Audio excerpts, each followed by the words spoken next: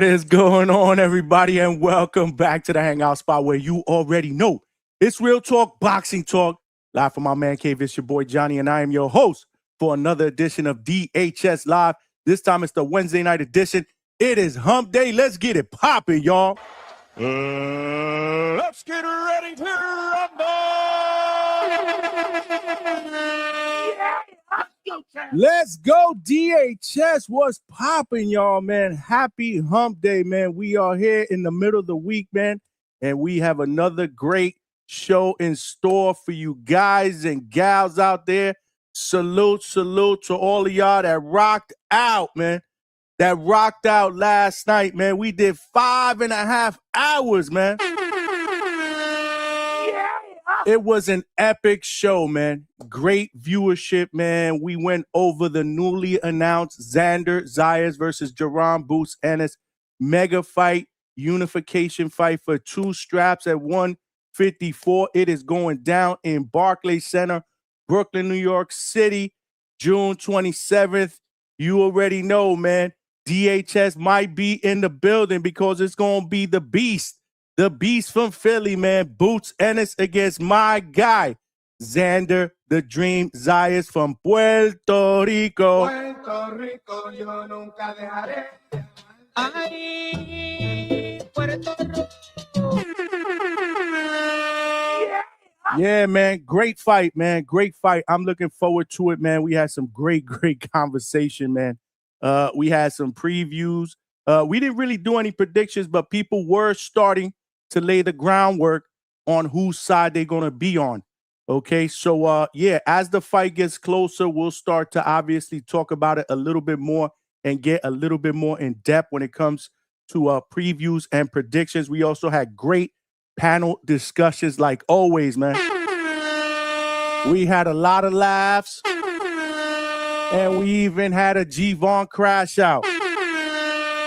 This is how we do it up at DHS, man. Salute to all of y'all, man, that are filing in, man. If you are filing in, make sure you smash that like button early, man. Yeah! Y'all know the deal. There are ground rules here at the Hangout spot. If you're watching this live on YouTube, make sure you smash that like button. Let's go, Chad! And help us get this show and this channel out into the homepage / algorithm of other true hardcore and KS casual laid back boxing fans so they know we rock out.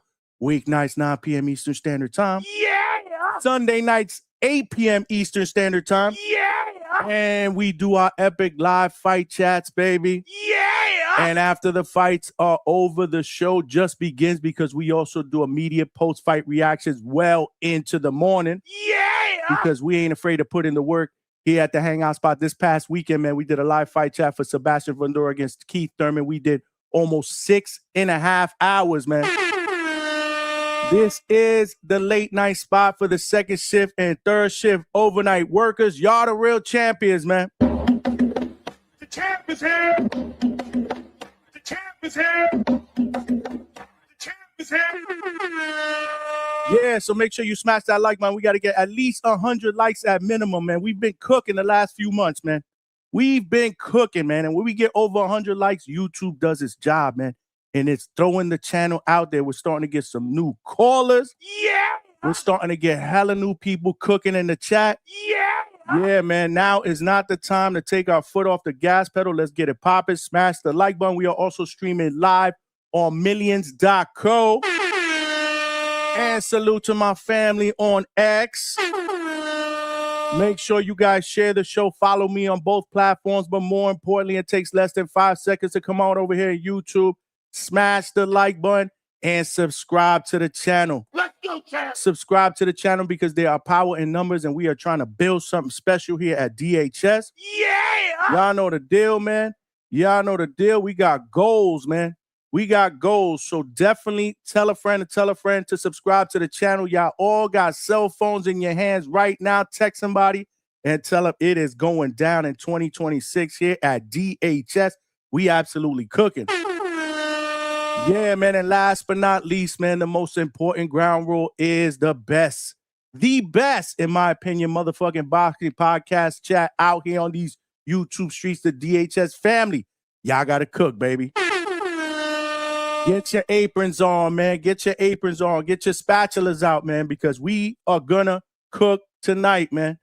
We are gonna cook tonight in typical DHS fashion. Y'all know the deal, but if you do have a question or a comment that you want to make sure doesn't get missed and it gets read out here on these YouTube streets, man, Super Chat is the best way to go. Straight cash. Yes, sir. Yes, sir. It comes up as a starred message, so I'll see that, and obviously I will show you love. It also provides your boy with a little bit of a donation, and every penny counts because we are working here, man. We are the spot for the second shift and third shift overnight workers, man. So either it's Super Chat, Super Sticker, Super Thank You, or Cash App or Zelle. QR codes are right here on the side of the screen. We are taking donations. All donations goes right back into the channel so that we could continue to provide you guys with the best boxing content out here on these YouTube streets, whether it's here on studio or boots to ground. You know your boy Johnny is not afraid to put in that work. Yeah. Salute to all of y'all, man. We do have a 10 Super Chat goal. If you want to help a brother get there, it could be a Super Chat of any denomination. Straight cash, homie. It could be $1, $2, $5, $20. It don't matter, man. Help a brother get to that goal. Salute to all of y'all that are already filing in, man. I see y'all in the chat, man. Tonight's show. So we want to do something different tonight on DHS. If you guys notice, I really didn't have a specific topic. So I'm going to go with what we're going to call here at DHS Open Forum. Open Forum, man.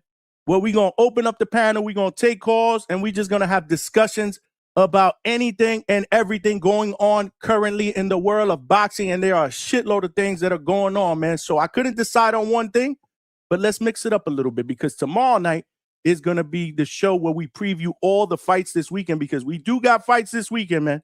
We got fights, man. We got Deontay Wilder, Bomb Squad, makes his return to the ring over in the O2 Arena in the UK against Derek War Chisora. Yeah. Yes, sir. That will be streaming on DAZN pay-per-view. Let's get it. We also got Tim Tszyu, man, making his return to the ring in Australia.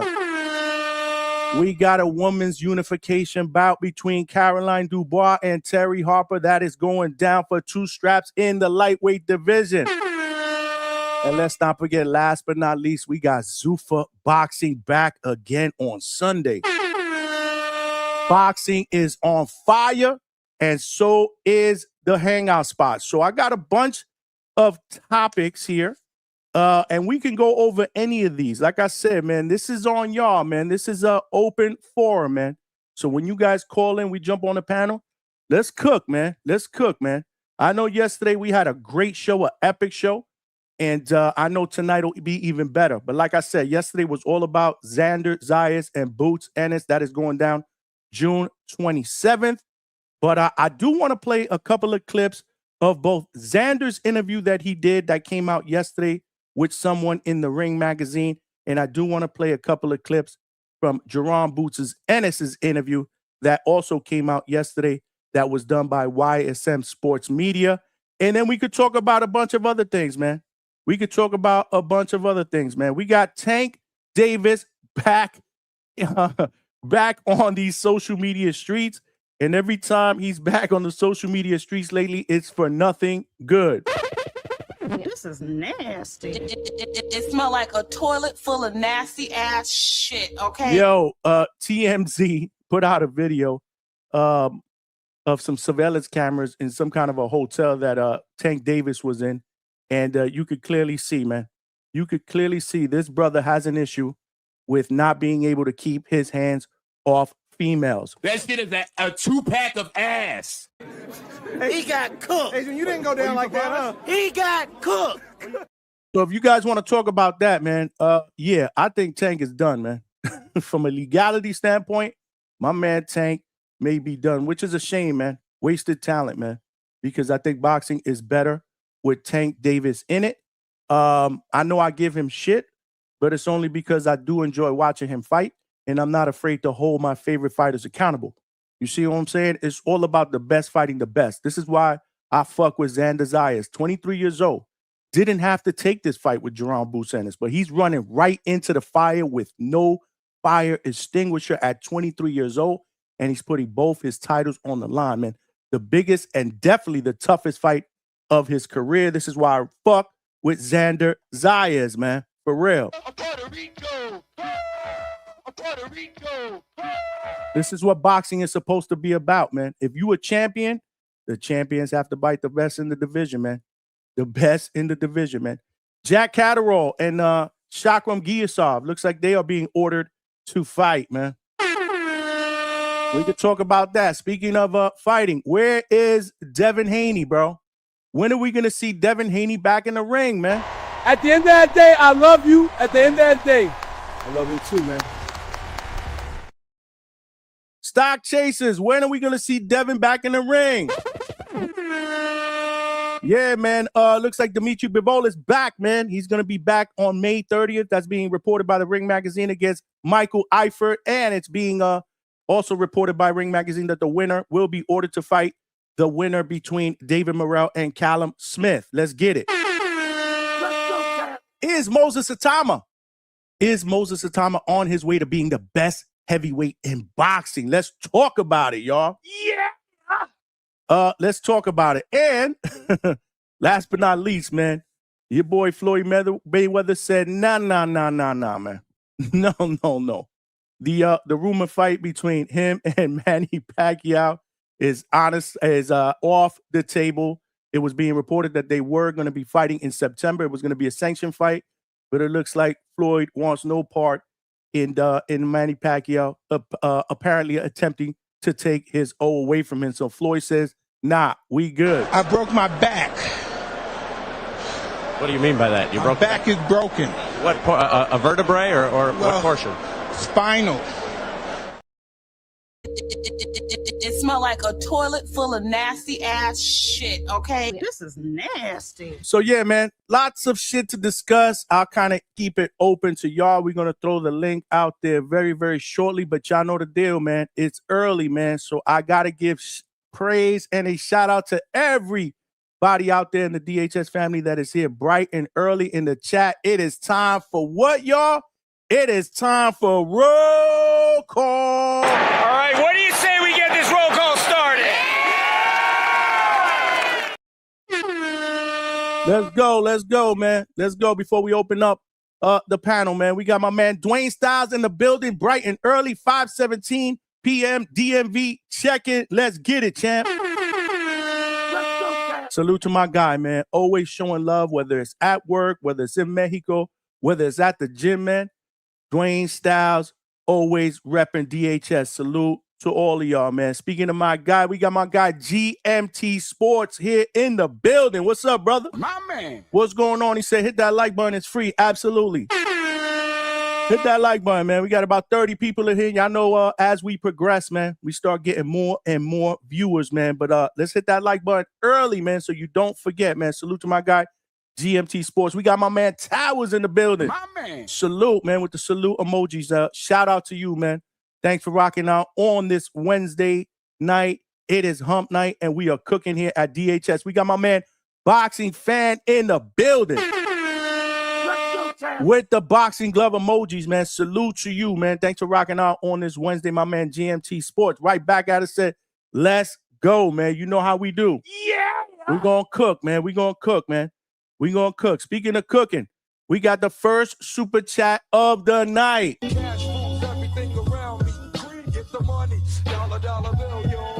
Let's get it. And this is all the way from Africa. My man Little Zuda in the building. My man. With the $2 super chat, said Africa in the building on they dog ass with the flag fire. You know how we do, champ. Appreciate you, man. We got DHS family members from everywhere, all over the globe, man. Africa, Australia, New Zealand, Scotland, Mexico, all over the U.S., man. This is how we do here at DHS. Salute to you, Little Zuda, with both hands. Thank you for getting us started early with the super chats. We need 9 more to get to our goal, man. Help a brother out. Big Money in the building. My man. What's good, Big Money? Salute to you, my guy. Salute to you, man. My man, Young Cam, is here. Let's go, Cam. Salute, Johnny. Let's go. Let's have a great show. I have another, had another death in the family, but let's go. Great vibes only. Damn, man. I'm sorry to hear that, bro. You're on Yeah, you're on a bad luck streak right now, man. But wow, keep your head up, my brother.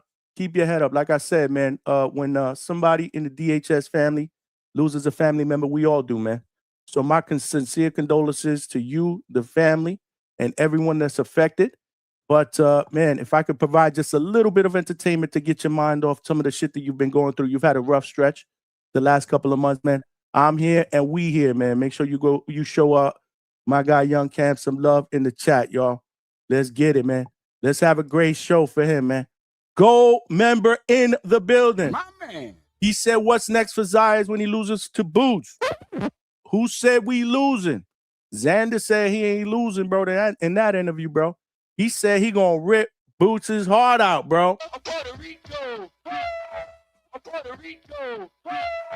Listen, don't get me wrong, it's gonna be tough, man. But Xander's going in there with confidence, man. Will he be washed or can he redeem himself? See, we not doing that. We not doing that. We talked about that yesterday, man.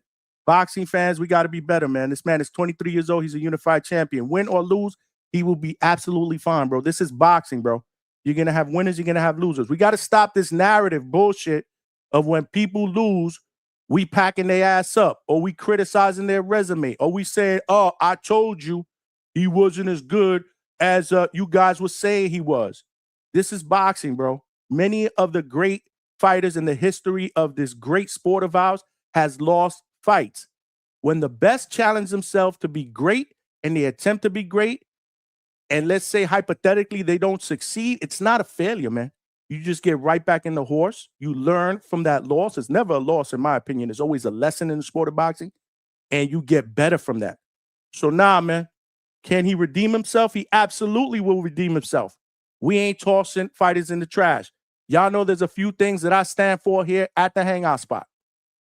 Bar none. We don't call fighters bums. That shit is a 2-pack of ass. Do that shit somewhere else, man. I will literally kick somebody off the panel if they try to degrade a fighter by calling him a bum. No fighters are bums. Look at what happened to the female fighter not that long ago at Pro Box. Thank God she's okay. But she was in a medically induced coma. Salute to my guy Big Money for giving us an update yesterday. She's doing better. She's home. But things could have went really, really bad for her. She's lucky to be alive. These fighters risk their lives for our entertainment. So degrading them by calling them bums, y'all get packed up here. We don't stand for that. Another thing we don't stand for is we don't toss our fighters in the garbage. And this is no crash out. I'm just keeping it a buck. Nothing personal, Gold member. I'm just saying. Trust me, there will be people out there that criticize the loser of this fight, whether it's Xander or Boots. Neither of these fighters need to be criticized, regardless of whether they win or lose. They both champions in my book, and salute to them for giving us the fight that right now we're super excited about. Look at the show yesterday. Look at the dialogue. We had over 200 voters that voted in the poll. We got to keep it going, man. We got to keep that energy going here at DHS. Salute to you, though.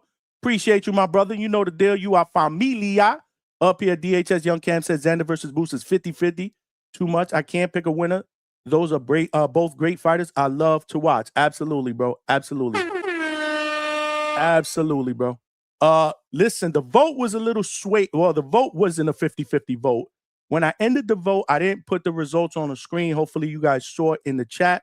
But I believe the vote ended with 60% of the voters believing Boots will win, 34% of the voters believing Xander will win, and 6% believing that the fight will end in a draw.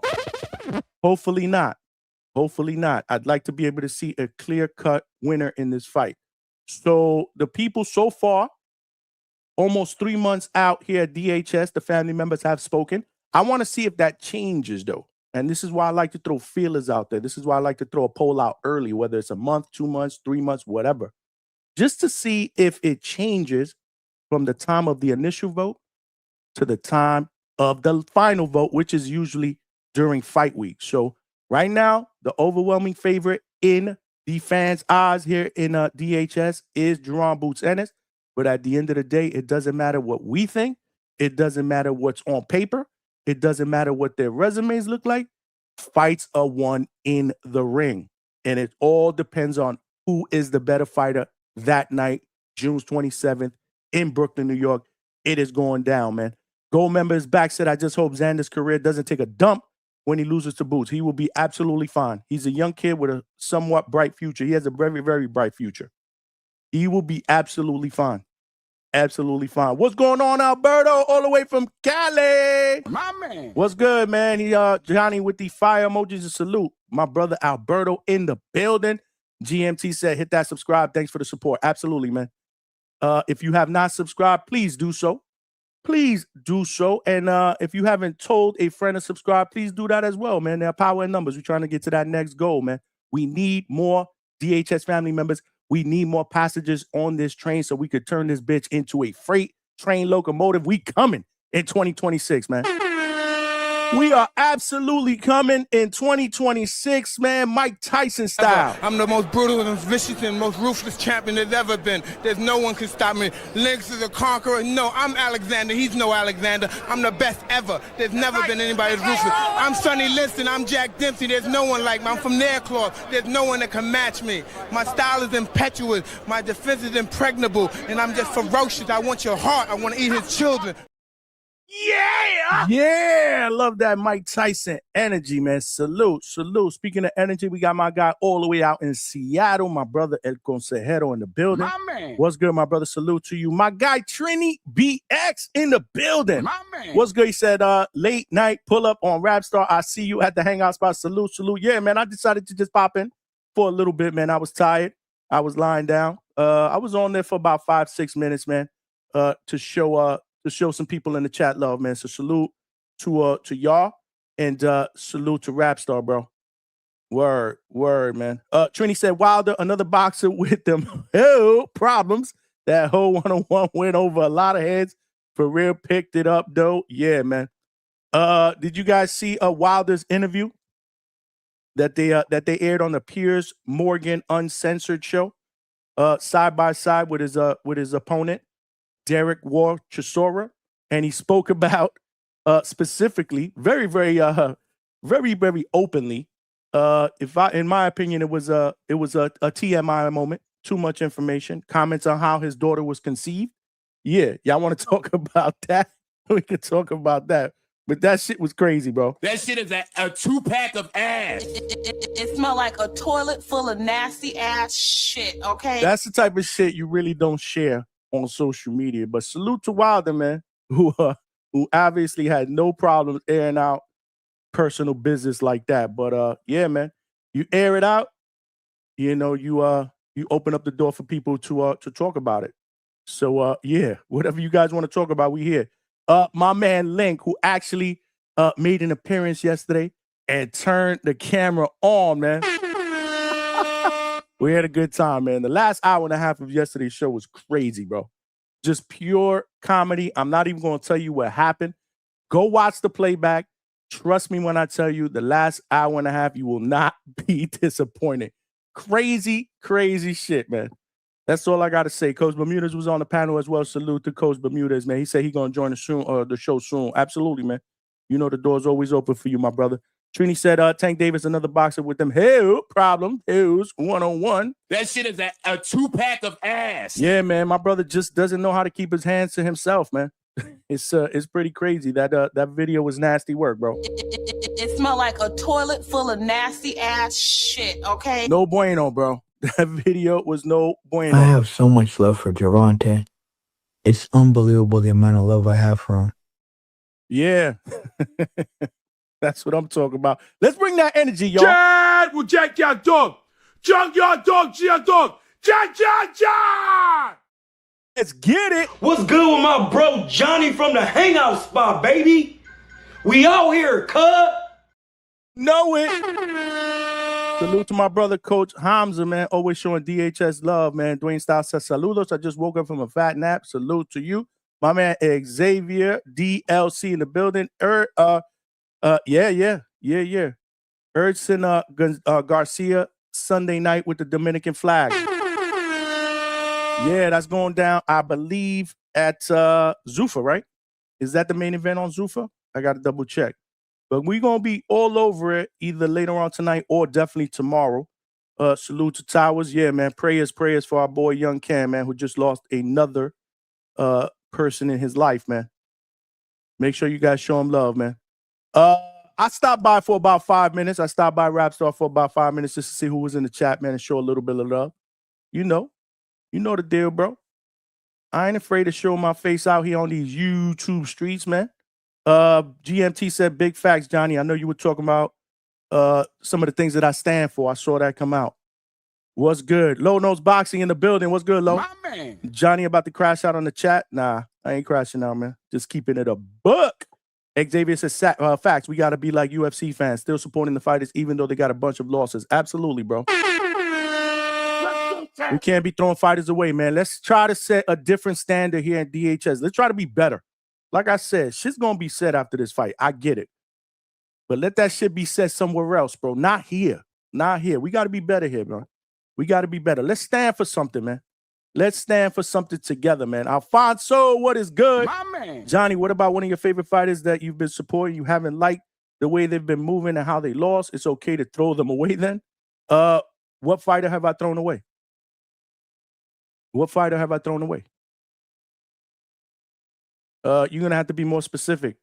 Because if you talk about me criticizing Tank for not fighting the best, I've always said I'm a Tank fan, which is why I want to see him fight the best. I've never tossed Tank in the garbage. So I don't know what you're talking about. So be specific, bro. Which one of my so-called favorite fighters lost and I threw him in the trash? That's some cap shit right there. See, that's some shit that make a brother want to crash out. But I'm going to be bigger than that because Alfonso is my guy. Towers said, salute. Low Nose Boxing said Tio took his L and now he's about to send Ryan home in an Uber like Rolly did. Takeover returns July 18th against Ryan. Salute to my guy Lowe's, man, who's always supporting his boy Tio, man. Speaking of support, my guy Wax in Orlando, always rocking out here at DHS. Salute, my brother. My man. Speaking of brothers, we got the legend Polo Buck in the building. My man. Polo, que pasa, compa? What is good? What is good? We chilling, man. We are chilling. You know what we do, man? We got the aprons on and we are cooking DHS style, man. Salute to my guy, True Power Media in the building. My man. Y'all hit the likes, man. Salute, salute. Word, hit them like buttons, man. Let me throw the link out there so you guys can jump on here. And let's talk some boxing. Open forum, man. Open forum. But before we do that, make sure you smash that like button, y'all. And help us get this episode and this channel out into the algorithm of other hardcore boxing fans so they know we rocking out. And they can join the party, man. 4 nights, sometimes 5 nights a week, man. We are absolutely cooking, man. My sister, Chevy Red, in the building. What up? Salute to my sister, Chevy Red. Listen, it's your girl, Chevy Red. Listen. Isla Sips in the building. Miss Isla Sips in the building. Yeah. What's good, Chevy? She said, hey, y'all. Last night was absolutely epic. It's Scholars Internet today. Woo, Lord child. Lord child. Salute to my guy, Coach Hector Bermudez, who was kicking it with us last night, man. God made Jesus and then Rohan Polanco. Yes, sir. Yes, sir. Oh, shit, man. Last night, I'm telling you, man, if you did not check out the playback, make sure you check it out. Definitely check out the last hour and a half as well, man. It was pure comedy, man. My man, CJ Rich, Boxing and BS, is in the building. What's good, my brother? My man. You been AWOL, man. Where you been, man? Where you been, bro? Salute, salute. My brother, Little Zooted. Johnny, who you got, Xander or Ennis? Let's get it. Yo, this is who I got. Puerto Rico, yo nunca dejaré. I'm rolling with my guy, Xander, man. It will be a tall task, though. An extremely tall task. But I love this confidence in that interview with the Ring Magazine. But Boots Ennis is that dude. This is why I give Xander all the credit in the world, man, for taking this smoke, man. And salute to my guy, Nestor Gibbs, on the Boxing Voice. If you guys missed it, I was there on the panel for about 3 hours on Monday night. Had an absolute blast. We actually talked specifically about that fight because that's when the news had rolled out early in the day. So if you guys didn't check out that episode, make sure you check it out. And then last night we did our own Xander Zayas versus Boots announcement show, man. Epic show, man. We had hella viewers live. The playback views have been crazy, man. We cooking here at DHS. You know how we do. We cooking. We absolutely cooking. But yeah, I threw the link out there if you guys want to call in. I'll call in about basketball. Marty is nah, we don't do basketball here, bro. You call in about basketball, man. We may have to send you to the gulag, bro. Boxing, baby. This is boxing. Yeah, this is a boxing channel. But Marty, you're more than welcome, brother, to join us here. Welcome to the DHS family. I haven't seen your name in the chat. But again, this is what we do, man. Like I said, smash that like button, man. YouTube is definitely doing their job, man. I can see it. I can see it in the analytics, man. We get more viewers, more subscribers. We cooking, man. We taking DHS to the next level in 2026, man. Speaking of cooking, we got my man Malcolm in the building with the 2-piece, man.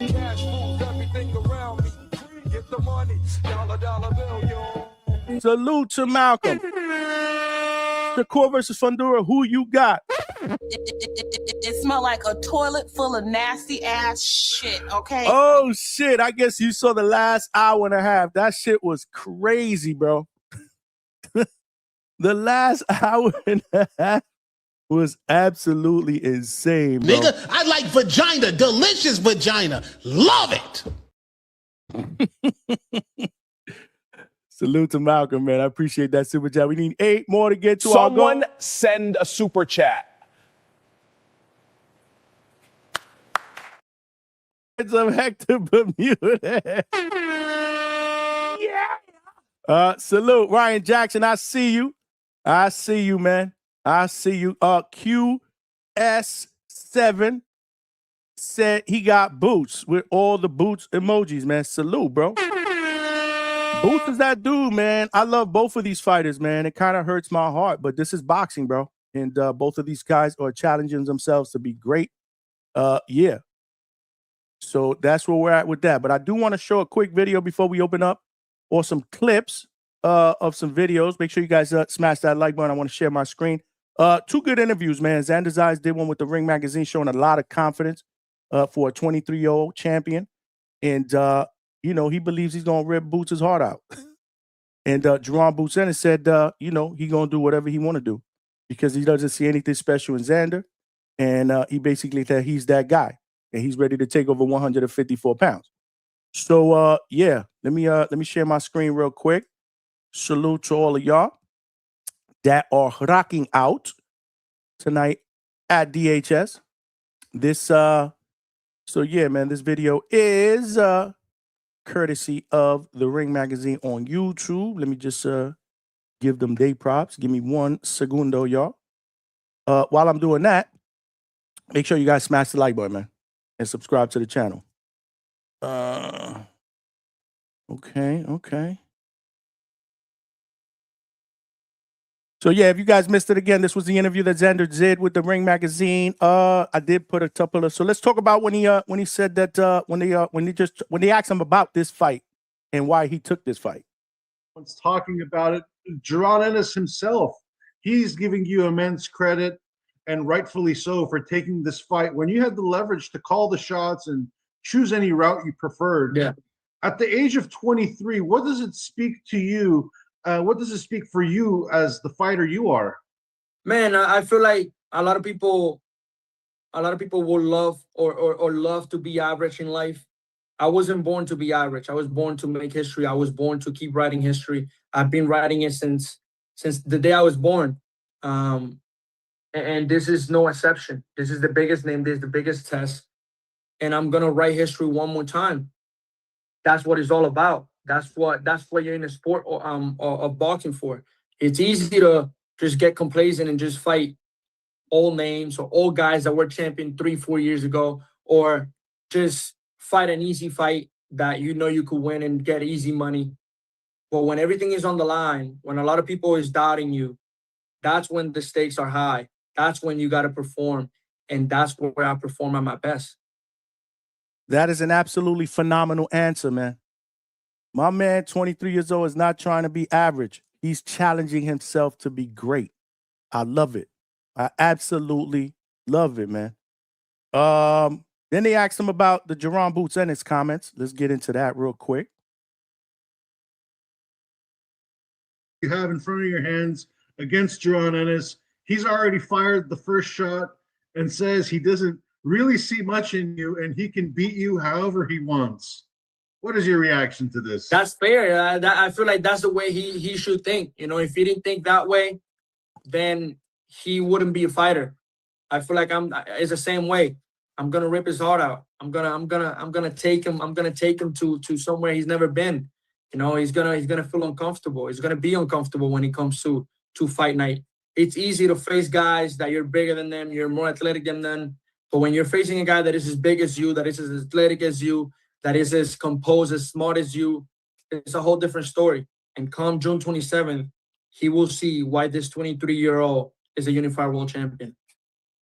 Damn, that's what I'm talking about. Salute to Xander, man. Let me show y'all a clip now of Boots Ennis on YSM Sports Media. Yeah, man. I totally love this fight, man. I totally love this fight, man. Let me just put this up. Let me get this ready here. And share up. Share up. Salute to YSM, who obviously gets the video credit. And this was let's go back to when they asked him if he was surprised that this fight ended up I was happening. kind of surprised that, like, when the news first broke, like when the rumors first broke, everybody's like, "No, I don't believe it. That fight isn't going to happen." Like, why do you think people were so skeptical of it? I'm not sure. You know, maybe because he a young champion. He could have went a different route. You know, it took an easier fight. You know, to be real, at 154, I'm the biggest name at 154, and everybody know that. I'm the biggest name at 154, and everybody know they're gonna make the most money fighting me, straight like that. What does he bring to the table? He's going to talk about what Xander brings to the table that could make this difficult. I mean, don't get me wrong. I don't take nothing from him. He's a good fighter. You know, I appreciate him. You know, appreciate him for giving me an opportunity. But I don't really see much. He's a great fighter. Good. He got good fundamentals. Good jab. He's smart at times. You know, but like I said, I'm taking over. This is my division. It don't matter what he do. It don't matter what he bring to the table. I'm about to show the world why I'm the best in the world, and we gonna start in June. So. Salute, man. Again, Boots is a very, very confident young man, doesn't talk a lot of trash. He's just all about business, man. He's a guy that I do admire as a fighter. In fact, I admire both of these guys, and this is why I'm excited that this fight is happening. Because, again, this is what boxing is all about, man. This is what boxing is all about. That's why I tell y'all we can't be complaining or talking shit about the person that loses, bro. We need to continue to see these guys challenge each other. And they read that bullshit that's out there on social media when y'all get ready to toss them to the curb after they lost. Y'all got to be better, bro. We got to be better. We got to be better. But salute to all of y'all. Let's take a couple of callers, bro. We got Big Money and we got CJ, man. What's going on, guys? Yo. Salute, Johnny. Salute. Yo. I'm gonna let you go. I'll wait. I'll be patient. Big Money, what is popping, bro? Ain't nothing really, you know what I'm saying? I'm here chilling with you. I heard Xander say he gonna take him somewhere he never been before. It's like Boots don't want to go to Bad Bunny house, bro. Full. He don't want to go to Bad Bunny house. Definitely scratch the record on that one. Okay. Okay. I see what we're doing. That's what we're doing on this panel now. Okay. He's already been in New York, so you can't take him there. Good point. He good. He don't need you to take him no place. Just show up. Let's go. We got ourselves a fight, man. But I thought both interviews were very, very good. You know, both of these guys really aren't big talkers. but they're gonna have to do their part to be able to obviously to push the promotion button, right? I mean, I don't think this fight needs much promotion, but I think you know what? Every fight needs promotion. Promotion it never ever hurts. But this fight kind of speaks for itself. But I do like that quiet confidence in both of them. There's just something about it. It's not boisterous, it's not over the top. It's just I'm gonna handle my business. I'm better, and I'm gonna show each. They're saying to each other they're gonna show each other why they're better. So I like it, man.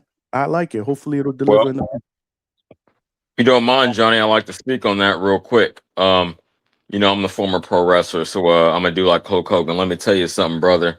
This is where I'm coming from at with it. Initially, I had Xander, but then I pulled up on a couple panels. People made some good points. I'll get technical. They said Boots got better power, better lateral movement. Because I came in initially saying that Xander got the better fundamentals, so I tend to lean to that side. But those are good points. And so I'm like, at right now, I'm not betting on it. Don't nobody try to come get me. But I'm like 55-45 Boots. I did just lose a bet to Stock Chasers on this last weekend's fight, but shout out to him. But no, overall, you picked Thurman? You picked I Thurman? did. Ooh. Yo, and I'll tell you why. It wasn't no racial shit. It wasn't nothing like that. I didn't want to get my helmet. It was because I had seen a higher ceiling out of him, right? I seen like him at his best up until that point. Him at his best had looked better than Fedora at his best, in my opinion.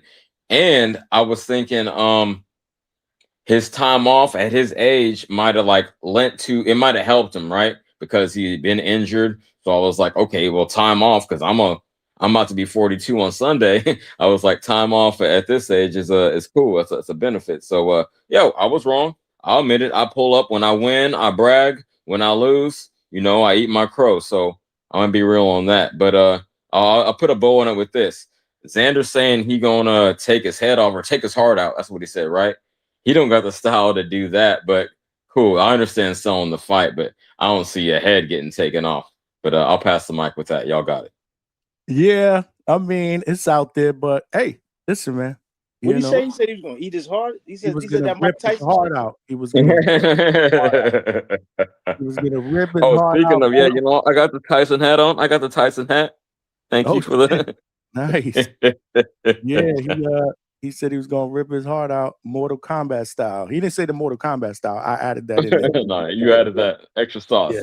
I respect it though. That's good. Extra sauce, man. But I love it. I love the confidence, man. Both of those interviews were dope. If you guys didn't see the entire interview, man, make sure you guys check it out because it just made me even that much more excited about it. Like I said, because we don't really hear from Boots a lot. And realistically, once Xander hits camp, it's hard to get this guy behind the camera, bro. Because they focus. It's even hard to get in the gym. Like they're not really even allowing people in the gym. Yeah. Salute to his. Well, I'm glad you stated that real quick because I don't think neither of them were the greatest on the mic. But again, you got to sell the fight, so somebody's gonna have to talk. Yeah, I think they're gonna have to. This is a Ring Magazine card, so they may have to do a press tour. I don't know, maybe a city or two. We'll see. Remains to be seen. We haven't heard anything. This shit just got announced on Monday, so again, it has to marinate, and we still got time. I mean, this is the end of June, so we got what 2.5 months? Yeah, we got all of April, May. Yeah, almost 3 months. Absolutely. That's cool. So we still got time. But it was a good first step in the right direction in a fight that I believe many people are gonna be excited about if they're not. And the reason why I say that is because look at yesterday's show. We got hell of engagement. A lot of people voted in the poll. The chat was active. It was an amazing show. That's great. I'm glad for you, Johnny. Yo, shout out to you, man. Again, I want to reiterate you were one of my inspirations to start my shit. And yeah, I have been MIA. You said AWOL. Yeah, I haven't been here. I haven't been going live myself. I said I'm just going live again myself. So I took about a month off. But everything that was going on, I put it behind me and I'm going in. I'm gonna be here. I'm gonna be on my shit. I'm gonna be on Marco's, obviously. I'm gonna be everywhere. So shout out to you for having me back up. Keep working, baby. Keep working, man. Let's go. Keep working, man. But yeah, man, it's open forum, man. What you got, big money? Nah, I was peeping. CJ was hosting, you know what I'm saying, debates and shit. Yo, Shout I out. heard, You man. pulled up on that one? Oh yeah, I seen you over on my You know shit. about Shout it. out to you, Yeah. man. They were talking about that. Supposedly, Alberto ain't want that smoke. He showed up late to the Ah, party shit. on He pulled up 50. for like 15 minutes. I'm gonna be real, and we put our beef behind us. Let me be clear. Good. You know our history. Very good. But Hold on. uh Good for y'all, man. It's about that yeah, time. yeah. I'm trying to be positive, more positive energy in 2026. But I'll put it in context. What Big Money is talking about. Yeah, him and 150 were on my channel debating, but it was only like 15 minutes, and I didn't want to cut it off. But Alberto was like, he said he was at the grocery store and he had a lot of background, but he didn't pull back up. I'm trying to reschedule it so they could finish that off. But hey, whether it's here or there, I like the conversation. So was it a specific topic they were debating, or what sparked the whole Okay. thing? I'm gonna tell you, they were talking about a lot of different topics on 150's channel, and I said they said they didn't get a chance to finish. They both had more to say, so I was like, "Fuck it, I'll host it. I could, moderate the conversation." Uh, and No, it didn't really go anywhere. It was only a short period of time. I wanted to see a lot more. So Alberto, 150, if you're all watching, please pull back up. We can reschedule. It was good. It was good while it lasted, but I wish it could have gone longer. So they were both on the panel yesterday for a little bit, and they did say they wanted to run it back. So Yeah. So that's good. That's good news for you. That's what's up. That was up. I mean, Alberto, that's my guy, but it doesn't surprise me. He was in the grocery store. How many times he call in, and there's all type of background noise. He's either in the grocery store, he's in the gym. Oh, he's a healthy dude. You know, he's these boxers, man, they gotta stay in shape, even when you know what I mean. They ain't got a What, camp. what you saying? What you saying? Just saying, yo. 168 is hot right now. You know what I'm saying? Oh, 168 is hot. you talk about Alberto is Diego Pacheco. Is that what you talking about? I mean, we don't know that he is, but all I know is that I've never seen Diego Pacheco and Alberto in the same room. In fact, I've never seen Alberto. So That's funny. Okay. See, I'm not even going. Yep, y'all got it. Y'all got it. You done missed mad shit, CJ, because the conspiracy theory is out, man. Money put the cards on the table, man. One show. I forgot which show it was. But after that, we were like, hey, yo, CJ, he never said no. He never said no. He said, yeah, I know. That's crazy. He said, I know. He said, I know Diego Pacheco. Beautiful. Like, I bet you do when you look in the mirror every day. Yo, you know what I find funny? And I'm not trying to diss nobody outright, but a lot of these fighters, or not fighters, but panelists that don't show themselves, they say they got all the connections to the camp. I'm in this dude's camp. I'm in that dude's camp. Okay, so I'm gonna end it on the positive note. I said I'm trying to keep it positive. Johnny, you working a day job, a white collar day job. You going live 4 or 5 times a week, and you pulling up to fights. I need to get your work ethic. I'm trying to be like you, man. And it ain't easy, bro. I'll be tired as hell, but we got to put that work in, I man. bet. You got to put that Yeah. work in, man. I'm focused. I'm motivated. I want to be great, but it ain't easy. But it doesn't even feel like work, love man. it. I love this shit, man. I love this shit. I love coming out here talking boxing with y'all. Malcolm, what's good, brother? I ain't gonna lie, man. I need a few minutes to wake up. What's up? What? What's good with everybody? Damn, Wait, Yeah, you must be on the East Coast. nah, West Coast, but I'm an overnighter, so like I Yeah. just got up like Oh, I half see. an hour ago. Yeah, I don't got no coffee in my system. Damn. But Gotcha. Memory. yeah, I had to get a call before it's too late. Just jump on. I see it's a free fall. Salute to CJ. I actually like the idea of a debate. It's unfortunate it didn't go the way that it was planned to. Shout out to Alberto for ducking the smoke. Yeah, Yo, just like y'all got it. Pacheco, man. All right. Just like No. Pacheco. He pulled out the Shiraz fight. It is what it is. But Damn. now Alberto, cool man. I gotta stop throwing shots at him. Shout outs to Big Money too. I wanted to say about come on, damn cat. But it was about yesterday. Look, Johnny, I give you a lot of shit. I think we got certain things that's always gonna go on in the algorithm of this show. Like Alberto's background noise. Vega's not gonna wait in line. Gvon's gonna talk Oh, about damn. Dev. Yeah, those are certain things, and I'm always gonna go against you, plain and because you my guy. But I'm gonna give Xander his props. I love that he's actually willing to challenge himself, wants to fight Boots. You know, I've been downplaying it. I've been talking a whole bunch of shit. I do think it's gonna be a good fight. Uh, maybe he sees something. It might be that because he sounds way too confident. It's just the way he's coming off everything he's been saying. He seems very sure of himself. And I also have this feeling. Look, he has this thing that you see in Mexican culture. They talk about big cojones. The man got balls, man. It is what it is. Like that's what it just seems like. Like he's just willing to fight whoever. So we say all the time we don't get the fights we want, and it's always late.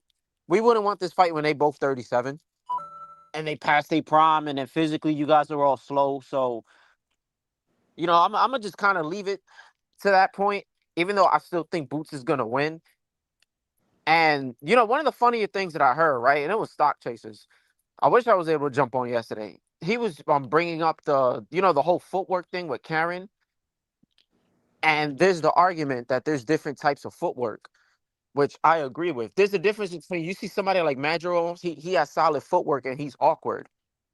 There's a difference between Xander fighting a Madrimov and fighting a Virgil because everybody thought that not Virgil, but do you get what I'm saying? Like Virgil steamrolled Madrimov. He clearly beat him, right? He Maxwell has didn't even tricky, fight the same as he fought Bud. but either way, he's a guy with footwork though. Look at it. But Yeah, no, Virgil, he I broke him agree. down. He used the body work and all of that. But then people had this idea that if he was to fight Xander, that Xander would have beat him. So if you're going by logic of having trouble with people with footwork, he should steamroll Xander. But it's different styles. Like I look at Xander more like a Barbosa kind of guy who's basic with his boxing ability, but he has better lateral movement. Because I don't think he's too special at anything he really does. But he's just solid all around, if that makes sense. So yeah, we still locking in Boots on this side, man. I need some coffee. I need like Uh, a few minutes. What's up? I was gonna say that makes perfect sense. Xander is solid all around, but no special effect that I could point out. Like, oh, he does this exceptionally well. So I feel you on that. But hey, again, it's a close fight. I'm not betting on this. So is that competitive? So yeah, I feel you. Whoa, whoa, whoa, whoa, Oh, you're whoa. not collecting. Whoa, whoa, whoa, whoa. The Hey, million yo, dollar that's against my man? nature, huh? The Hey, the million million dollar dollar man, man? CJ CJ DiBiase, got to sit this one DiBiase? out. Oh, that's CJ DiBiase nasty. sitting this one out. Pack of ass. That's nasty work. Yo, CJ, I CJ, can't call it. CJ. Scared money don't make no money. Word. Hey, champ, I got to bounce back. Yo, since September when I started with betting big on Canelo versus Crawford, I made about 3K, but then I lost about 300 this past week, and I got to reevaluate my process. So I'll be back. Mm. Just know Man. Xander's he's a unified champion though, bro. He's a unified champion, bro. Okay. I want to ask y'all about this. I'm glad you brought that up. I got that California pothead memory, so I got to think of things, off top. I got to respond immediately. I can't remember shit. But yeah, he's unified, right? So, do you think it'd be better for him to go after Boots or another champ in the division, or anyone else? Because 154 is the hottest division in boxing, in my opinion. So it's like he got a lot of options. Is this the best fight for him right now? My bro. That's my overall question. He tried. His initial path was the Josh Kelly fight. He wanted that third title. He'd be the first male Puerto Rican to have 3 titles in the same division. But yeah, there was just a standstill because of location and money. Because Josh Kelly's people wanted this shit out in the UK. Xander's people wanted this shit out here in the States. I spoke to Xander's trainer when I was at Pro Box. And but that's the preferred route. That's the route that they wanted. Xander wanted, he wanted to collect straps. But since that fell apart, look at the direction he went into when realistically he didn't have to go in this direction, to your point. So this is actually dope, man, because this is a much more difficult fight, in my opinion. You think it's the best option? Yeah, I would agree. Well, I mean, What do you? The best option? Yeah. That's open question. Or the easiest route to be able to retain his title. Because if you're gonna, if that's what you're alluding to, no, fuck that. No. I wouldn't say that. I'm saying to make his name for legacy. I'm not dissing nobody. No, for his legacy, I think is the best option. What do y'all think? Honestly, it's a legacy fight. Yeah, let's go. Yeah, it's boots under your name. That's considered a dangerous guy, and there he used to be a boogeyman. You know, that was more at 147. He was considered the boogeyman moving up, and he's like he's literally the eye test warrior. We hate the eye test, but he's like that eye test guy that you see, and you're like, oh shit, I think he can. No, beat everybody. yo. I don't want to cut you off, but I say it myself all the time. I'm the eye test guy. I judge fighters not by resume, by what I see, because I've been watching this shit since the 80s. So I'm the eye test guy. That's what I judge it on off top. And does he fit that? Boots normally fits that. He does, to me. Yeah, so I think you know it's just a good win down the line. You know, if he was to beat him, obviously the best in general, the more it would have been more dangerous. It would have had more legacy, and the belt would have been Fedora by far. Classic Puerto Rico versus Mexico. That win would have been crazy. And then you know you get 3 belts. Josh Kelly, I think, is decent too. That kind of would have been good. That would have just helped you. You know what you just said. The first Puerto Rican to hold 3 belts in a single weight class. That'd have been another thing. But that would have also added to that stat of beating. Now you would have beat 3 guys who had upset wins, and it's not as sweet as the favorite names. You get what I'm saying? That's Josh Kelly, that's Baru, and Chino, all getting upset wins against the favorites and the names that we wanted to see. So I think Boots is the cool move. Virgil ain't gonna be doing jack shit right now. Shout out to Virgil and Golden Boy, and Fedora would have been a perfect one, but it's. I don't know. He's been chasing the smoke, so I can't get mad. And I don't know if you've seen, but Boots was saying that allegedly it was him that initiated this fight. I don't know how much of that shit is true or not. I don't really care. But yeah, I don't buy into that. I mean, it doesn't matter.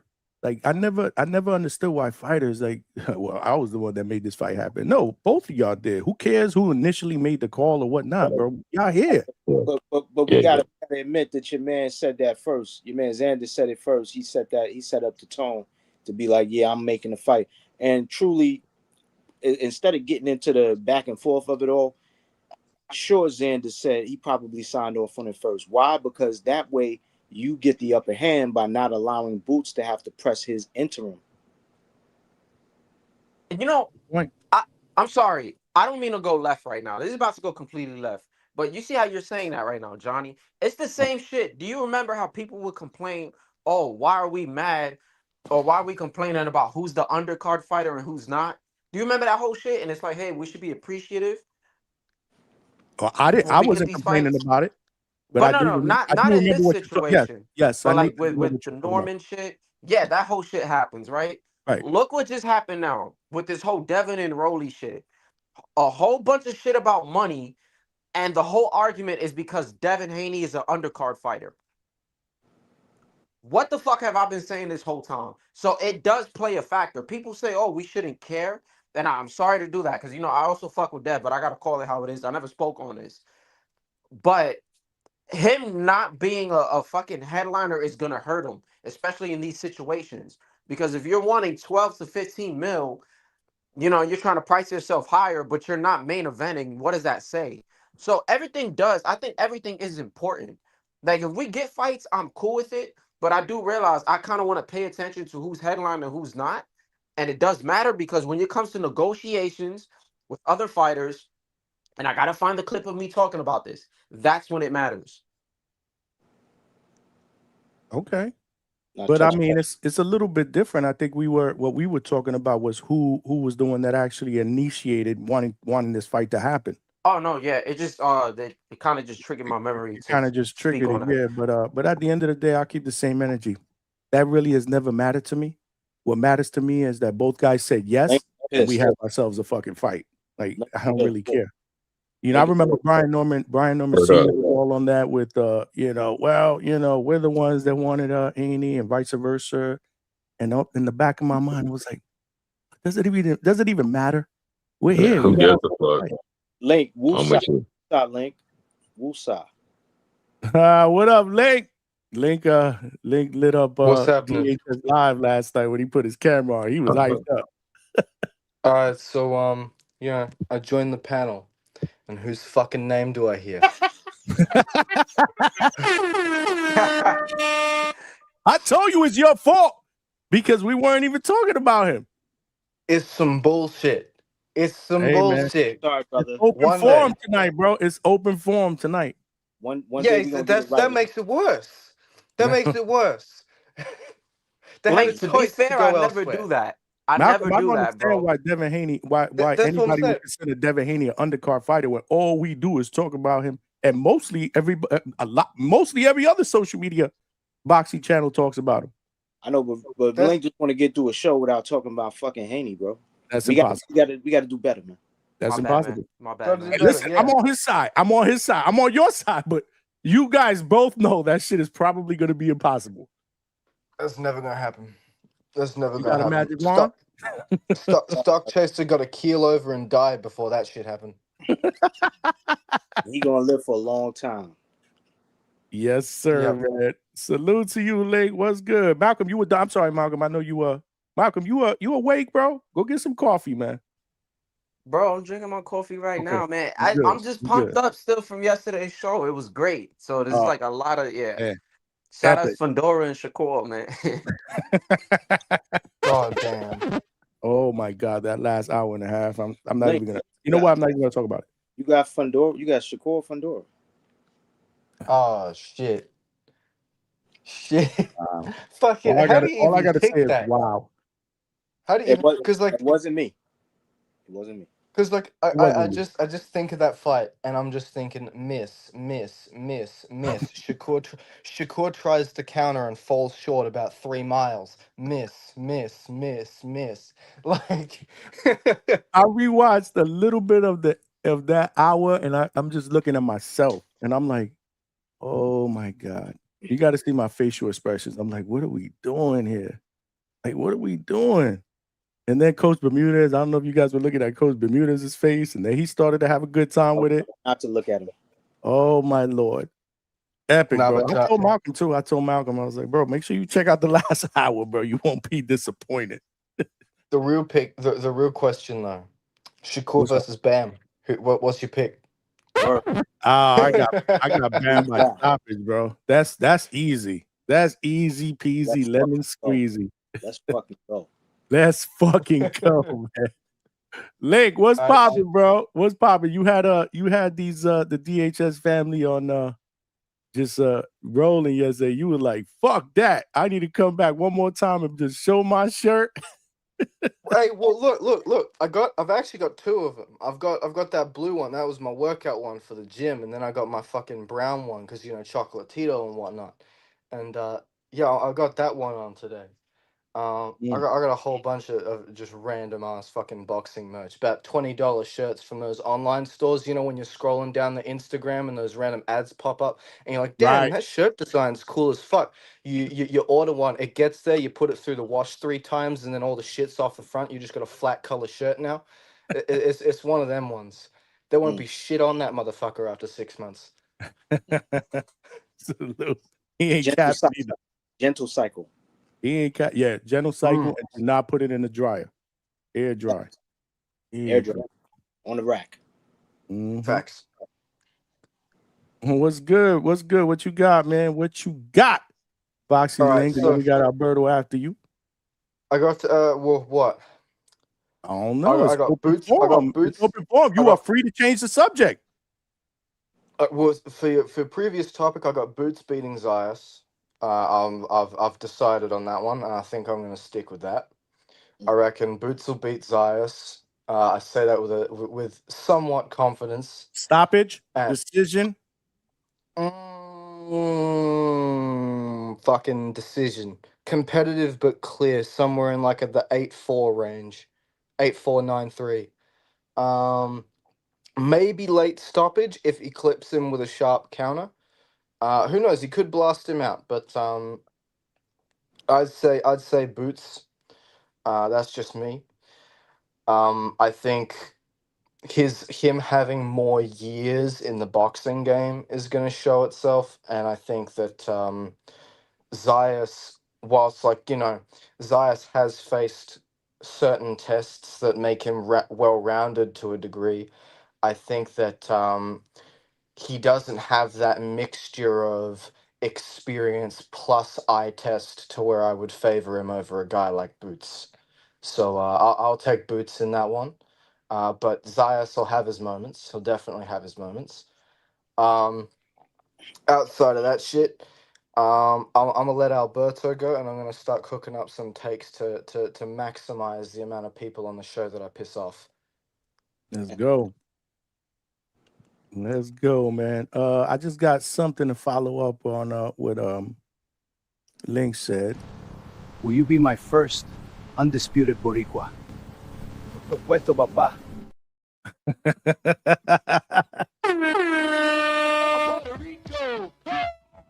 Puerto Rico. Let's go. Let's go. What's up, Alberto? You there? Where are you? In the supermarket? At the gym? Give me like 1 minute, Johnny. Let me get somewhere quiet. I know the background's probably crazy. Give me like 1 minute. My bad. Oh yeah. Oh yeah. He's at the gym, man. What's next, Alberto? Anything close to being signed, sealed, and delivered? We need to see you back in the ring, bro. Facts. We need to see you back in the ring. Salute to all of y'all for rocking out, man. Smash that like button. Let me catch up. I think we got a super chat before you guys start going. We got Boxing Fan with the $2 super chat. Harper Dubois thoughts, parlay building right now. Yeah, man, I did say that, man. Carolyn Dubois and Terry Harper are putting both of their titles on the line in the unification at lightweight. I believe Dubois is the WBC and Harper's the WBO, if I'm not mistaken. Correct if I'm wrong. That is going down. What's your thoughts on that, real quick, man? He wants to get our thoughts. Did you guys see Did you guys see their face off? Like Terry Harper's like just dismissing her, pushing her to the side. Y'all ain't see that? Unless Dubois got that fucking Dubois, like that Daniel Dubois heart, she's gonna win. I think Carolyn Dubois has got it. I can't lie to you. I think there's this thing where it's like the brothers are like somewhat accomplished, and then the sisters just fucking smash them out of the park. Like Gabriella Fundora, accomplishments wise, leagues ahead of Sebastian. I think Carolyn Dubois will be the exact same thing with Daniel. I think she's gonna way outperform him career wise. I think that she's gonna put a beating on Terry Harper. That's just me. Yeah, I got Caroline on this. I think she's just gonna steamroll her. I'm one of those guys. Sorry, Two Tone. I'm pushing for this shit. You already know I don't fuck with Alicia like that. Shout out to the drug cheats of the world. Yeah, she gonna steamroll her, man. All Harper is really good for is just putting up Instagram videos in tights and jumping rope. That's literally all her clout. So, come on, man. Easy pick. Easy. Yeah. Big Money, you agree? Is it a clean sweep? Oh, am I supposed to answer that? He's asking the panel. You are on the panel last time I checked. Unless my eyes. All right. I'm gonna wait to the weigh-in. Damn. Yeah. It smelled like a toilet full of nasty ass shit. Okay. I like that. That was Check good. your email, Johnny. Check your email. That was good. Like that. I'm going Dubois too, but I love Harper's energy. I ain't gonna lie. Did you guys see that that face off? A little bit of pushing, a little bit of shoving. Never hurt nobody. Building up a fight. I think this is gonna be a good fight though, but I'm going Dubois, boxing fan. But don't hold me to that because I have got him wrong in the past. But it looks like it's unanimous for the people on the panel that do want to give their takes. Alberto, what's good? Yo, what's up, Johnny? I'm taking treats and shit. But what up, Money? What up, Link? Welcome. Man, happy hump day, everybody. Yeah, so I think the topic should honestly be like all Wilder because he had that crazy ass interview. Whatever he said. If you heard it, you heard it. If you don't, I don't know if it's like good for the channel, but uh, I'm not ready to throw away Wilder yet. So I need him to come through and get a victory this Saturday. I still think that Wilder is serviceable. He would be good gatekeeper, because they say power is the last thing to go. So I would like to see him test Richard Torres, Talme, the Australian cat that looks like Aquaman. What Terramanta? Uh, What's the guy? What's the guy's name? what his name is? What's the actor? Terra Moana Jr. No, but what's the actor that he's comparing him to? Jason Oh, Momoa. Jason Momoa. Momoa. Okay. Yeah. I still have plans for Wilder in the sport, so I'm not. Did you guys hear that? I'm sorry. Yeah, I heard it. My bad. I probably overtalked it. Nah, you good. I was just trying to pull something up. That's weird that you guys hear that, and I got you guys on mute. But go ahead. Yeah, so I was just saying, I hope Wilder can come through because there's so many options, right? I want to see him as a gatekeeper, but before he's a gatekeeper, I want to see AJ Wilder. I don't care if they're both washed, they both got knocked the fuck out.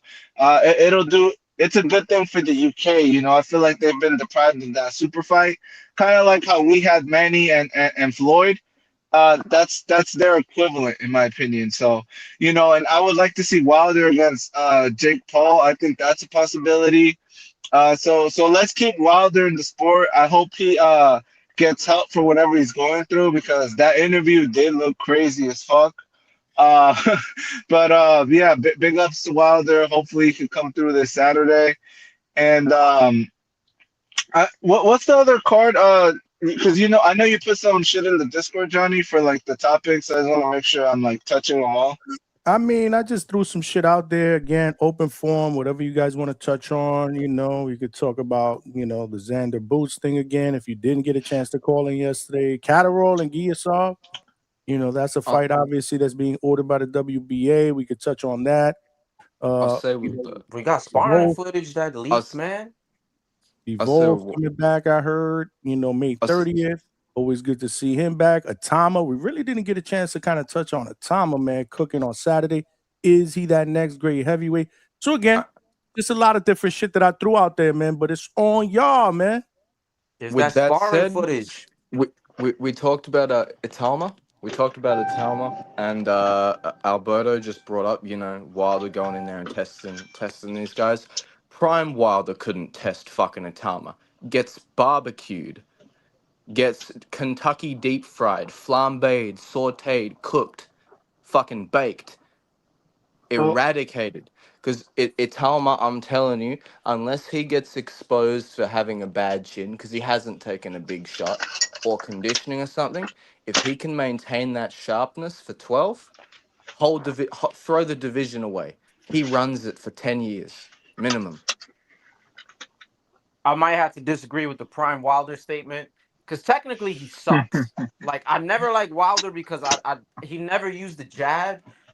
Oh man, he just has a right hand. He just got the equalizer, the eraser. You know what I'm saying? Like fucking planetary devastation. If you know, you know. But he it's just Prime Wilder. No matter who you are, it just took that one right hand. That's it. And all heavyweights, because Itama's good. Skill wise, he landed one of the best. Personally, I have that up for knockout of the year. Just because of how he fell. Like how he dropped Franklin.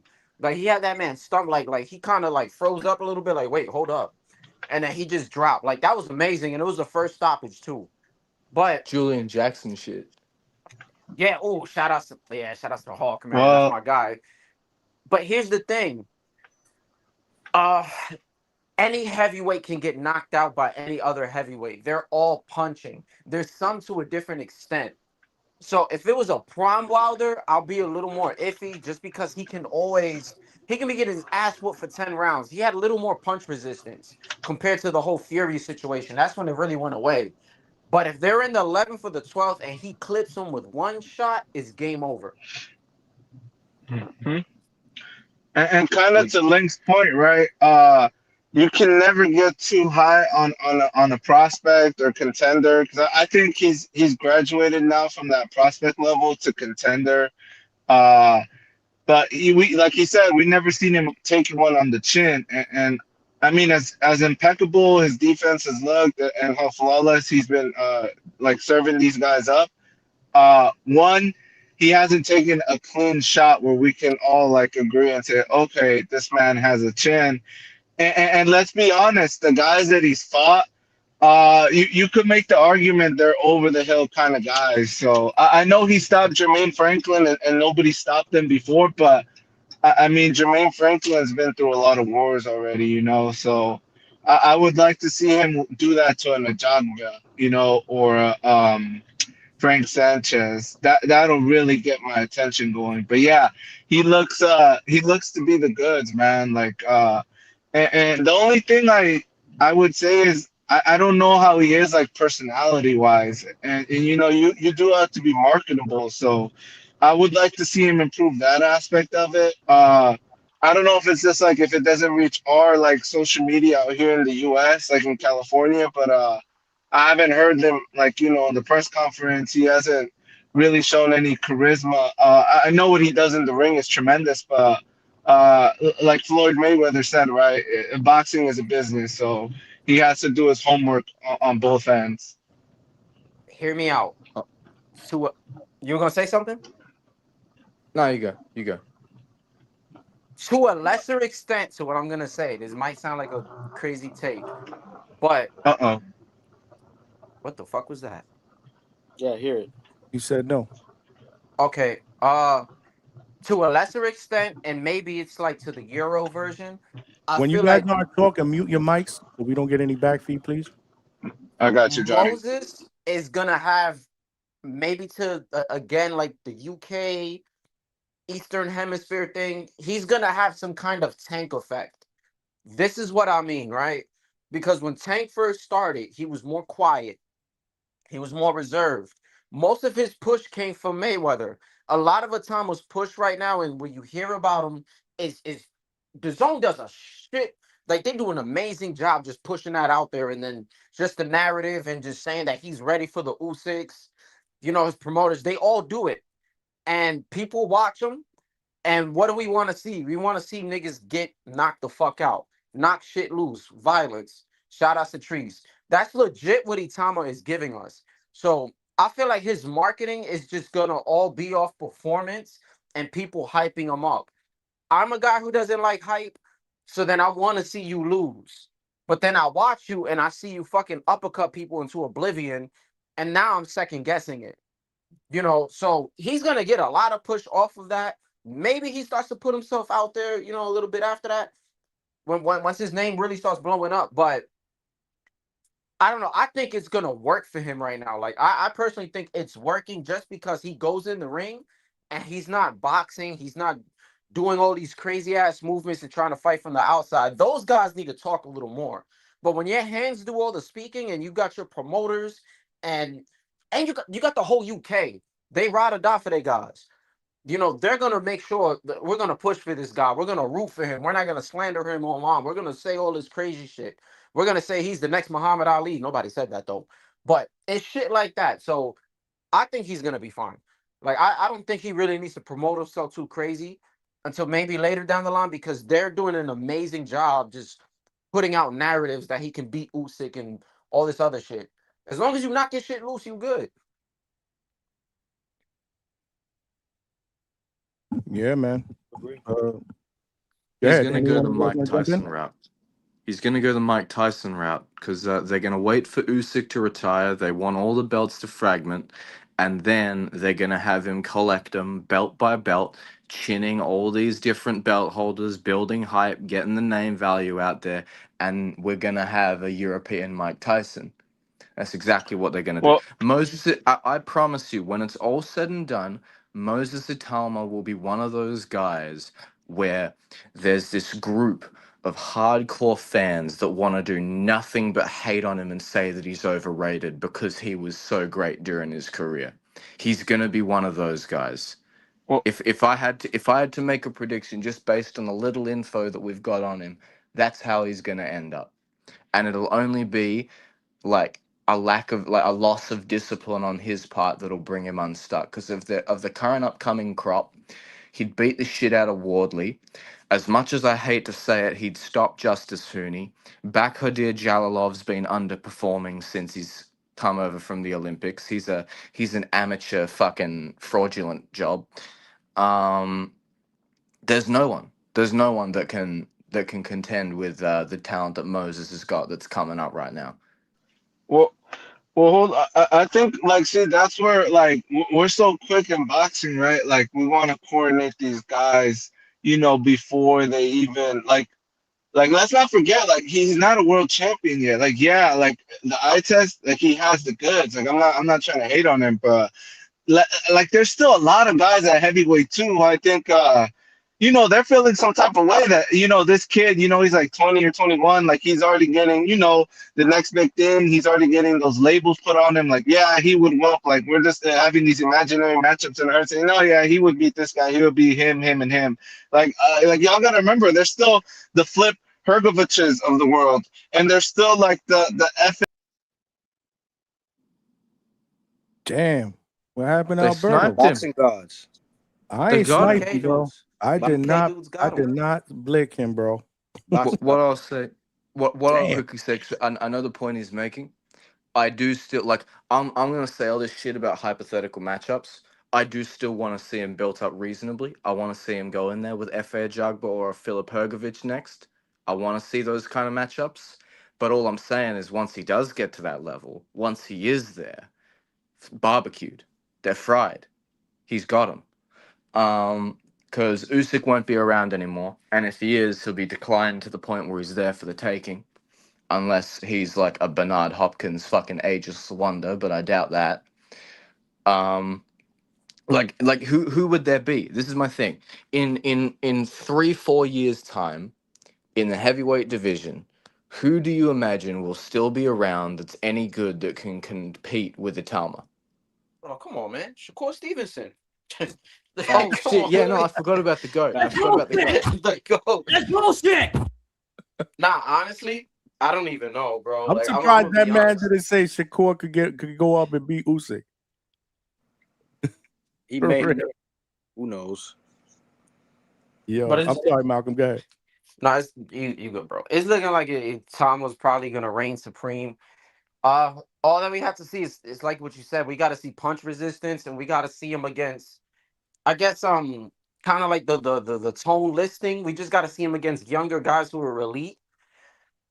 Or people that still look refreshed, or just those top names. Because Franklin, we were kind of saying he's already washed. So Hrgovic is good. I love a Wardley fight. As much as it's like, hey, he'll probably knock him out or he'll stop him. We seen Wardley get his ass whooped and then just land one amazing punch and then fight's over. Yeah, I just want to see him mix it up with just uh on paper what's supposed to be a more difficult fight. But I like him so far, Itama. I never liked the whole push to fight Usyk already. I felt that was like a Kermel Moten Lee Wood thing, where you just put that out there so people are like, what the fuck are they talking about? And then it just gets the buzz going. But I think he's the goods, man. He's one of those fighters that I watch and I could be like, you know what? I think the hype is reasonable. There's only been few prospects that I'm really like that with. So, and I think he's one of them. So They're trying to I'll make throw him a some stuff out WBO there. mandatory. I'll throw some stuff out there. And then this was for Lig. What about my guy Jurgen, bro? Fuck off. Fuck off. Get that shit out of here. Not trying to hear about no fucking Gergen. That was a layup. But what about no, seriously, man. You got Hrgovic. What about Richie Torres, man, in the future? You guys are not as high on Richie Torres as you are on Moses Atama? I like Torres, but I mean, he's good. He wants to test himself, but I What don't about think he's on the Treese's level boy, of Torres. Jared Anderson? What about Treese's boy? If I had to rank the current upcoming heavyweights, it would be Moses Italma, then a gap, then then even more of a gap. Then you get to Mount Everest, and then you jump off of that, and then you get Justice Hooney. Damn. And then you get guys like Lenny Apero, Bakadir Jalilov, Richard Torres, Jared Anderson, those sort of guys. I want to see some of those guys mix it up as young guys. We got a good prospect. Oh, it was a prospect matchup at the time. In 2021, we got F.A. Ajagba versus Frank Sanchez, which were two pretty unproven talents. F.A. had been starching guys, and Sanchez had been putting on masterclasses. I'm trying to see the same thing. So, Hooney versus Torres, or I mean, actually Anderson versus Torres. That'd be a good American prospect. Like, who's going to be the big heavyweight representative from the U.S.? And I'd try and see those. if I Ain't could nobody chime in, mentioning Fabio Wardley. Hey, I don't look at him like a Fabio Wardley's already there. You know what I mean? Who yeah. is Tom with? He's with Queensberry. Yeah. Where's David Adelaide? I don't even know what's good. I like him, but I think it's because of his performances that they're not gonna put him up that high. And I like him. I was gonna say something about him. UK Pop Smoke. Shout outs to Ness. But yeah, I don't really think that he's it like that.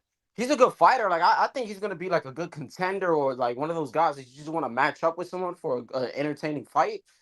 But he ain't it, man. So you don't think And they're going to put him in there with Atama early? You think they're going to try and build those guys? Because he's with Queensberry too, right? yeah, they might maybe for a ring They card if they don't. But isn't that a step backwards? Y'all don't think they that's a step should backwards? they should if they want to make Moses, it depends. If they want to build up Moses, then you give him in a jog. But Top Rank just came to fucking DAZN, so that shit just got easier to make. But if you want to make Moses a star right now, you try and petition to the WBO, because one of their representatives said the other day after the Moses fight, I'm gonna like talk to the people that are higher up and recommend that we give him a spot. You try and get him that mandatory slot, and Frank Warren's fantastic at that shit. He manipulated Daniel Dubois on a regular title, having beaten Kevin Lorena into fighting Usyk, so he can pull that shit off. You manipulate him into getting a WBO title shot, and you get him to hijack Wardley's momentum. Because Wardley's coming off the back of chinning Hooney after losing every round, beating Joseph Parker in a war. He flatlined fucking Frazier Clark. He put a masterclass on David Adelaide. Fucking imagine if Itama would have blasted a guy like that out of there. Imagine that. Caballero, bro. H-Town says Caballero cooks him right now. He said he's disappointed in you, Link. I mean, shit, he might do. He might do. I don't care if he disappointed in me. No, Caballero might do, but what I will say about Caballero is I didn't like his defense so much in his last fight. I think the thing that Caballero might run into, and I hope he doesn't, it's a similar thing that Tim Tszyu ran into. You get some good wins against good contenders, you impose your game on them, everyone starts blowing smoke up you, and then you have some fights where your defense goes out. And all I'm saying with Caballero, when he fought Makhmudov, when he fought Sanchez, he was defensively responsible. He was moving around. He let them blow themselves out. He let them unload. And then he started poking the body. He started getting those jabs in there. He started adding in those hooks to the downstairs region. And then he stopped them. But against the last guy he fought, he tried to walk straight through him. You can't be doing that. That's a big switch up from what he usually does. He's usually a mid-range, let the guy gas themselves out a little bit, then break him down, not trying to enforce it. And so that's what I'm worried about with Caballero. And then you get him in there against a sharp guy or a guy with power like a Wardley, like a sharp guy like Usyk, or even if Itama gets his chin checked and is fine, he could get blasted out when he's trying to pressure early. You know what I'm saying? Mm-hmm.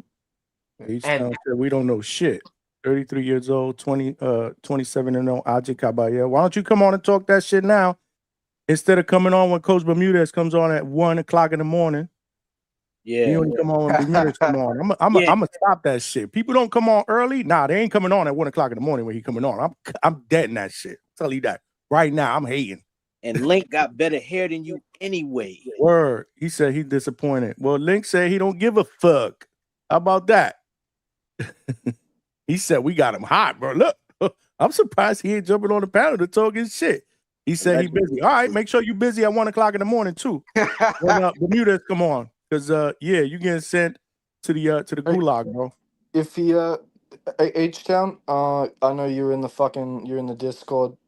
Hit me up for back call and I'll discuss it with you. Yeah. Cook his ass too, Link. Hell Hey, yeah. you know, about the whole prospecting, right? You see, Link, you gave this whole list. And I want to say, shame on Top Rank, because there's a name you didn't mention. And a big shame on fucking Stock Chasers. I wish he was here right now. Because y'all pick and choose when to support y'all people. There's a heavyweight named Ali Feliz. I have not seen this man being fucking active. He last fought in December, though. But he's Dominican. He's solid, though. Like, he's a solid fighter. But the push has been so lackluster. I don't know what the fuck has been going on. Like, he doesn't look bad when you watch him. But Top Rank has done a shitty job. Maybe it's because he's Dominican and heavyweight. I don't know what it is. I don't even know if the motherfucker speaks English. But he's actually a solid fighter. Like, he's not amazing, but he's good. Mm-hmm.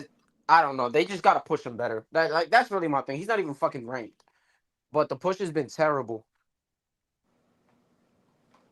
No, it's a big shame, especially like Top Rank. They've been real bad for that the last few years. They've been pushing guys like shit.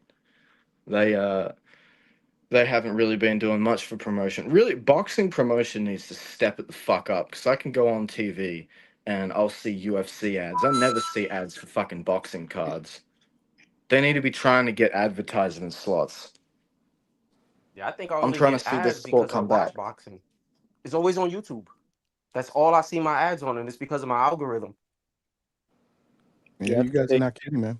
I think Even the Ring Magazine, they don't do big promotion. Remember when they first when Ring Magazine first had come out and they were doing all these fucking videos and fucking movie trailers and all that shit? Like, what the fuck happened with that?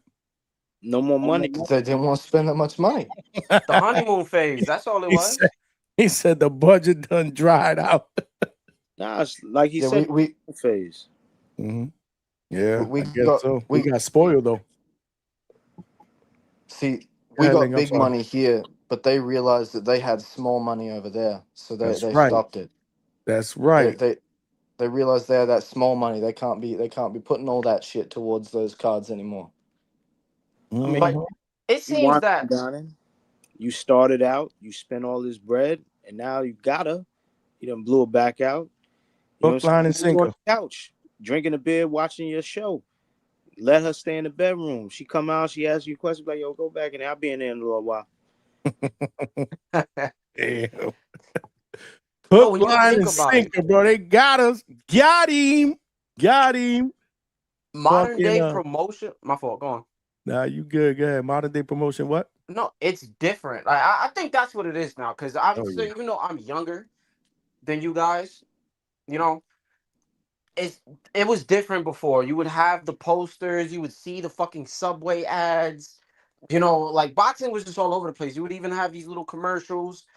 But now everything is more internet based, and these fighters have more of a platform to push themselves.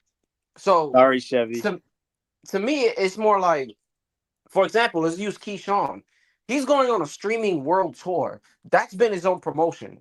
You know, and streaming now, like you had YouTube, yeah, people doing YouTube videos. That was their thing of just making content and making money in general. And everybody was kind of just doing YouTube content. Now it's switched over to Twitch.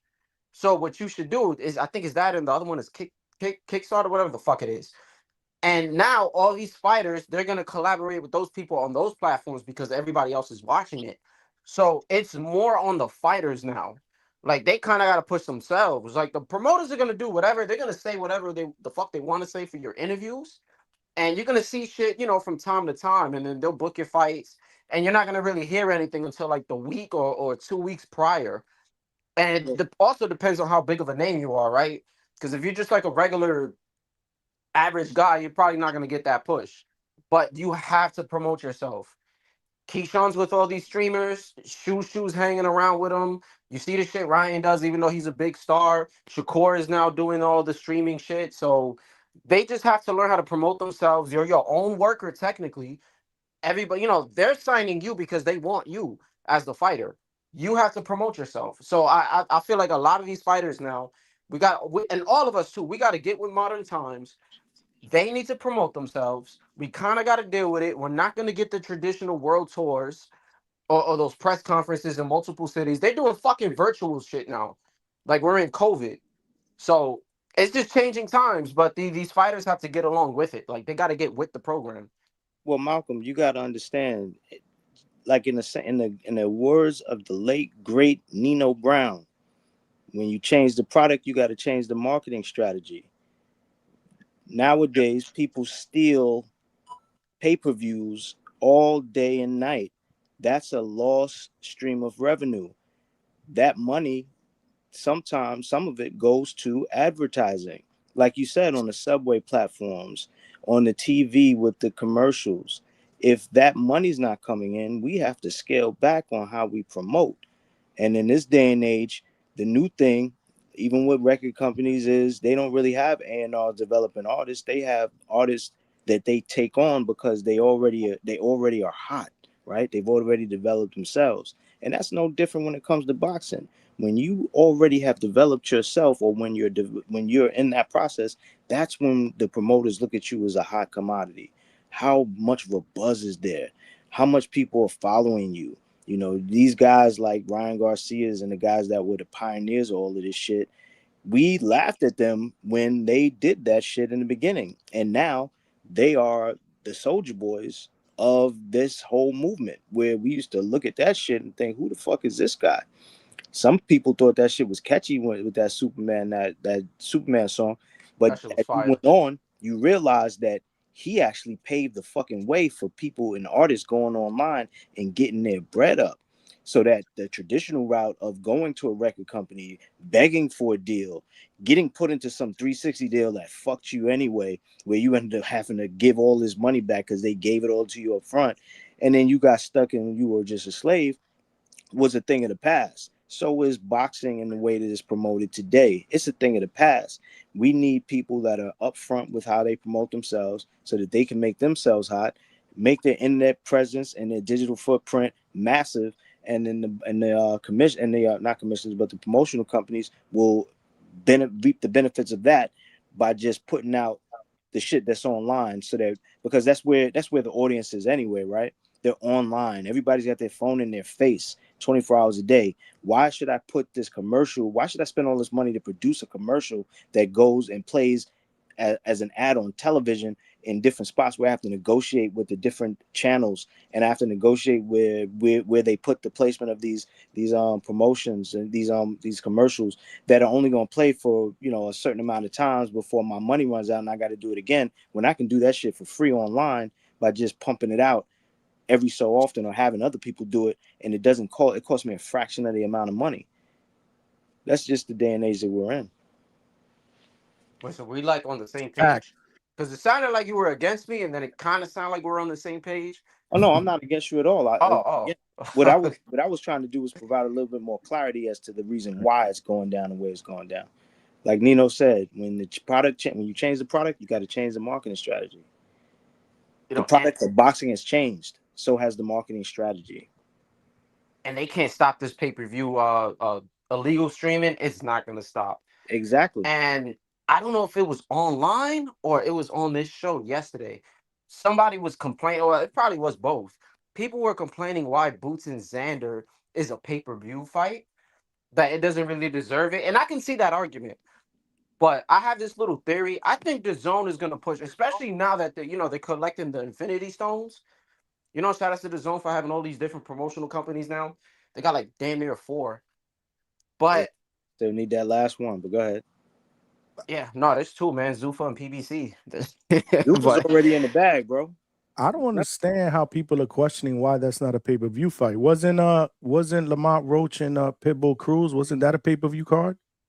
we didn't like it because it's a I name mean, thing. this But this, that's the this you thing. talking about a unified champion and Jerron Boots Ennis, who people feel like is the best 154 pounder superstar, on his way to being a superstar in the sport. How could it not be pay-per-view worthy? I don't get it. It's pay-per-view worthy depending on the card. It usually depends. All right, so if it's them two fighting, we get a shitty ass undercard. It shouldn't be pay-per-view. I don't think Jerron Boots has even fucking headlined a pay-per-view. He should have headlined already like a regular fight, I believe. And Xander, his fights were on pay-per-view, right? No. No. Okay, there This we is the go. first But pay-per-view. this But I is mean, okay, we're but this looking is at a the good. landscape of it and what we've seen in the past that they've charged us pay-per-view prices for. And Okay, and realistically, what I if don't Johnny? What if they give us a Tank Ryan undercard? We get this fight, but we Doesn't get a matter. Tank Ryan undercard. Doesn't matter. It does no. It should matter because You broke up, Malcolm. I think he Malcolm was broke getting. up, and I didn't cut him off. No, I I think wanted. he was waiting. No, I think he cut off. Malcolm, go ahead. Yeah, he got cut off. I kind of heard that. Well, since he's off, let me just say this real quick. Hmm? So, the model is the model of pay-per-view is a revenue. That's a revenue giant. Whether we want to believe it or not, they make money on that pay-per-view. If they didn't, they wouldn't do it. See, what you got to consider is the few of us that are complaining about it is just that. It's us. We may believe that because we're not giving our money to that other people aren't. And you got to understand that middle America and a majority of people are paying for pay-per-views. So I used to work at a telecommunications company, big one. When you're there, you're working. There's all this work, overtime, everything. You're like, wow, we're always in business. I can't believe I'm working so much because it's a lot of work. But we were preoccupied with work. The work that we were getting was from maybe about 5 to 10% of the customer base, meaning that we only dealt with about 5 to 10% of the customer base, where they were $1 billion company. So what about all those customers that don't call? That's just it. They don't bother. Why? Because they're happy with the service as it is. And there's a lot of people in this country who are happy with pay-per-view as it is, meaning they don't have conversations like you and I. They just get up, they go about their day, they go to work, they come home, they feed the kids, they wash the car, and then they go, oh shit, there's a fight coming on. Hold on. Yeah, my company. Okay, it's $80. Fuck, it's expensive, but fuck it, I want to see it. And then they pay for it, and then they watch it, and life goes on. While we sit around doing all the things that we're doing, bickering about it, having the things that we have to say, we're a very small contingent of the customer base. Therefore, it's not going to change. It's way too lucrative. I don't disagree with you at all, Big Money. And my thing is 100%. too. I want to bring up something that Low Nose Boxing said a few weeks ago when we were talking about the Keith Thurman and Fundora thing. If your intention is to go watch the fights live, how much more money is that going to cost you for a ticket to a fight? Traveling to the arena.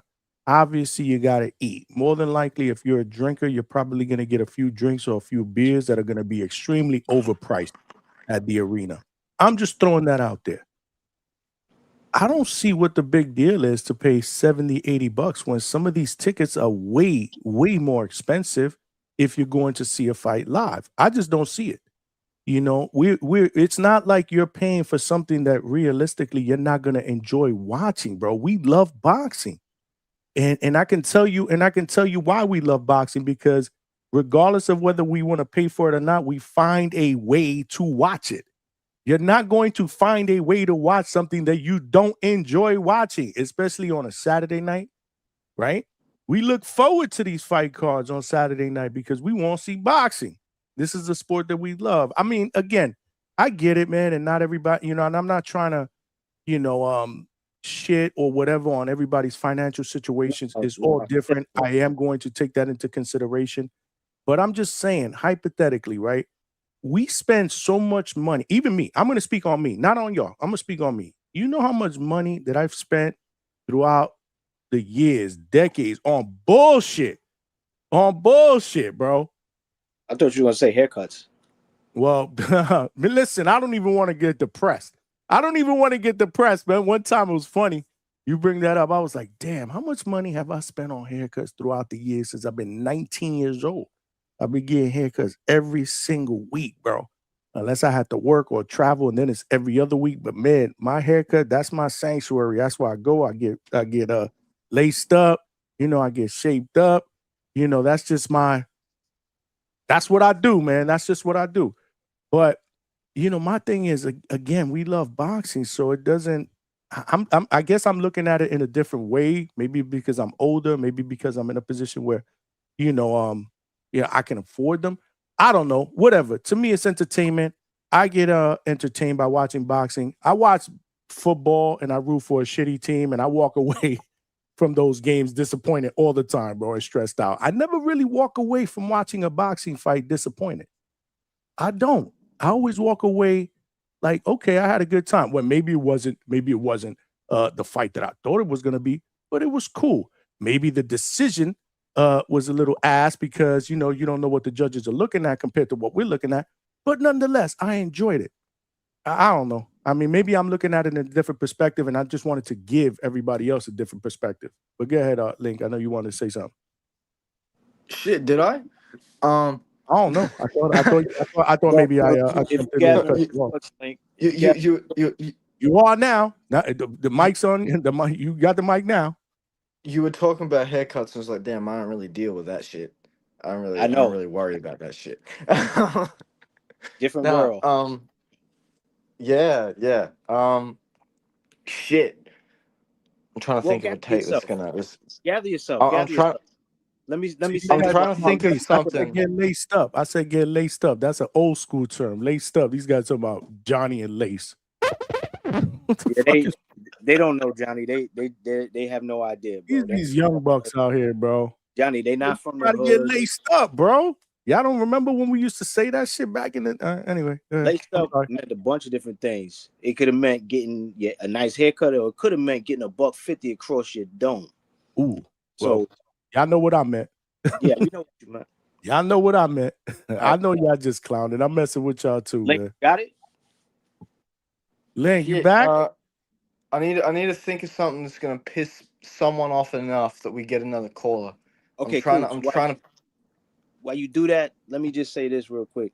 I think that unfortunately, Johnny, I think the worst of us is who represents us when it comes to being vocal about these types of things, aka the cost of watching a fight.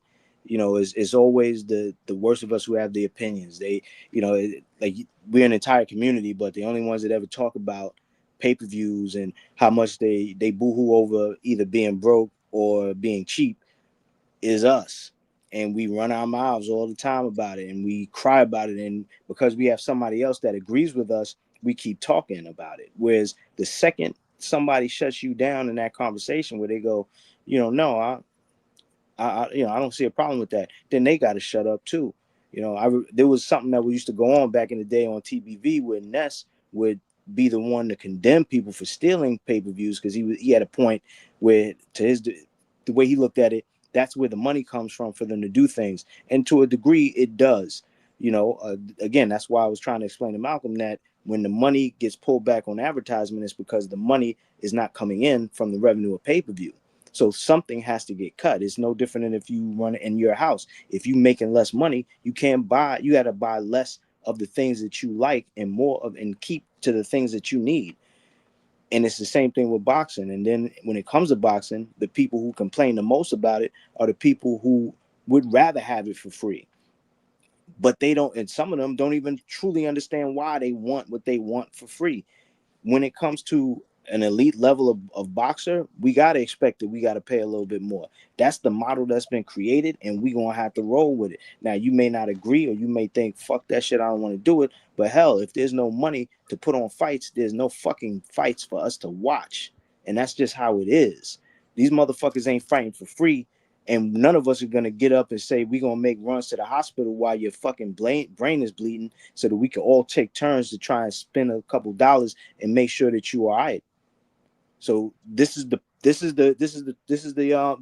This is not the payoff, but the I forget the word. There's a particular word that I'm looking for. I can't. It's not coming to mind. But this is what we have to deal with, right? You have to deal with this. It may be unfortunate to you because maybe your budget doesn't allow you to have those to be able to pay for the fights that you want all the time, or just to pay for them because you love boxing. But this is it. This is what it is. There's been plenty other times in your life where you had to compromise on the money that you spent on certain shit, and more than likely you didn't, because you gave in to that fucking impulse that said, "I want this." And that's all we're saying, that you should feel like when it comes to fucking boxing. I want it, so I'm gonna pay for it. And I'm not gonna bitch about it. And I'm not gonna sit around with a bunch of in fellowship with a bunch of fucking cheapskate motherfuckers that think that it's all good because we all celebrating our bad feelings. The fuck out your feelings. You love boxing, love it. Facts. Pay for it. Watch it. Let's talk about it. Let's talk. Uh, You did. big money. You get this. You get the meme right here, bro.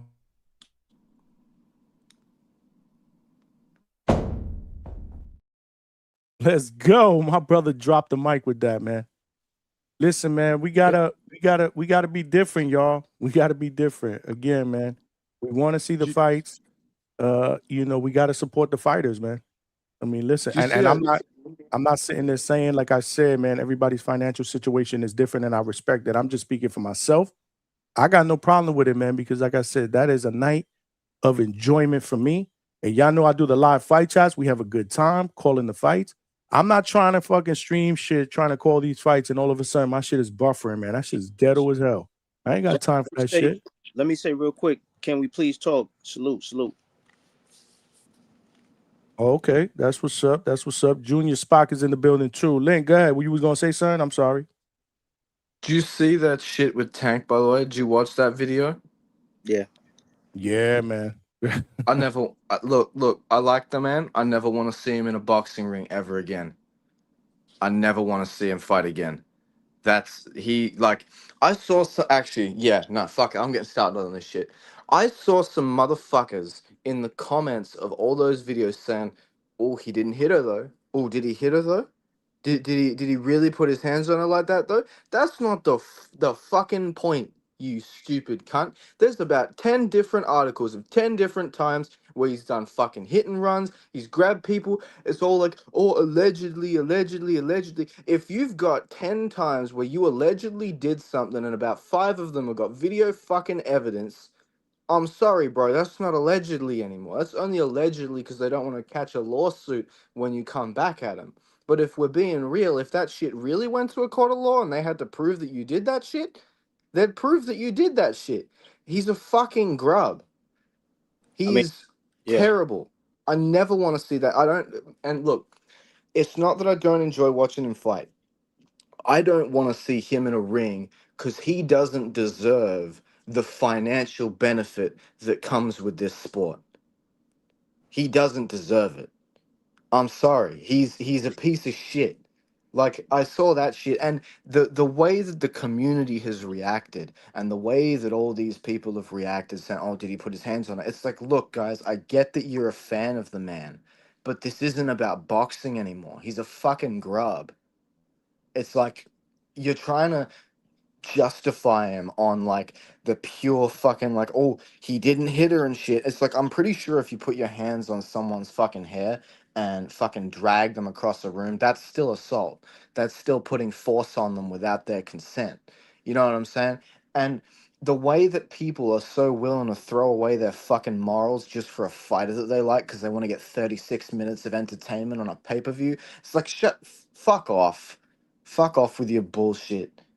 It's like, yeah, it's good, but it only goes to an extent. Don't compromise your morals for a fucking piece of shit.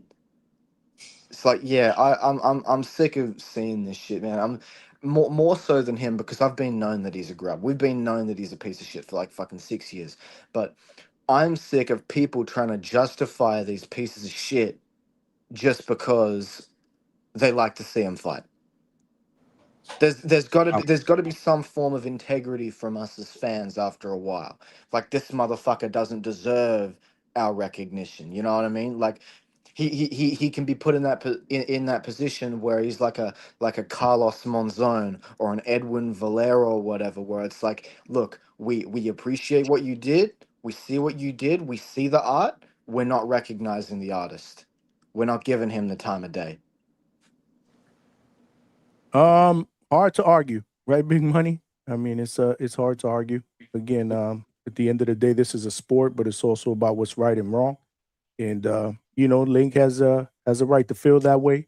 I said it early. If you guys wanted to touch on that, it's not something that realistically, in my opinion, should be paraded around. We're talking about, an assault, male on a female, a domestic violence issue, and I don't advocate for that at all. This man got to get his shit together. Right now, it has nothing to do with boxing. It has to do with him getting his shit together and him learning how to keep his hands to himself, unless he's in the ring fighting another fighter, a male fighter, not a woman fighter. So yeah, I mean, listen, as much as I like to see him in the ring as well, you can't defend that shit, bro. That shit is you can't defend it. That's some sad shit, man. That's some sad shit. And if you guys don't appreciate what we're saying here, because what we're saying it's not even opinion, it's just morally what's right and what's wrong. All you guys have wives or girlfriends, or definitely you have mothers, you wouldn't want any of the people that are special in your life to be treated in the same fashion, that women have been treated, by Tank when it comes to all this domestic stuff, because this shit isn't new. This isn't new. This didn't just pop It's out not. of the blue. So he's got to get his shit together. Like I said, before we even talk about Tank and who he should be in the ring with or whatnot, this is some sad shit. He needs to fix this, and he needs to fix himself, man. And I'm not saying he can't. Again, he's a very, very talented young man in the ring, but outside the ring, there's issues, man. There's issues that can't be ignored, and we're just gonna keep it honest. You want to add anything, Money? I mean, I'll just say this. I don't think anybody that comes to boxing is perfect. In fact, I think a lot of people that find themselves in that attracted to the sport or just in the space that we're in, there's something that's either missing, or there's something that they have issue, that there's an issue, like something in their life, or maybe multiple things. Tank, I've never, if he was perfect, if he was perfect, if he was perfect, then I might look at him and think, damn, you are the worst. But I know that he's a flawed dude. So many boxers come from backgrounds where they have real horrible circumstances that they're coming out of, and some of them they come into the ring with those. All of them come into the ring with the issues of their lives. At any given time, we were just talking about Isis Seo, the young woman who got knocked out brutally the other night on that Pro Box card, and people were, shitting on her, talking about, oh, she was drained. She used to fight at 25, and she dropped it. Or she used to fight at 119, and she dropped down to 114. She was drained. She shouldn't have gotten the ring. All these different things, but I guarantee you that none of them knew that her trainer, her uncle, died 2 weeks before that fight. And she was traveling from her town. I think she's from South Dakota. They're poor. She's poor. Her family's poor. They don't have a whole bunch of bread. They're like regular fucking people. And her uncle, her trainer, just died right before the fight, bro. So she had a lot going on. And Tank, I know, has a lot going on because he's cried out in public as well, talking about his mental issues, talking about, yo, I need to get therapy. And we talked about this at length in the past when he first brought that up, because people had their feelings about that too. Like, what do you mean? If he do that, he's gonna lose his edge. He's not gonna fight the same, and all these different things. But meanwhile, this man has issues like a lot of us. And the unfortunate thing is, for whatever's going on in that man's life that led him to the points that he's been at, where these things have happened, this is how shit played out. I'm not justifying the shit. I'm not saying that the shit is cool or whatever, but I could definitely say that this is a flawed fucking person, and he may not deserve everyone's grace when they look at the scenario, but he definitely deserves it at the very least, to the opportunity to get his shit together, so that maybe he could come back and get himself back in our good graces, for those of us who don't care to see him, or for those of us who think, this guy's washed, he's done, or he's going to jail, or whatever other situations. He's got some privilege with him, and maybe that's part of the reason why he's not able to fucking, realize how the necessity of regulating himself, because he understands the position that he's in. Think like if we always see those scenarios where you got like the police chief. He's the police chief of the whole town, but his son is he's the biggest criminal. They react and do things based on the privilege that they have. And maybe he does that to a degree with when he does these stupid things that he does. Think about I can only imagine things that they haven't reported that maybe he does, because he's a little loose when it comes to it. But all of that shit comes down to the fact that he's a flawed person. He really does need to work on himself, and he might need to get thrown in jail so that he could realize how sweet his fucking freedom really was. You know what I'm saying? Ain't nothing like when that fucking shit clink, that door clink behind you, that jail cell clink behind you, and you realize that you can't just walk the fuck out. Life is different. You know what I'm saying? And you really are gonna understand the consequences of your actions, and you're gonna realize, damn, I was a fucking asshole, bro. I was a fucking asshole. And that, because that's the one place you're gonna have the opportunity to sit around and think about that shit. And some of the shit he's done, he's a straight asshole. And I hope that he fucking gets the opportunity to think about what he needs to change and get the help that he needs, because the shit is only gonna escalate if you continue to get away with it. You know what I'm saying? Facts, I know. man. Go ahead, I'll take say us home, man, because I'm about to move on, because again, man, my brother just needs help. Get help, and then we'll start talking about you. But go ahead, wrap us up, Link, with this, and we'll move on to the next topic. I'll say one thing with the whole loser's edge thing. I can't name you a single crash out in boxing history that has been better whilst they've been crashing out. It's like you see all these edits like with Mike Tyson saying like, this sport's so fucking lonely. It's the loneliest sport in the world. And I want to eat his heart. I want to take his children. Like all the crash outs and that. People don't realize that's past prime Tyson. That's not him when he was like that. And with like the only example I can really think of where a fighter was better as a crash out would be Wilder, because Wilder didn't have skills to lose. You know what I mean? Him being a crash out gave him something, because the things that him being a crash out takes away, he didn't have to begin with to take away. Everyone else that's been a crash out has been worse off for it. And so when people are saying like, "Oh, Tank will lose his edge and whatnot," I don't think he will. I really don't think he will. If he were to do that and then come back, which I don't think he deserves to come back and be a star in boxing. He deserves to find peace. He deserves to improve himself. I don't think he deserves a spot in the ring again. But if he were to come back, which he probably will end up doing, he won't be less sharp because he's lost some kind of edge. He won't be. He'll be better off for it. He'd be more mentally clear. He would be more composed. He would be less likely to do some of the erratic shit that we've seen him do. He'd be better off for it. Well, I think one thing we all can agree on, Link, is that Tank is a dysfunctional fuck up, and money makes you more of what you are. Hopefully that motherfucker Oh yeah. together. Dysfunctional fuck up. That was good. That was good.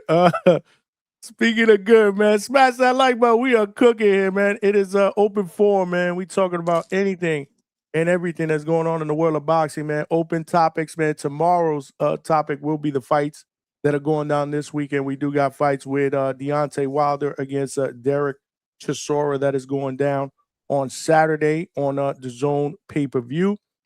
We got Caroline Dubois in a unification against Terry Harper. We got Tim Tszyu that's actually fighting this weekend in your Australia boxing link. And we also got Zuffa. Where is the Zuffaroo? Where is my guy called the Zuffaroo? I guess he's waiting to show up to tomorrow's show so that he can give his take on what's going on in Zuffa. We'll cover all of that on tomorrow's show tonight. We just talking open forum boxing. And if you guys missed yesterday's show or you missed the last hour and a half, there was a challenge that was thrown out there that was extremely hilarious by Suleiman the Scholar. Did you guys miss it? When he was trying to challenge Coach Bermuda to a fight? Well, it looks like we got some footage, man. That shit might have went down, bro. You're done! Not yet! Wait! Is that all? Not even close! Damn. Yo, that shit was fire. It's too bad they didn't get the voices, man. We got the voices. Shit. And Suleiman's face was a little bit off, man. But salute to Polo Buck, man. That's what's up. Buck the goat. That was at Border Wars. If you look, did you see on the top? Run it back. Hold on, we gotta run this shit back, man. Smash that like button, man, because Coach was fucking cooking. You're done! Not yet! Wait! Is that all? Not even close! Damn. Yo, Coach was cooking, bro. That shit was hilarious, man. Salute to Polo Buck, man. The man, the myth, the legend, man. Coach, I'm gonna beat you up, Coach. I'm gonna kick your ass, Coach. Yo, he had Suleiman with a suit on. That shit was fucking classic, man. He's the scholar. The scholar. The scholar. Threw out the challenge. He didn't even know who Bermudez was. I'm like, bro, he had a world-class coach in the building. What are we doing just here? hard with his fighters on him that weekend. Oh, man. That last hour. Salute to Stock Chasers for doing that shit, though. Because Stock Chasers was definitely the dude that threw the match on the whatever, the lighter fluid. My man Mike, White Mike in the building.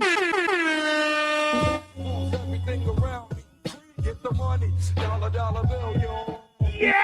Salute, Mike, man. What's good, champ? With the $20 super chat donation, man. I appreciate you. He said, yo, shout out to Johnny and the DHS and to the DHS. Tank don't care about his fans or the people that support him. He has said that already.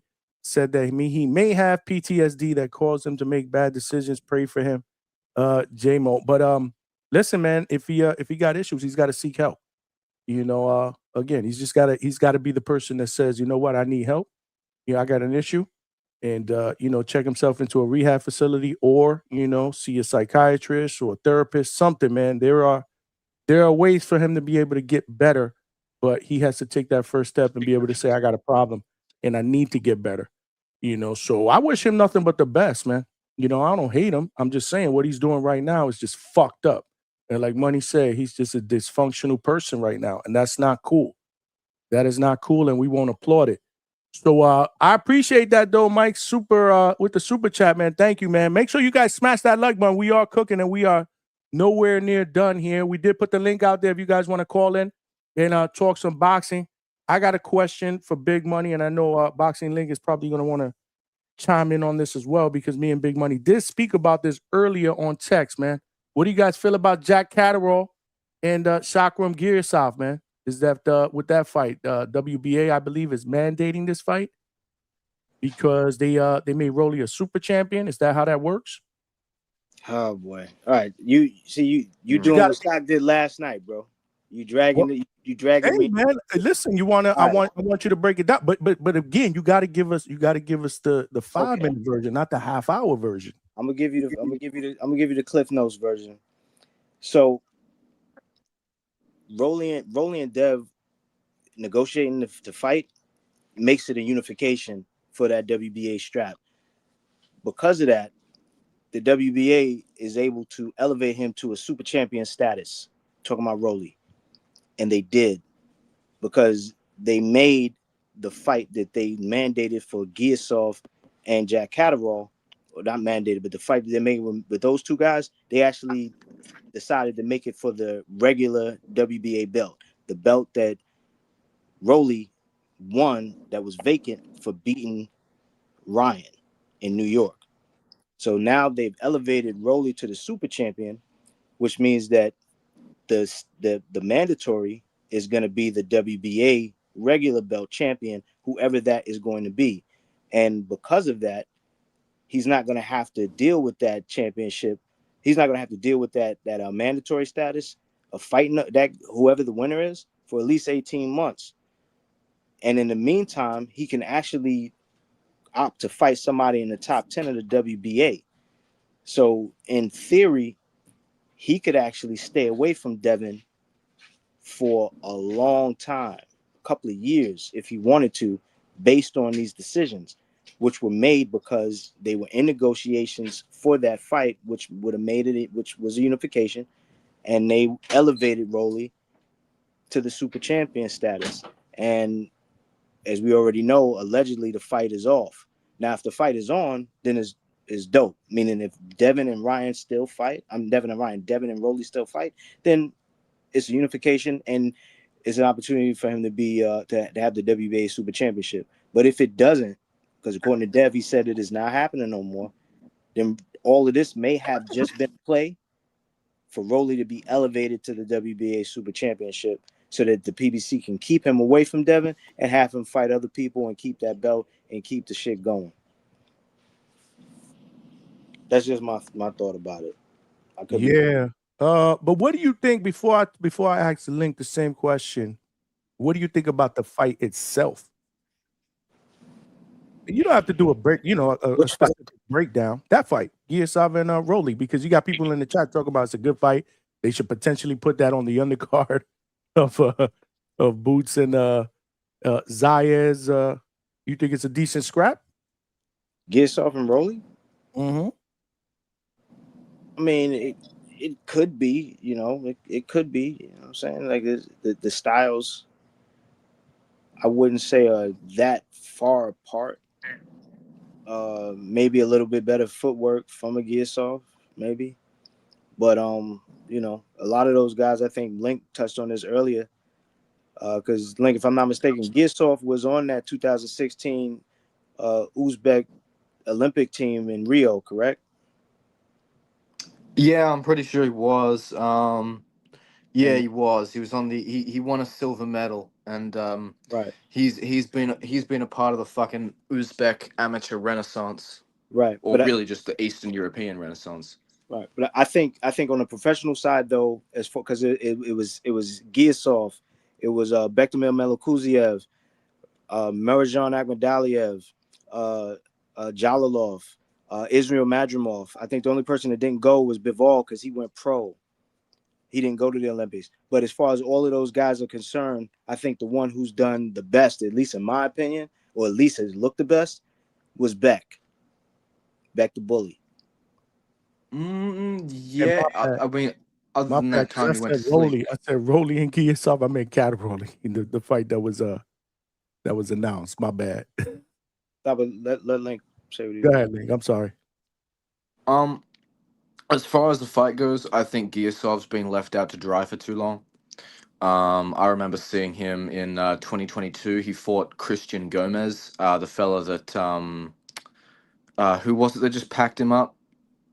Jones was it? Who was it that just packed him up? That just packed up Christian Gomez? Yeah, that was Amari Jones, right? Yeah, it was Jones, wasn't it? Yeah. Yeah. Yeah. Look, I I watched him against Christian Gomez. He put Gomez down a few times. He boxed real nicely. But ever since then, and that was like 22. That's it's coming up on 4 years ago. I think it was on a Canelo undercard. He's only fought like 3 or 4 times since then, which as a contender in a division that's not particularly strong, that's not great. That's not real good. And I think like what during that time, Shakram Givsov hasn't really fought much of anyone, whilst Catterall since 2022 has had 2 fights with Josh Taylor, sent Jorge Linares into retirement, beat Regis, lost to Barboza, and then rebounded with 2 fights. He's had about double the fights, and then the quality of opposition is night and day. So I, for me, I don't think Giasov is well rounded enough. I don't think he's faced a wide enough range of styles, and I think it's been too long of a career of not being in a fight and not being challenged by good technicians. And I think he's going to run into the same thing that Madrimov ran into when he stepped up, and that's going to be shit's going to get hard, and he's going to be like, oh, hang on. My extensive amateur career didn't prepare me for when we get midway to late into a fight against an experienced vet. You know what I mean? Because he's not like a lot of these American guys that, it's like a Kishorn who come out of the amateurs and then they get them active. They get them moving. They get them tested against different styles. No, he's been moved slow. He hasn't had the privilege of having promoters like really big upping him. He's been put on the back burner, and it's gonna show. It's gonna show badly. And Catterall will get it done, I reckon. Link actually articulated that way better than I could have, but that was where I was going. That I feel like out of all of those guys, the guy who had the best push at the very least was Beck, and he's actually performed the best. He's actually had more opportunities than a lot of the rest of them as far as being in the ring. And yeah, but that was just that side. But to your point, now that you corrected me to say you weren't talking about Rolly, you were talking about Jack. Yeah, I think I agree with Link. Yeah, that was my fault. I got confused with the names. Obviously, talking about Rolly going to Super Champ and whatnot. But the fight that they are putting together is Jack Catterall against Shakram Giasov. I believe that's the WBA, right? Yes, the WBA. Yeah. What do you guys think about that fight in the chat, yo? Let me know. Let me know. Link, what do you think about that move that they pulled to make Rolly super champion? Which one? Just making him super champion so that they can make the fight with Catterall and Giasov for the belt. That's just It's fucking slick, that's ain't the it? WBA. They do that all the fucking time. They Yeah, they did they that think with they're top shit. they did that with Usyk and Dubois. They did that with Triple G and fucking Danny Jacobs. You know what I'm saying? They pull that. They did that with Triple G twice. Yeah, man. They did that at the What start was of the his second reign. time? What was the second time? The first time they did bullshit because Daniel Geale. So basically they created this whole debate over Triple G's title defenses because what they did is Daniel Geale, who was the unified WBA IBF champ, Triple G was his mandatory, was the interim champion. He was like, "Fuck defending against him. I want a domestic rivalry matchup in a rematch with Anthony Mundine." So he went off and defended his IBF belt. They stripped him of the WBA.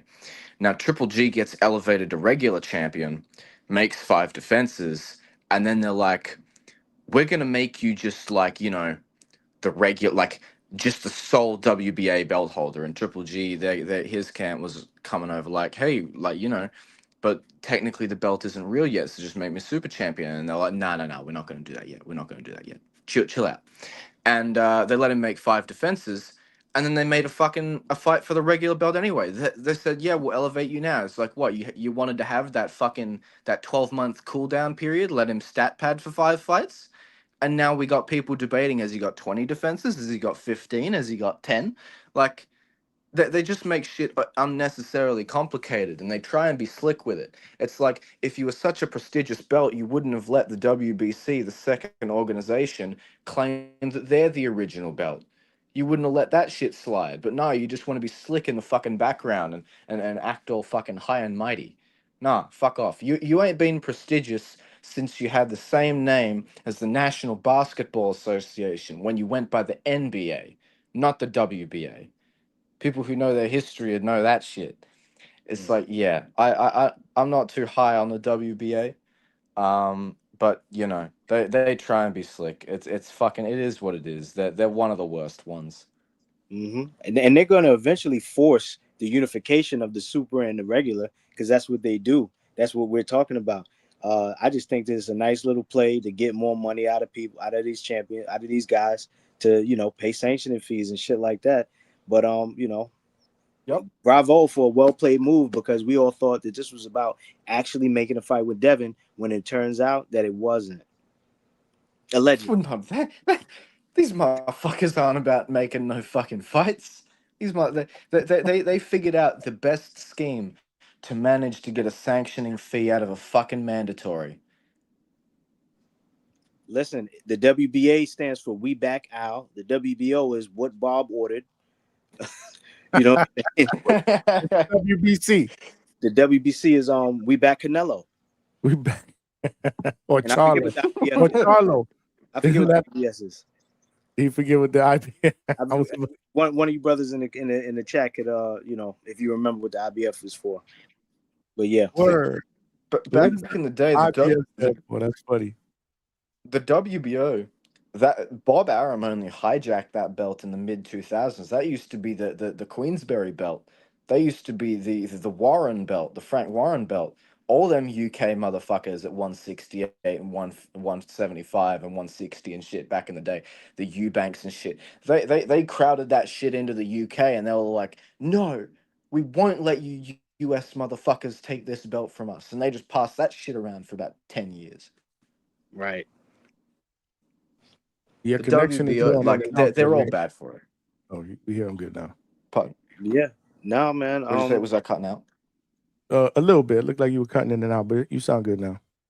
I didn't hear any. Oh, maybe it's on mine. It might have just been the pattern of his speech. He might have paused for a second, and you thought he cut out. But either way, it was to a certain degree, Johnny, it probably was better that you brought this up while I was up here with Link, because nobody else would have wanted to talk about this shit.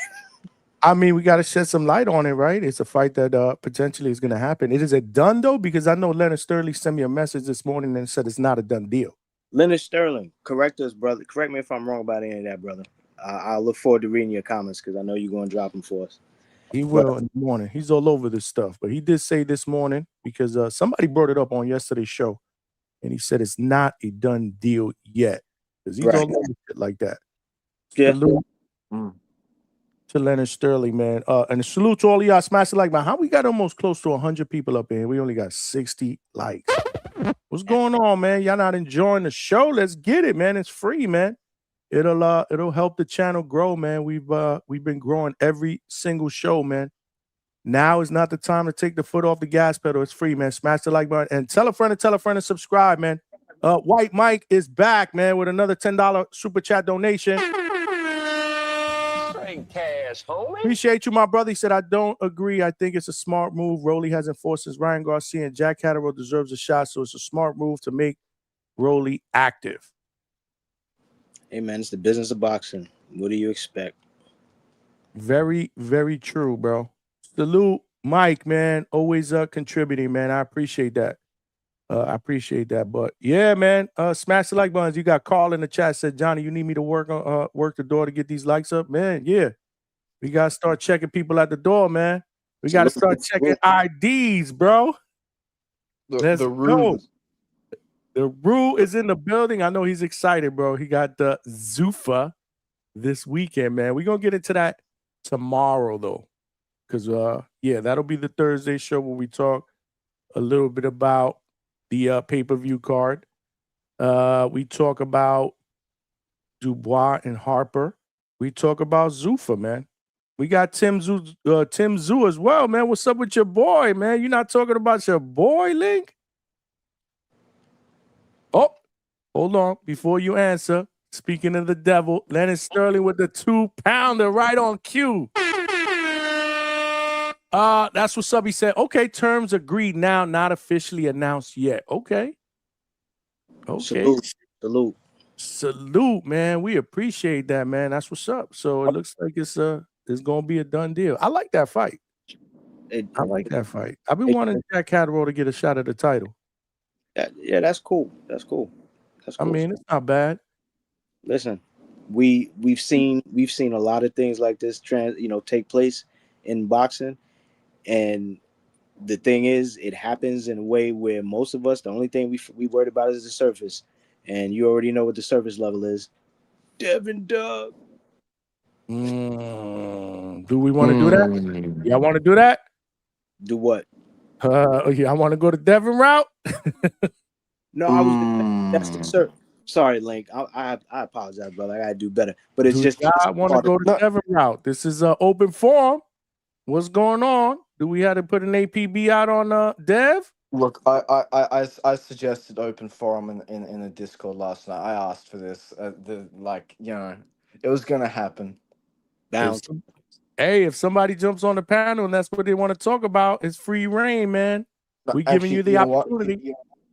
Actually, we need to summon some inflammatory personalities. I'd like to invoke Stock Chaser. So to get. I haven't seen Stock Chasers in the chat today, to be honest with you. He's recovering. He was feeling nice yesterday. He probably got a hangover. Hang on. He was To invoke nice. Stock Chaser, because I know getting heated is what attracts people. Devin Haney is terrible. He robbed Lomachenko.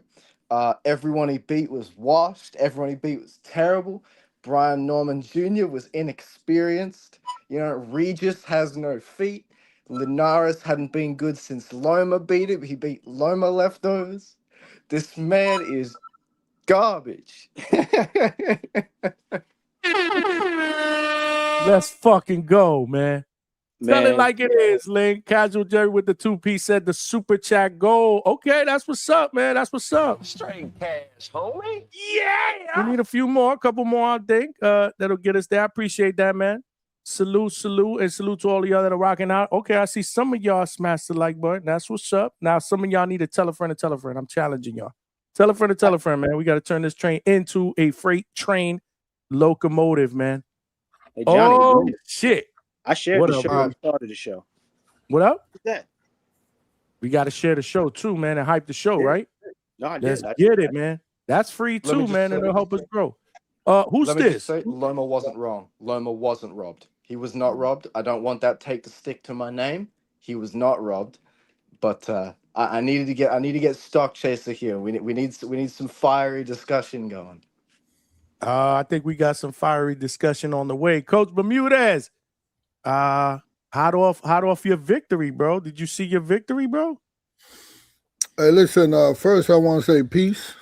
Peace. And in my tradition, where today's mathematics is knowledge, which is not opinion, right? Knowledge, the traditional and the powerful way, the truth that separates the people that build from the people that just stand by and watch other people build, right? So I'm not stepping here to remember just talk. I'm stepping to build and to enhance people's knowledge. I come on here to be challenged and to challenge others. So to elevate the frequency of this panel. I salute to the Hangout spot. Salute to Johnny, Big Money, Boxing Link. What's good with you? And everybody that's locked in the chat. But understand this: we're not here just on the surface level of just conversation. We're here to sharpen minds and apply pressure and bring light through today's mathematics, which is knowledge. So what's up, man? What's going on here, man? Ain't nothing, man. Doing our thing, man. We just doing our thing. Did you see you and the scholar in the ring earlier, man? Nah. You're done! Not yet! Wait! Is that all? Not even close! Tremendous right hook by the coach. Got him with You that. can't touch me. He was fucking that boy up. Head movement. Polo Buck is Hey, yo, diabolical. first of That all, Big was Money, that picture in the background is scaring me. That shit is staring at me. I'm looking away every time. Like, I'm looking over here, like, why is that person in the background staring at me? But she's She's looking smiling. she's looking smiling. like Felicia from Friday. Wow. Oh, I don't know what you just did there. She want to borrow VCR. Oh, that one? Yeah, I think that's the one he's talking about. Am I right or wrong? Oh, Yeah, look at it. Oh man, wow. Okay. Listen, it's your girl Chevy Red. Listen.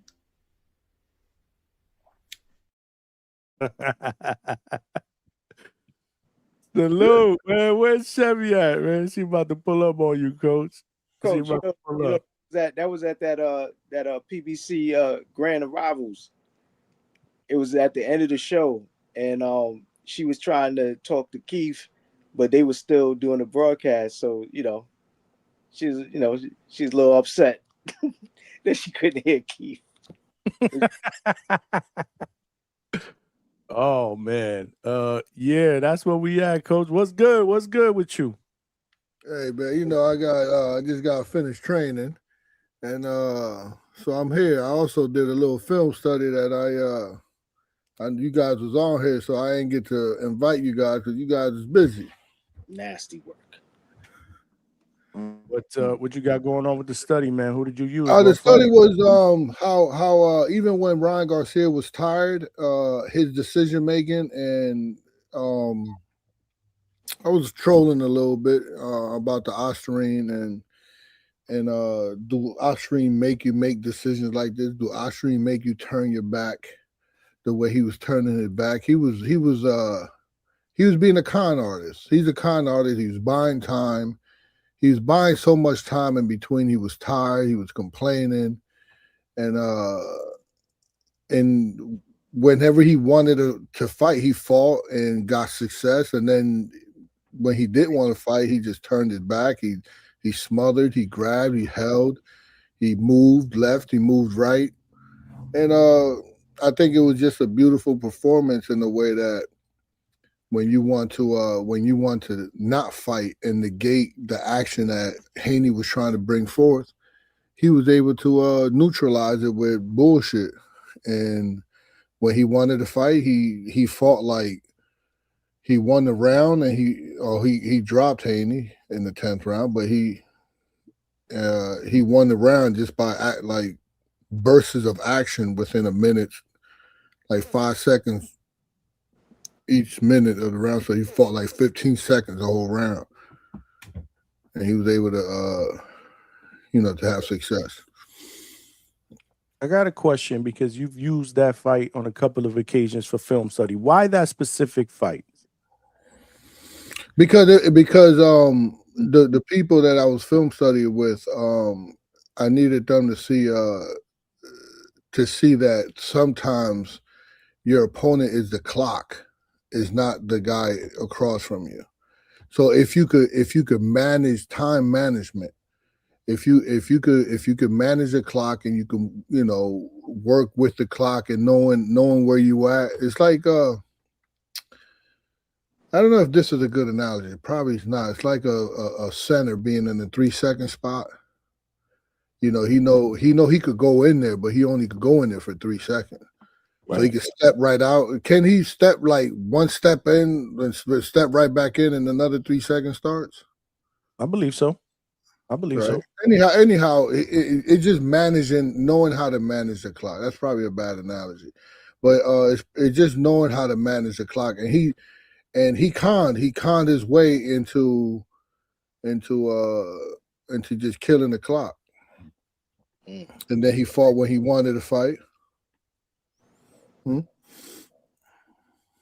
Yeah, okay. That's what's up. Yeah, I hope we get to see the rematch, man. I do hope we get to see the rematch. But did you have a good turnout on the study? Yeah, everybody turn it like my I mean, I like when Big Money's on there, and the people from the panel, because I like to enhance people's knowledge just in a different perspective. But the fighters they always like it. Okay, that's what's up. That's what's up. And what about who were you training with today, man? Remember, I got the son of a legend fighting. He's fighting undefeated. He's fighting another Cuban, undefeated guy. Armando Martinez Robbie. We're on it's the a 11th, Sunday, right? actually. Is that the 11th? I think it's the 12th. It's a Sunday, not a Saturday. I think correct me if I'm wrong. I think the 11th is a Saturday. Yeah, you might be right. I think you might be right. Yeah. It's that weekend though. It's that weekend. I was talking to Big Rob. So when I saw Big Rob at the last time I saw him at Caribbean, he was actually FaceTiming with Robbie. Like, you know who this dude is? I was like, yeah, that's the son of a legend, bro. I was like, yeah, that's what's up. Yeah. That was So he's on next, man. We got a big fight. And my guy's ready, man. He went he sparred today. Today was like his last real sparring. And the rest of the sparring is just gonna be like technical stuff. And we're ready to roll. Okay. That's good. That is good, man. It's a big fight, though. It's a big fight. That guy's coming to fight, man. Yeah, no, salute. You've been busy, man. You're a busy guy. You've been extremely busy. Salute. A Tapia, who's been a member of the pound for pound list for the last 2 months. Salute, DHS. Fire emoji. Congrats, coach, this past weekend, man. Yeah, coach had a big weekend, man. Two victories. You got all Coach's father. The YouTube streets talking about Yo-Yo and what's next. And obviously we're looking forward to seeing Yoanni's progression with you as well. 5-0, not 2-0. He's 5-0. This past weekend, he had 5 fights? No, I'm talking about in total, in aggregate. We got Thomas Blumenfeld, we got Avius, we got Scobie, all 3 victories. Then last weekend we got Yo-Yo and Yoannis. That's 5. Which is why I said this past weekend he's 2-0.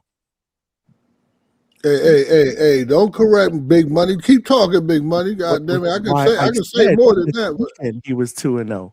Yo, coach, shut his mic off, man. Shut his mic off. I'm tired of this. Not possible, man. I got the power. I got the power. You got the juice. No Chevy, possible.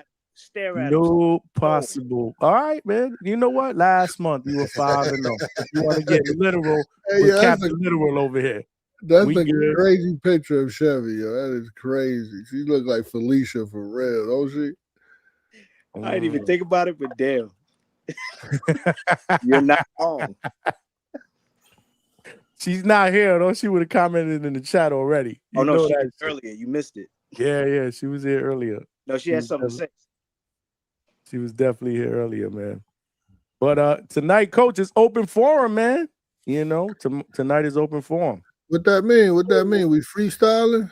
That means, yeah, man. Anything and everything going on in the sport of boxing, we freestyling, man. Good conversation. What we been talking about? Ooh. I got a take for you.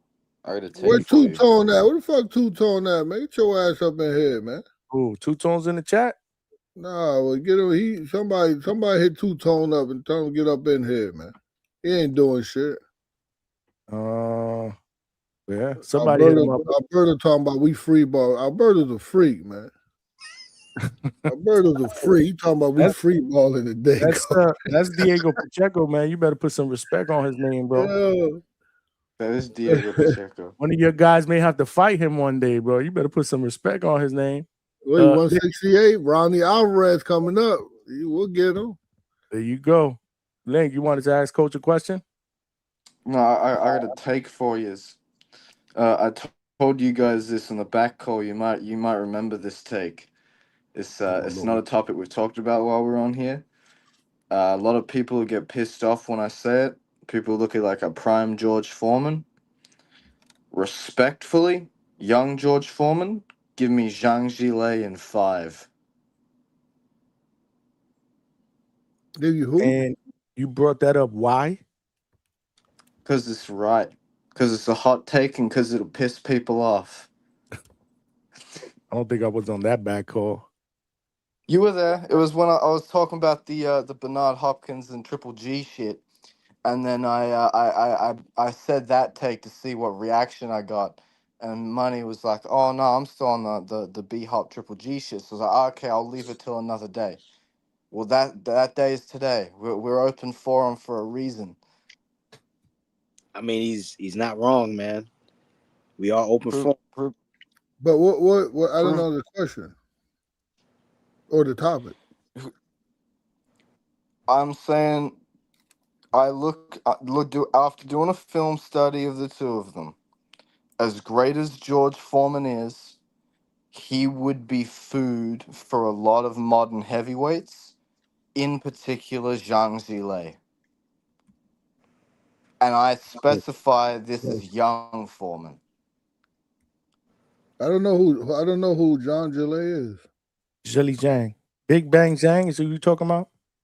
Yeah. Oh, I forgot Oh. you guys call him Zhilei Zhang. My bad. Yeah. Zhilli Zhang, Big Bang Zhang. And You know, or whatever. Big Bang Zhang. That's what he's talking about. Whoa. I don't know. I don't know where to go with that. When y'all want to tackle that? I'm a Foreman guy, so What'd you say, Big Money, on that? Did you watch him? Did you pay this any mind? I've been busy since he said that. I actually forgot he brought that up, man. There's been a lot going on. But if I got to give it some thought, I mean, technically there's things that he does better. I think Foreman was more of a force of nature in his approach. There wasn't too much savvy in his defense. When it came to how he got down in the ring, and his equalizer was both hands, and you hitting the fucking canvas and not waking up. So it's There's when too many reasonable people on this panel. I need more knee-jerk reactions. I need more people getting fiery. then go to the chat because they telling me to kick you off. All right, Say, kick I'll this guy off. justify This it. is blasphemy. Ryan from the 6, appreciate you. Yeah. Ryan from the 6 said what I was thinking. He sends this brother to the shadow realm, or what I like to say, the gulag, bro. I'm sorry, man. Because Link prefaced it one way. He only said a young Foreman, but I need to know Foreman before what fight, and then I also need to know: are we talking about current Jile Zhang, or are we talking about some younger version? You remember when The Rock said it doesn't matter? Remember when The Rock said it doesn't matter? It doesn't matter. It don't matter to me. Yeah. 2020 I could talk 2020. whenever. Floor's yours, my bad. coach. No, go ahead, Boxing Link. What you say? 20 what? I'll break down. I'll defend myself. I'll break down the take just so people understand where I'm coming from. I'm talking 2020 to 2020, 2024 Zhang, before he started to really noticeably decline.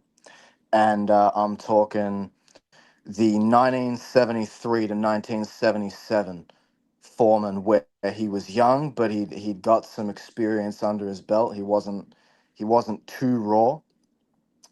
I look at Foreman and I see a guy where, as a young man, everything that he did in the ring, everything that he exploited, everything that was a part of his game is matched and neutralized by a guy like Zhang.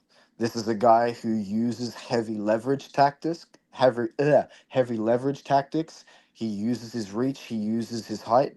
He tries to push down on the shoulders of smaller guys, sidestep them into uppercuts and into hooks. He uses that jab well, but because he's the taller man and he's not used to getting punished for it, he drops that shit down to his waist. It's like he's throwing a brick, and then he gradually picks it back up. It doesn't come straight back to his chin. And every time he was met with someone that was the same height as him, his defense was gone. It basically, he can box so long as the guy that he's fighting isn't his size. When he fought someone his size, it was found out he can't box. he can only slug with you. When he fought Ron Lyle, that boxing went out the window. When he fought Muhammad Ali, that boxing went out the window. When he fought a Jimmy Young who could subvert his size, that boxing went out the window. And if we want to look earlier in his career, when he fought Gregorio Peralta, that boxing went out the window. And so with a guy like Zhang, where he's got 2 inches longer reach, 2 inches taller height, and 50 pounds on you, you can't impose yourself the same way that you used to. You can't use that leverage. You can't drop your hand with that jab. He's going to meet you down the middle with a left hand that's got no tell on it because he doesn't need to put torque on it because he can sit you down by tapping you gently on the forehead like he's giving you a kiss goodnight. You know what I mean? I think you're taking away the fact that George, you taking away George Foreman and being able to adjust. I think you're taking away, and maybe you could help me out here with the numbers. But this is in that era. That was he'd been punched on by Ernie Shavers at that point, right? No, he never fought. He never fought Shavers. Okay, so he fought Lyle, who knocked out Shavers. Okay, so I'm confusing him. But that's the heaviest. That's I'd say probably one of the heaviest punches he's dealt with. I would You say think that Aang is Lyle. heavier than that? So Lyle's got this thing where, because of his form and performance, and because he chinned Shavers, he gets built up as this huge puncher. But the problem is, if you look at all of his fights against ranked contenders that weren't named Ernie Shavers, there's not one stoppage win. They're all by decision. He's not the puncher that he was billed as. So you're saying okay, all right. I'm saying that Zhang, who has put down or stopped every ranked contender that he's fought, has got an advantage there. And the other thing I'm saying with Foreman, one, he never showed an ability to adjust to bigger fighters. He didn't adjust to Ali and he didn't adjust to Lyle. He out-toughed Lyle. And the other thing is, how are you going to exploit a stamina issue when you have a self-admitted terrible stamina issue?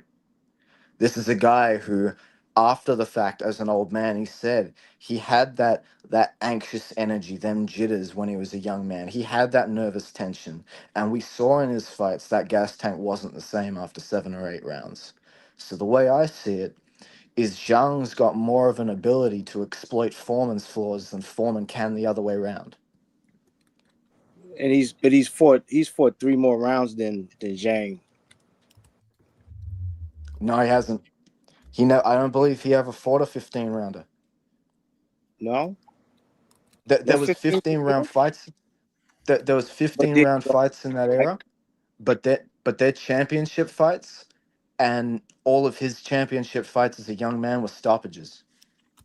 Yeah, yeah. He would have been a bigger puncher, so he wouldn't have had to go. Yeah, that's all I'm saying. I want some of these people in chat to come and disagree with me on it, but well, I mean, you see, I'm trying to think. I'm trying to think my way through it. I'm like, well, if you wanted people to disagree with you, then yeah, mission accomplished. People definitely do that. My problem with because someone said, I think it was round. I mean, I'm being patient though. You know, I don't like to cut nobody off. Oh no, you go, coach. My bad. My bad.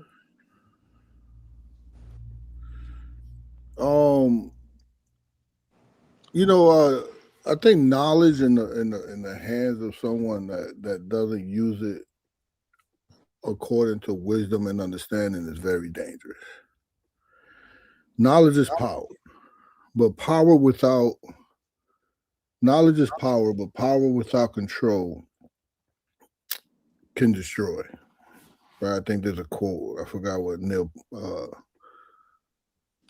I forgot that quote there.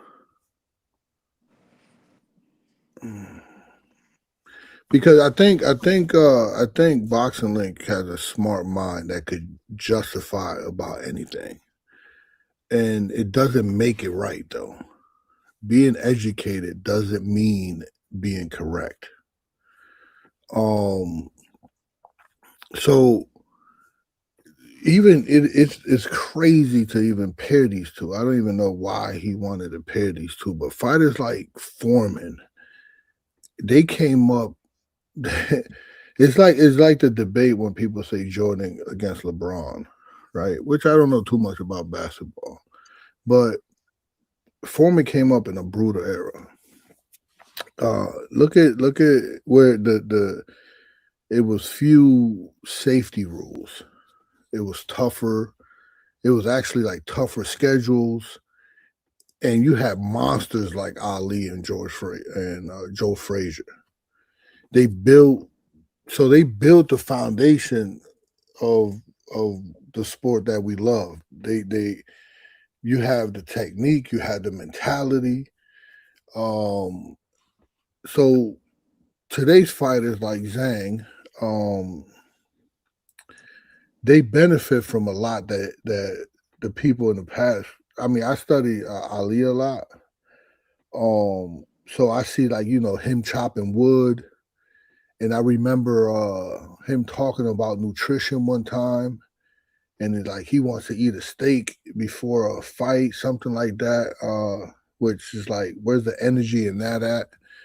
So the fighters of today, they benefit from better nutrition, from sports science, just the training method. They benefit just from that alone. They're like bigger men. We keep getting bigger and bigger and more conditioned, right? But people argue like they do with Jordan and LeBron. They argue old versus new. Like it's I don't think it's a fair fight. But I don't think it's not. If Foreman had today's training, it would be a different story. If Zhang fought in the 70s, I think that's what you said, right? Back in the 70s, right? Also a different story.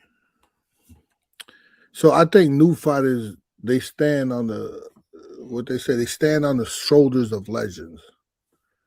And without a doubt, I think we all can agree that George Foreman is a legend, right?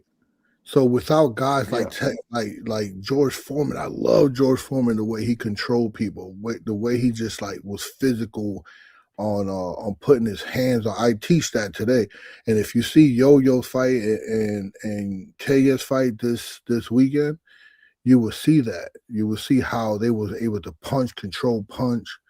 But without guys like Foreman, the technique wouldn't be as refined as it is today. The heavyweight division wouldn't be what it is. Fighters today wouldn't have the same blueprint, right? So calling Foreman food is crazy. A prime Foreman was one of the most dangerous punches ever.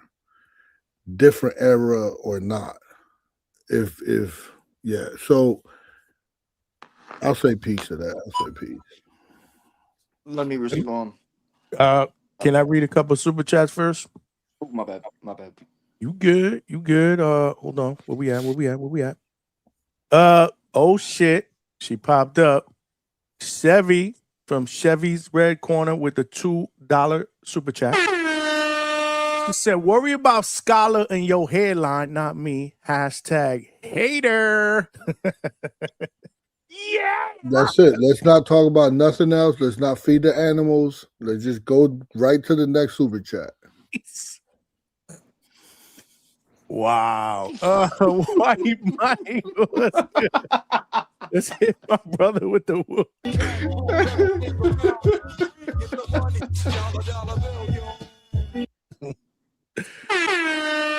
My man White Mike with the 10-piece, man. Salute, man. Thank you, bro. He said George had a crazy chin, hit way harder than majority of fighters ever, including today.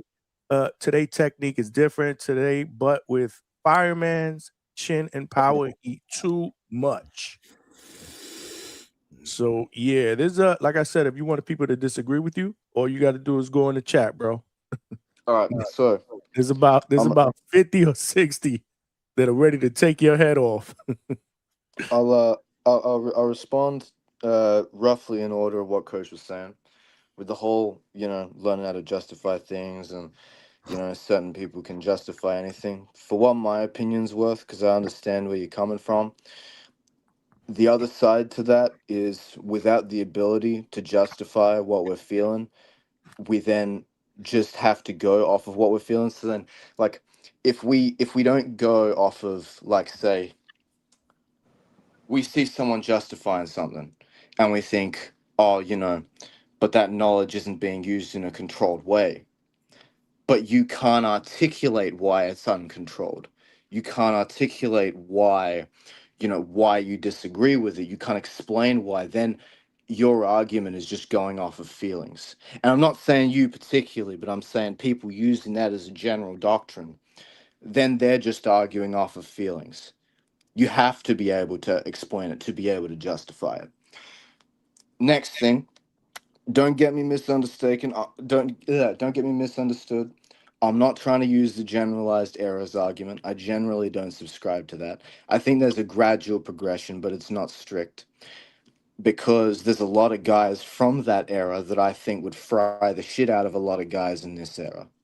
My thing is with a young Foreman specifically, and the way that he looked fantastic when he was against smaller to mid-sized heavyweights, but terribly struggled whenever that size was more on a level playing field, and especially when he was smaller. We didn't really even see him against someone that he was strictly smaller than.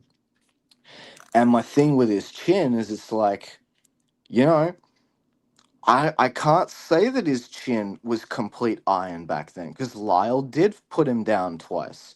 Jimmy Young has more decisions than he has knockouts. He put Foreman down. You know what I'm saying? Ali wasn't known as the biggest puncher, and I know that was more of a gas tank thing, but this is a man that you can knock him off his feet. And Zhang is a guy where he's put down people that have never been knocked off their feet before, and he's done it with shots that haven't been telegraphed. He's done it with shots straight down the pipe that he hasn't put any kind of steam on. And I'm not trying to say that Zhang's some kind of murderous contender. He's incredibly beatable, but for Foreman and what Foreman does in the ring and what he doesn't do well, he's struggling. He's not winning. He's not winning. Zhang, for what my opinion is worth, is the epitome of everything that you could possibly want, tools wise, to counter a Foreman, a George Foreman. I know what you're doing, Link. But I know what you're doing. No, don't try and think that I'm trolling by saying this, or like trying to get engagement. I've been making this take on social media for the better part of 18 months. There could And have I've been got better I've got fighters. There could have been better fighters that you could have used in your argument. And this is no disrespect to Big Bang Zhang. That's I just couldn't my ju- opinion. here's my thing. I couldn't justify other fighters as well, though. That's my thing. I couldn't Are justify are other you a Big fighters as well Bang? as Are this. you must be a Big Bang fan, like a No, big no, Big Bang no. fan.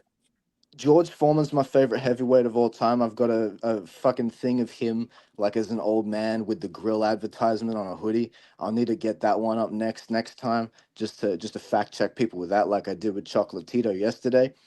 I'm a big fan of Foreman, but it is a specific. It's only based on what I see, and what I see is a guy that's vulnerable to every other tool that the other guy has. All right, I got you, bro. Well, I got think he had a very strong chin. He wasn't too easy to drop. Even Ron Lyle was a huge puncher. But that's what I'm trying to tell you. I don't think you're giving Ron Lyle credit. No, Ron Lyle was a huge monster puncher. Exactly. He took big shots from, and he took big shots from Ali too. And the war and if anybody didn't see, that should probably be one of the throwback fights. Ron Lyle and George Foreman. That fight was absolutely crazy. Both men were both landing bombs, and Foreman still came out on top. He could be worn down. I think he wasn't too. He didn't have a lot of amateur experience, even though he was an Olympic gold medalist. I think he was just training for a year and went to the Olympics and won a gold medal. Correct me if I'm wrong, but if my memory served me correct, I think he was just like he was fresh. He wasn't like he wasn't fighting like his whole life before he went. But Ali showed that in the Rumble in the Jungle, he showed that he could wear Foreman down, and I don't think his issue was a weak chin. It was his fatigue and that pressure over time. Wasn't I it think, 108 degrees out there? yeah, but you know, sometimes you had to know your limits of. He just kept punching and punching and punching himself out. So, and like you say, he's exhausted, and when you're exhausted, anyone becomes vulnerable. So I If think I'm the not bottom. mistaken, if I'm not mistaken, I think Ron Lyle will go down as probably one of the hardest hitting heavyweights in the history of the Fuck sport. no. Fuck Top no. five. I'm sorry. I'm sorry. I've got to check you on that. Ron Lyle, other than Ernie Shavers, never Oh, I'm sorry. I'm stopped the confusing ranked Ron Lyle heavyweight. with Ernie Shavers. Yeah, I did. Yeah, Ron Lyle's Ernie not Ernie Shavers. Ernie Shavers. Shavers will go down as one of the top five. And Foreman never fought Shavers. Foreman fought yeah, Lyle. but Foreman. And So Lyle, Foreman had a good. My He mistake. had a decent to a good chin, especially considering oh, he did. the power that he faced. Right. I think he was mentally tough. I got a chance to even to meet his son and spend time with his son, a lot of time with his son. He was actually living in Boston and had a gym in Boston. We spent some time together, and I was a fan of his father before meeting him. And then you know how when you're a fan of someone and they're able to connect the dots of what you already learned about the person. So it was pretty awesome. But I think he had a decent chin, a decent enough chin. And then the heavyweight division, even Ali wasn't known as a big puncher, but he still knocked you out going backwards. You know. I want to push back real quick, Johnny, on this argument. Hold on. We got 6 people up here, so it's one by one. But Anthony, you were first. He got some stuff that he wants to get off, and then we got my man Mike after him. Go ahead, Anthony. As much as I like Zhang, to be honest, George to me, his chin, just because he got knocked down doesn't mean he has. Where does this like notion, coach, that when people say that George, when these fighters have a weak chin because they get knocked down and they get back up? I'm not saying his chin's weak. I'm No, not saying his I'm chin's not weak. saying you, Link. I've heard fans say that. Like, I understand if he's getting knocked out all the time. He's not. I'm going to use a perfect example. He's not Floyd Patterson with a glass jaw and stuff like that, where he would constantly getting knocked out and stuff like that. But where does this notion come from that? Because George was constantly getting knocked down by his opponents, that he has a weak chin. I'm not saying you, Link. I'm just asking the general question.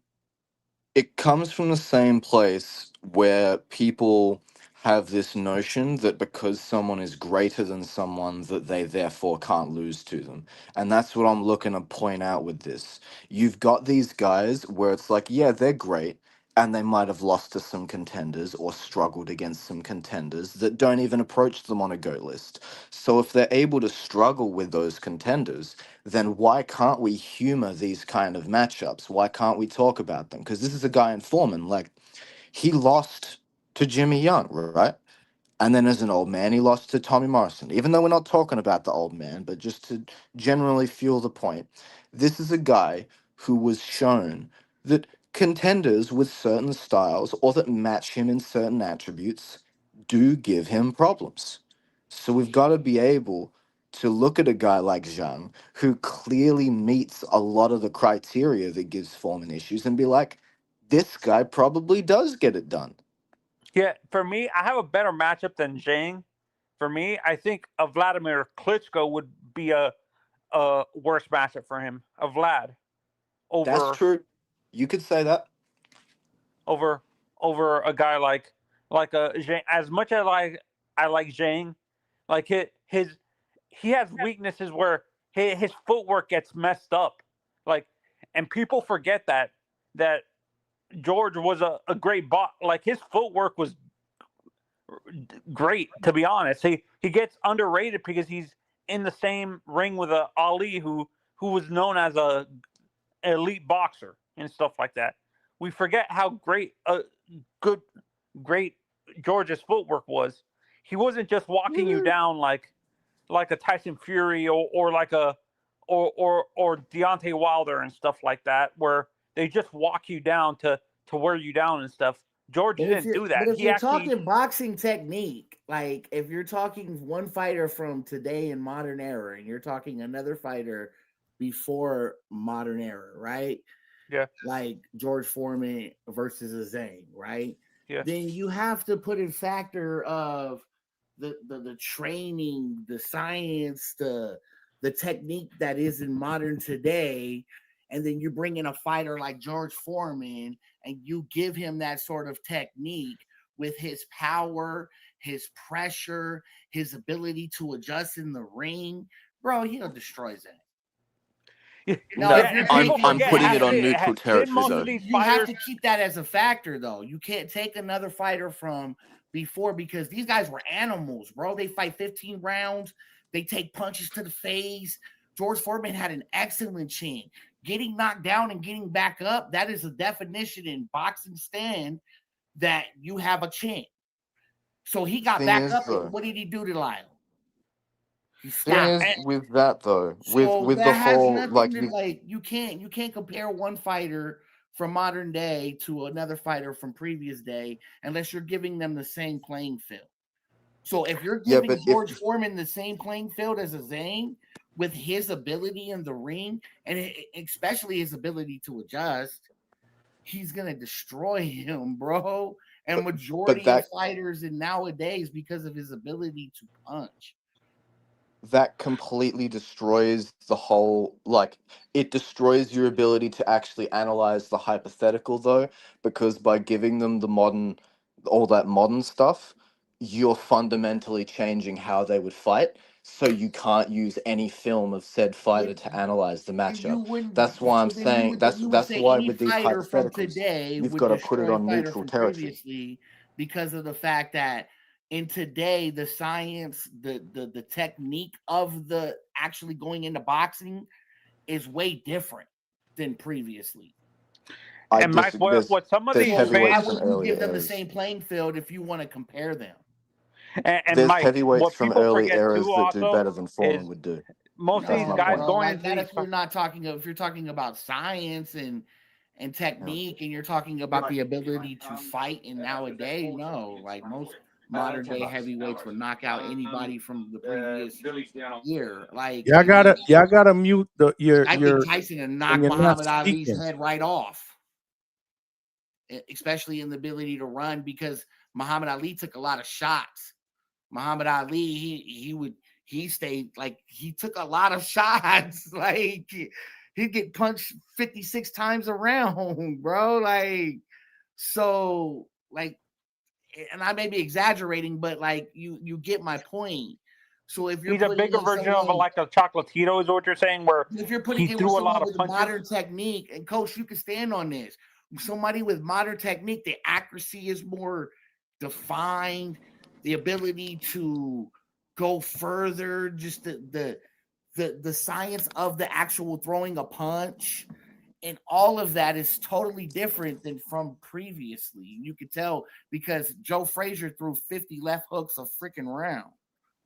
If you So come in you the gotta- straight throwing 50 left hooks, like all he did was duck, Frazier's throw a left hook, specific case, duck, though. he'll throw left hook, he'll duck, he'll throw another left hook. Like he would throw 20 different left hooks in a round, and you're standing on that, and you're expecting him to beat a fighter with the more advanced knowledge of the game that has evolved, especially in a point system, bro. He would get demolished. Okay, If you're giving them the same playing field. here's my thing with Frazier.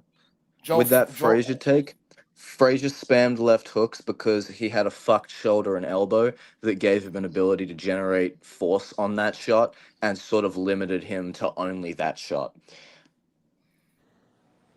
But if you came in today's type of boxing with the difference in technique and the ability to understand movement and the way you throw a punch, you're not throwing 20 left hooks in a round unless you completely have to.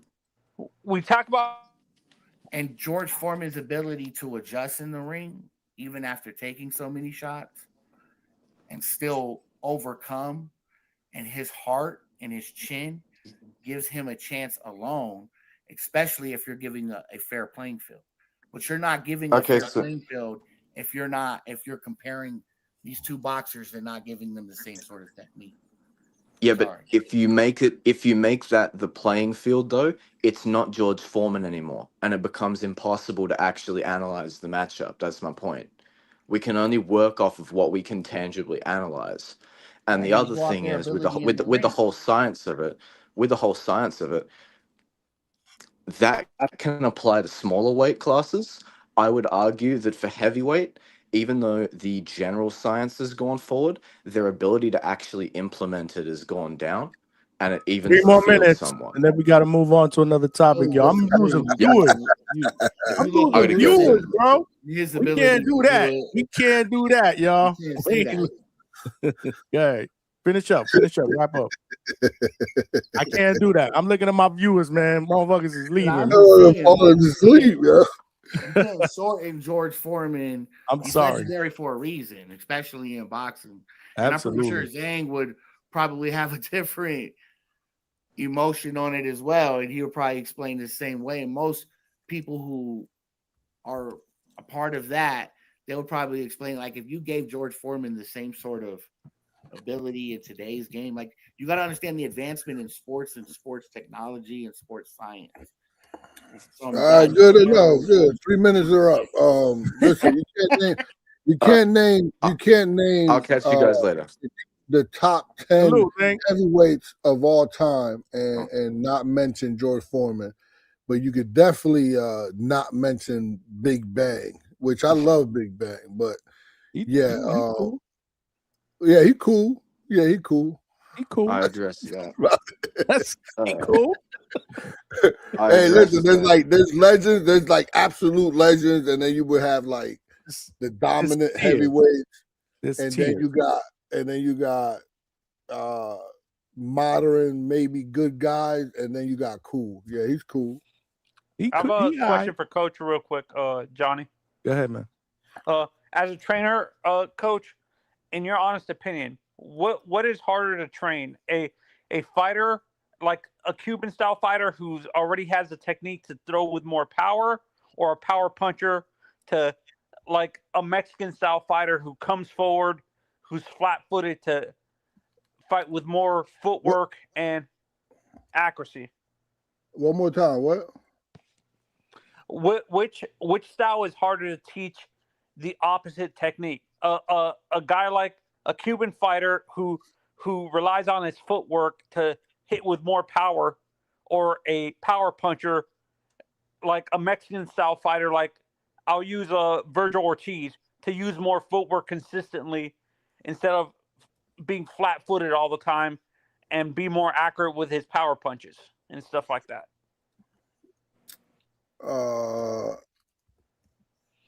So when I don't want to sound I hate to sound like I'm boasting, but when I don't know how to do this without sounding like I'm boasting. Go Be for it. yourself. But I hate to do things like it's like, okay, like a train, you know, I Got to talk about him. Really? Even no, like which is harder to train, right? I think if you're asking to train, I think this would be a good did Boxing Link leave? Yeah, he's going.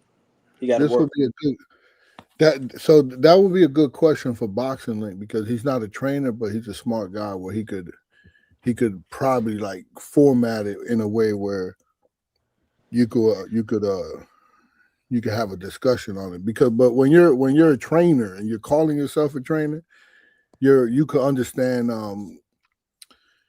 you understand balance, you understand timing, you understand defense, right?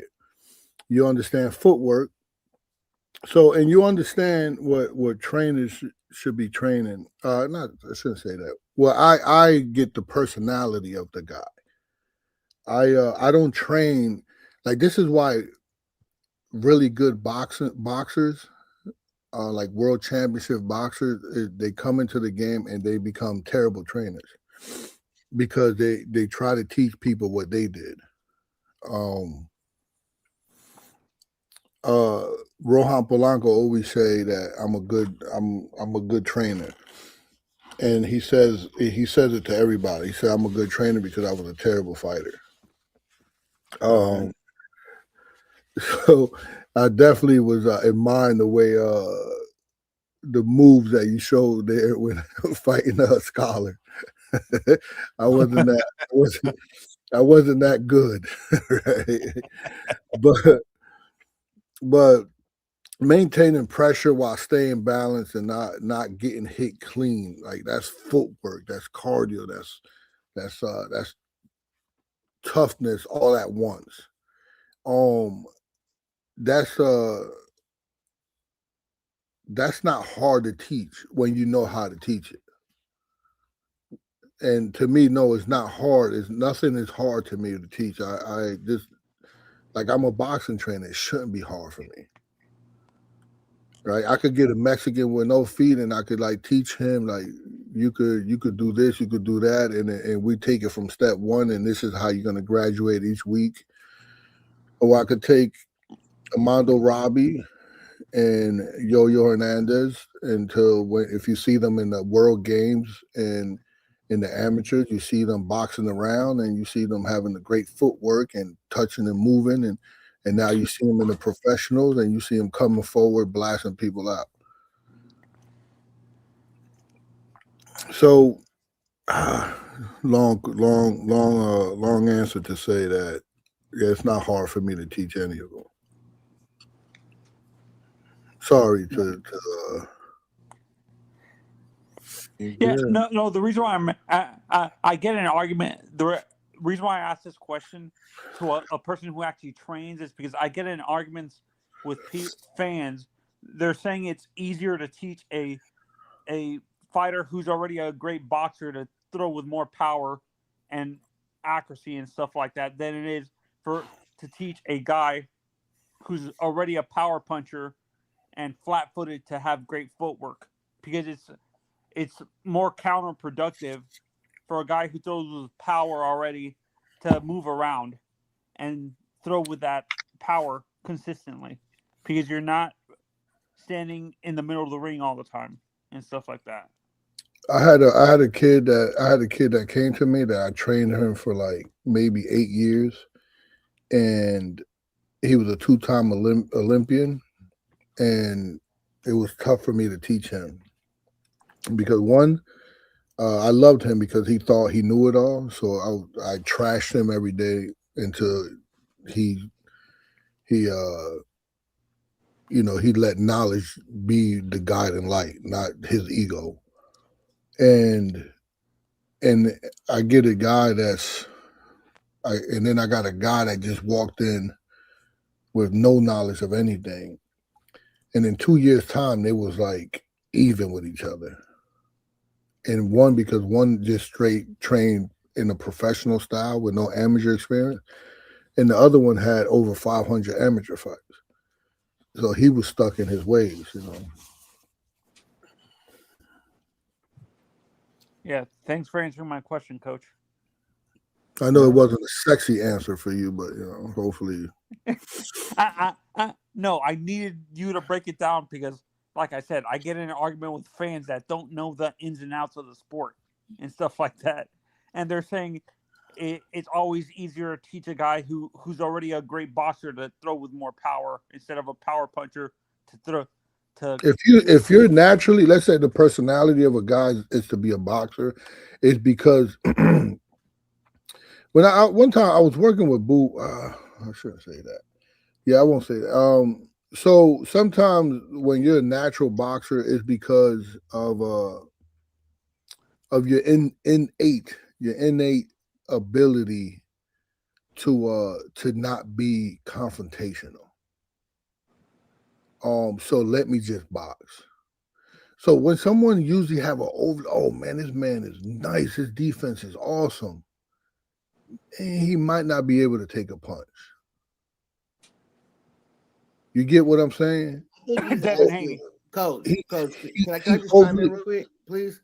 So I think he's asking, is it easier to teach a fighter with good footwork, power, or is it easier to teach a fighter with power, footwork? So is there a difference in teaching the footwork, and the power? Like, do you struggle with either? No, it should be just the same because they're opposite, right? So then it comes down to the individual. Does he have power? Right? Does he have power to for him to have the remember the saying in boxing? I don't know what percentage is what. People say 75% mental, 25% physical, 10% mental, not 90% mental, 10% physical. Whatever it is, right? The mental side of it is a lot greater than the physical side of it. We probably all could agree on that. So remember, is the power does this man have the mental capacity or the heart to follow through his punches? So it's like you really it's kind of an oxymoron question because it's really up to the individual that you're training. It's up to that guy. So it's based on his personality. His personality and his character. Is he willing to learn this?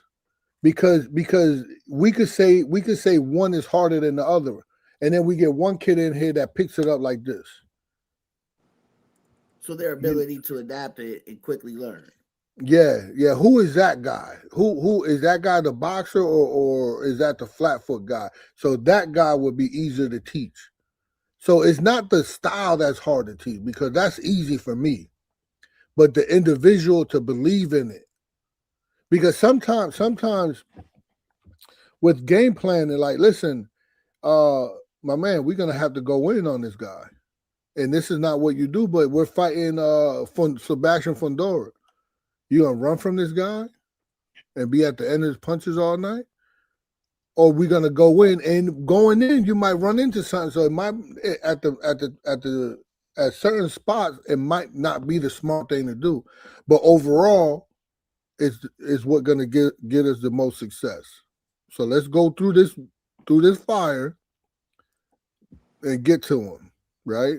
And then now, does he have the heart to do that? Is he built like that? Yeah, so his ability and willing, right? Like exactly. His wanting to do what needs to be done, right? Like I get it. So yeah, but teaching according to their personality, you give a fighter a better understanding for what you're trying to teach them. Like, You're gauging the mentality, not the skill level. Coach, is what you're saying? Indeed. Oh, okay. Then he said boxing is 75% mentality. Oh yeah. So like if you using 75% of your brain to go in that ring, then of course, yeah, I'm gonna teach you according to your mentality. Lenny has a super chat actually, Johnny. Leonard. Thank you for that, man. I appreciate for the reminder, bro. H-Town with the 5-piece. He said it's easier to teach a fighter to box. Boxers usually refuse to fight. Hence, you hear coach yelling, you got to let your hands go. No, but I get it though. A fighter stuck in his ways. Like if you got a fighter who's coming in, he's a novice, like he was explaining, right? He's a novice. He don't know anything. You have this other fighter who's been fighting 500 amateur fights, right? Like this novice in 2 years could be at the same place or even better than the fighter who's been fighting 500 fights because of his ability to adapt and quickly learn. So, and the fact is like what you're trying to actually teach him because he's stuck in his ways. So he's arguing with you. He's turning his back. He's not really trying to. The sound is coming in and out. Is it just me or is his sound coming in and out? It's low. It's really low. Can you hear me And now? it's like, yeah, and it's like coming in and out. What about now? Go ahead. Mike. Ooh, I don't know what just happened. Mike, you good? Yeah, there might be something wrong with his I want to connection. see Yo-Yo versus It's just a Sebastian StreamYard thing. next at 154. That's the fight I want to see. Yo-Yo's 160. Someone said, someone asked Coach, can he make 154 still?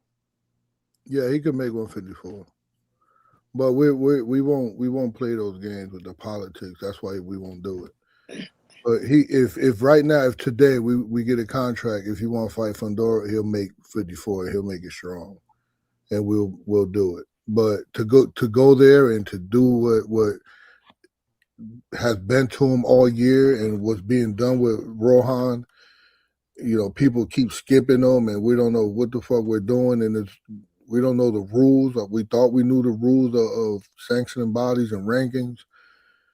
And they're all over the place, and so no, we won't just go down there just to go down there and But if they say you fighting for a world title tomorrow, if you can make 54, he'll make it easy, or title eliminator or something solid, All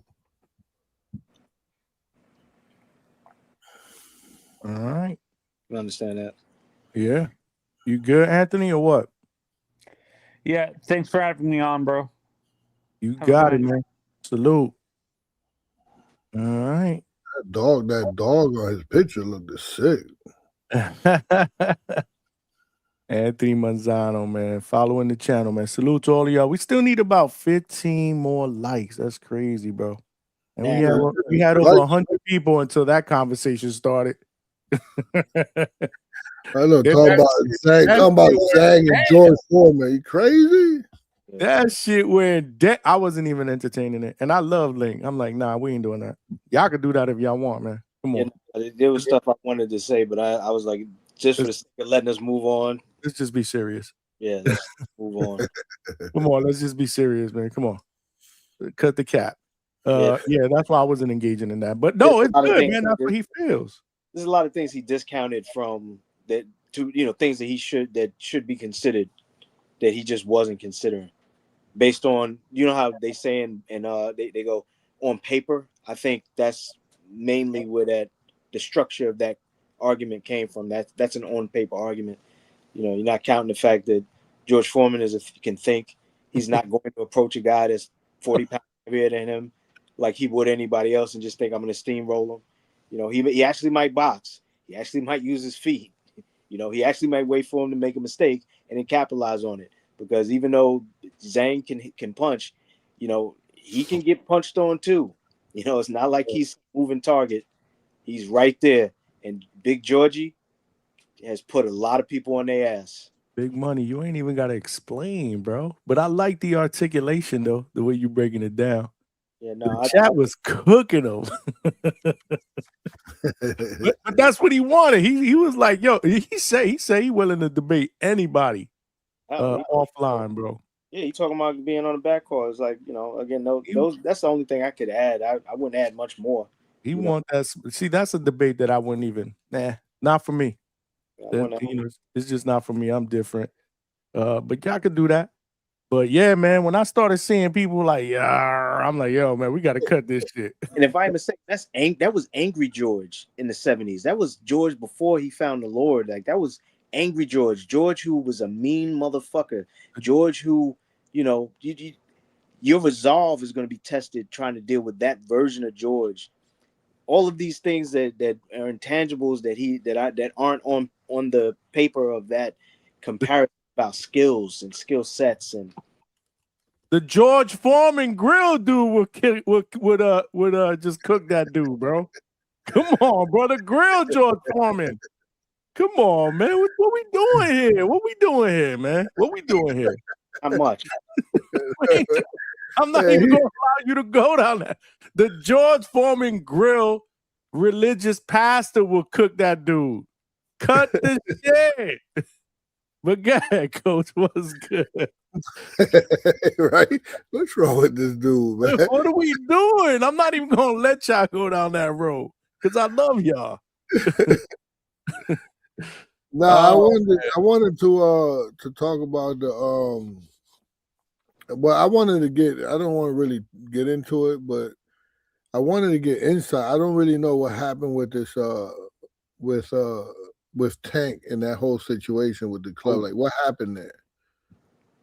Oh man. I seen him like dragging a girl out. Mhm. I thought I don't know. I know they looked bad, but I thought it was pretty good that he did that. I don't know if I'm wrong or not in saying that he was getting her out of a bad situation. She was a stripper in the back, and you know what they do back there, right? Yeah, but I don't know. That's why he was pulling it out. Yeah, Because Coach. if it was my daughter, I would want him to yoke her up and be like, "Yo, you gotta get up out of here." You see, you looking at it from a different perspective. Yeah, he was for that reason. I think he probably like if there was sex in the champagne room, he may have been doing it. Oh, if that was a strip club, hopefully it was a strip club, right? Because it was like naked girls there, right? I don't know, hotel, strip club, whatever it was. It It was wasn't. ass, A it was don't even go out. down that route.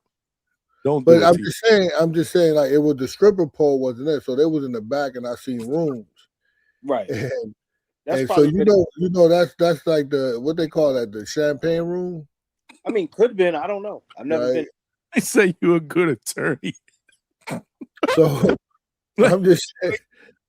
I'm not gonna let you do that. I want hey Johnny, if you ever in a strip club and you see my daughter in there, drag her up out of there just like that, right? If you gotta grab her by her hair, drag her up out of there. Help, you know what I mean? And be like, I'm gonna call your father. You'll get up out of here. I think he tried to help. Oh man, what are we doing? What are we doing? Look at this, Lord child. One thing I learned about the situation after the fact, because to be honest, I don't know much about it at all the whole way through, but I heard that they they call you. What are we doing, y'all? He was saying the chat agreed. What? He was saving What's wrong with this dude, man? Yeah, he was saving her. I'm telling you, y'all looking at it wrong. He ain't hit Not her with. only am I gonna lose viewers, but watch tomorrow I'm gonna lose subscribers now. Hey, yo, listen. I think I gave the story on here of me putting my hands on my daughter one time. I don't even know how to hit kids, and my daughter was arguing with her mom, and went to like swing on her mom, and I don't even know how to like take the belt out and whip. I just caught her with a good liver shot and folded her. Right. So that was my only time I ever hit one of my kids, but I don't know how to hit them. I know how to punch With a them. liver shot? With a shot in the lever? Yeah. She folded, right? She curled up like a brand new baby. And but I think, if hey, listen, big money. If you see my daughter in the strip club, drag her up out of here.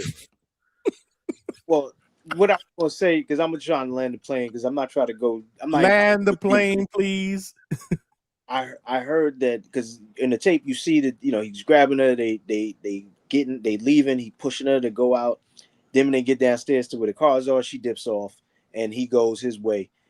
What I heard also as a part of that whole case is that she actually spent like the next couple of days with him. Yeah, she found out that he Captain Saberho.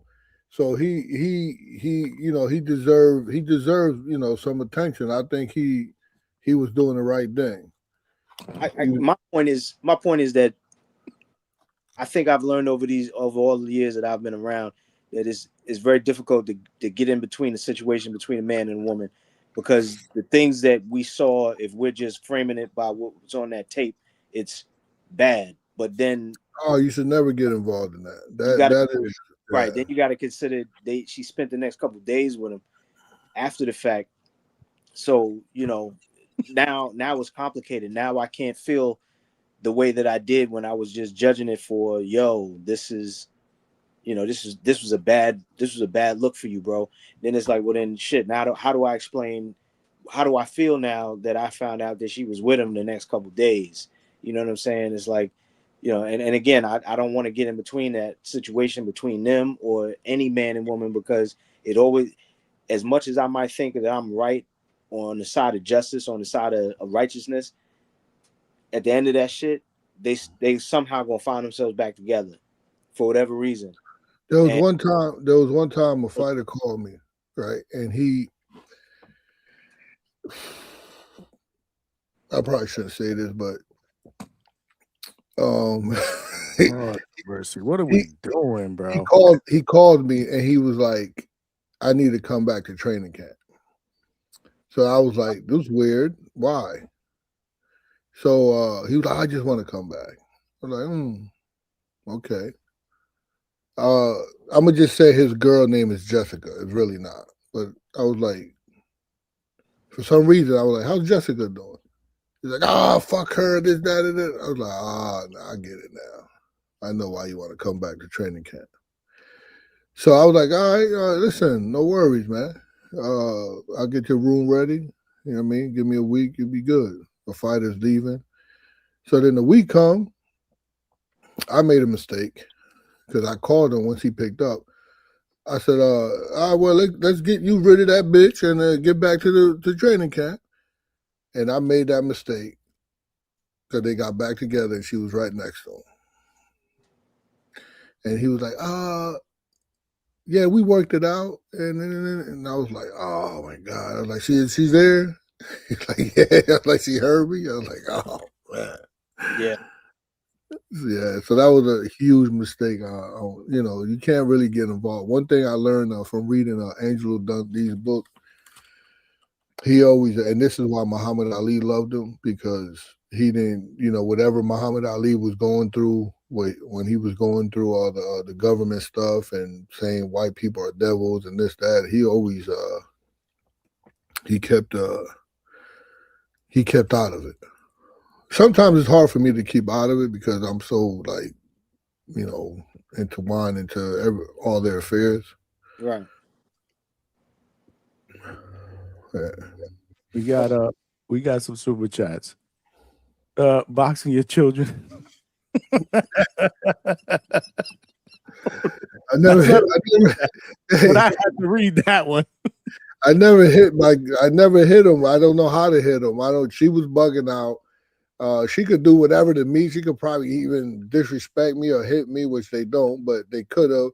But when they disrespect their mother, I got a soft spot for that. So I was like, yo, hold on, here, take this shot, curl up, you'll be all right. And that's like a delayed reaction, right? Like that liver pushes the stomach up into the sternum. Yeah. Then you can't breathe. Y'all ain't cool. H-Town with the 5-piece. If she worked, she would have worked on the speed bag and the double end bag. She could have avoided 10 shot Suleiman. Sad, brother. Sad, brother. Yeah. A 2-pack of ass. This DHS family is fucking diabolical, bro. Y'all crazy. You see what the fuck you done started? He started that shit and you right there. Oh man, that shit is hilarious, bro. Oh, hold on. Birdman, JR with the 2-piece. Rohan versus Norman co-main event on the Xander card with the eyes emoji. You think after paying Xander and Boots all that money, you think they're gonna be anything left in their budget to have anything like that?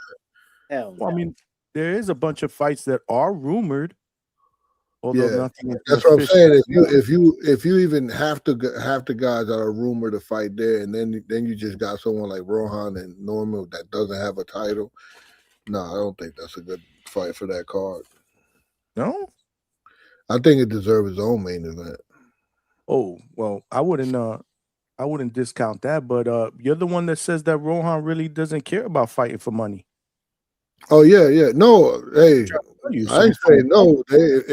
I'm just like looking at it like as a business for like Top Rank and Matchroom. He's looking out for the Norman spot. Well, is that what he's doing? Oh, that would be awesome though. Yeah, that would be awesome. That went over my head. I know. I would love to see that fight, man. We've talked about that shit forever. I just think that that fight would need its own attention. Like, let that get its own publicity, not under.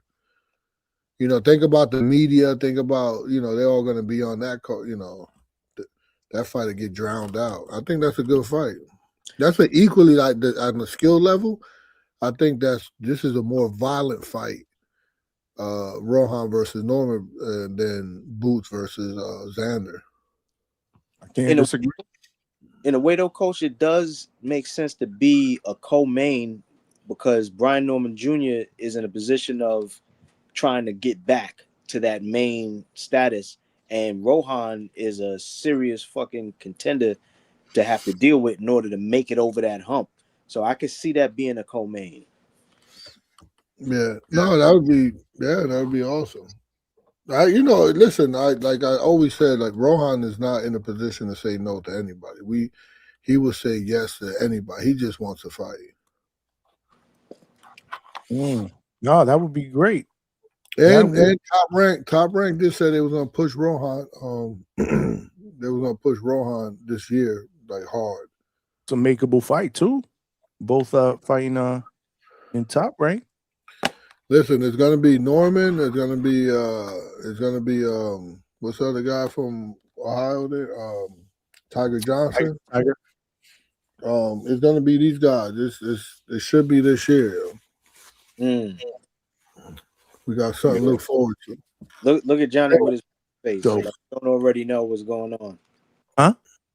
Huh? Look at Johnny with his poker face, like he don't already know what's going on with Brian Norman Jr. I don't know what you're talking about. That's good. That's really good. I got some super chats I gotta read though. Yes. Chevy Red with the 2-piece. Straight cash, homie. She said, nah, Coach gonna be single forever. Basura. Damn. And for what? What I say wrong? You see that? You talking about that tank shit, bro. Yeah, but with a face like that, over Big Money's shoulder, with a face like that, like she do that. Why you gotta do that for? I didn't say that. It's money for. Why you still got that shit? I can't take it down. I'd have to get off the pedal and change the shit. You want me to do that now? Now? No, it doesn't make any sense. Oh man. How come nobody focuses over here? Well, why don't you move over there? She's still mad. She's still mad. What can I do? She's still mad. Oh shit, man. This show is fucking diabolical, No man. matter how I sit, she's still I love this shit, man. I fucking love this shit, man. But damn. Chevy went in on you, Coach. Heavy Chevy guy with the $2 super chat. Did she ever act up again with the question mark? Really? No, Oh, actually she didn't. She didn't. So the left hook to the lever, it worked. Yeah, it worked. Did y'all see the right? Did y'all see the right hand like against Suleiman, bro? We need to show that one more time. You're done! Not yet!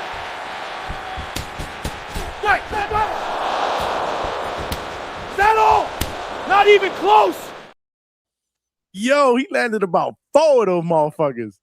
Did you notice that Sully had on his golden gloves? Golden gloves. Oh, I didn't see that. He wanted the Run golden. it back. Good call, Big Mo. You're done! Not yet!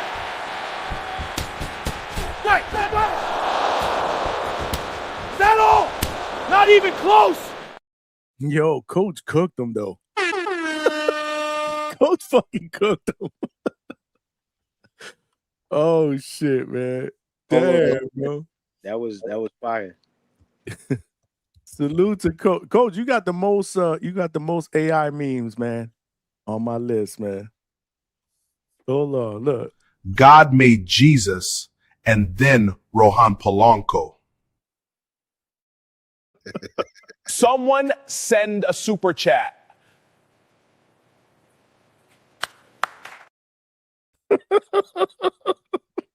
I know no one did. Hey, we got somebody sent a super chat. It's been a while. Oh shit, man. We just read a couple. We just read a couple. Holy smokes. Shout out to Polo Buck, man. The legend, man. Yo, Buck, I keep everything, man. Somebody asked me, how do you beat Fondora? I don't know, but I know how to take a picture with Mike Tyson. Oh shit. Big Money lost the picture that he took with Mike Tyson years ago. We found that shit, bro. We found that shit. Look. Look at the fucking camera, too. Shit. Yo. That shit got a fucking flash on the top of it, man. What was that, in the 80s? Yo, Coach, we was at Club Flamingo in Manhattan in like the 90s, like the mid 90s, man. So, you know, it was kind of crazy that night, man. Coach said, Tyson and I ran Barkley up in there. And he said he lost the picture. So we found that shit, man. We went into the archives, Polo Buck digged in. We found that shit, man. We here for you, Big Money. We here for you, man. I should have never told you motherfuckers that story. That's your fault. You fell into the trap too, because somebody in the chat told you to tell that story. Yeah, that was. You know what? Stock chases again. He started the fire yesterday, man. Between Coach and Suleiman the Scholar, bro. They're about to fight at Border Wars. I'm starting to see a pattern here. I gotta watch that. Polo Buck with the 5-piece.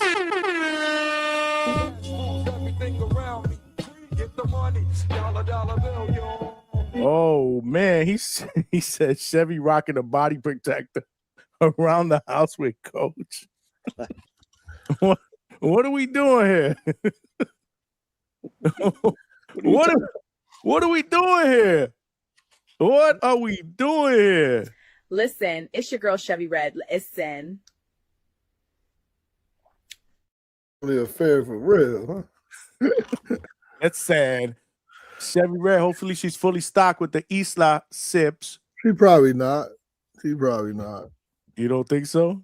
No, she's from Toledo. She's from Cleveland. Like, those people don't ever be organized. They got all the talent in the world. I don't know, man. I think she is, man. We gotta salute to Chevy Red, man. Make sure you guys check out the teas, man, on islasips.com. We gotta go on there real quick. See if she's sold out of everything. You're gonna make me do that. I knew you were gonna make me do that. She's sold out of everything. We got to put the link in the chat though, for everybody to show love and support, man. Oh wait, we're short on tea here. We're short on tea. There's only 4 teas for sale, so we ain't gonna do that. Sold out. Yeah, look, Roger and I said the herbal one sold out. We working on it. She said boxing weight cut coming soon. Okay. Business is booming. New Coach. Big Money's right. Business must be all through the roof, man. Yeah, but it got to like someone that's like really on top of things, like, you know, you got to always be stocked up, right? One of my drug dealing friends told me, "Oh, you always got to have the Coke on ice for them people." All about the supplier. Oh shit. Get your tea, y'all. Get your tea. I gotta get the passion fruit. I gotta get a couple. Stevie be bullshitting though, man. I ain't gonna lie. Even though she my sister, she be bullshitting. Yeah, she work hard, man. Yeah. She said that's the top sellers. That's why she got those. She said, I am focusing on those 4 because they are my top sellers. Coach stay buying my sleepy one. So you the one that be buying her shit, bro. What you buying all that sleepy time tea? What you trying to drop it right Yeah, now? like I don't I don't know how like to I fuck can because drink he it. don't sleep. He's on here half the night and he's up early in the morning. When do you sleep? You got like a pet dinosaur that you feeding all that sleepy tea to? He got all them dinosaurs over there probably go to sleep early on that tea shit, but not him. He feeding that shit to the killers over there. They gonna figure it out one day, Coach. You better watch it. No wonder why shit is quiet over there. He give them that tea like at 9, 10 o'clock. They be done. Hey, y'all drink this shit. His coach probably get about enough as much sleep as I do. How much do you sleep at night, Coach? I don't really sleep. I don't sleep at all. I like nap. Honey Badger said all that tea is for Yo-Yo. Who said that? Who said that? Shout out Honey Badger. It's for Yo-Yo. She said, I'm gonna send you some, Johnny. Inbox the Addy. All right, I got you. I got you. I gotta get some of them t-shirts is nice that you got. Which one? The ones that you got, the family one. Let's go. You know the link, man. I'll send you one. Yeah. No, I'll get it. I'll support because these cheap motherfuckers on here ain't supporting. Who bought it? Who bought a shirt from? Malcolm bought one. Echo Cejudo bought one. And today it was funny.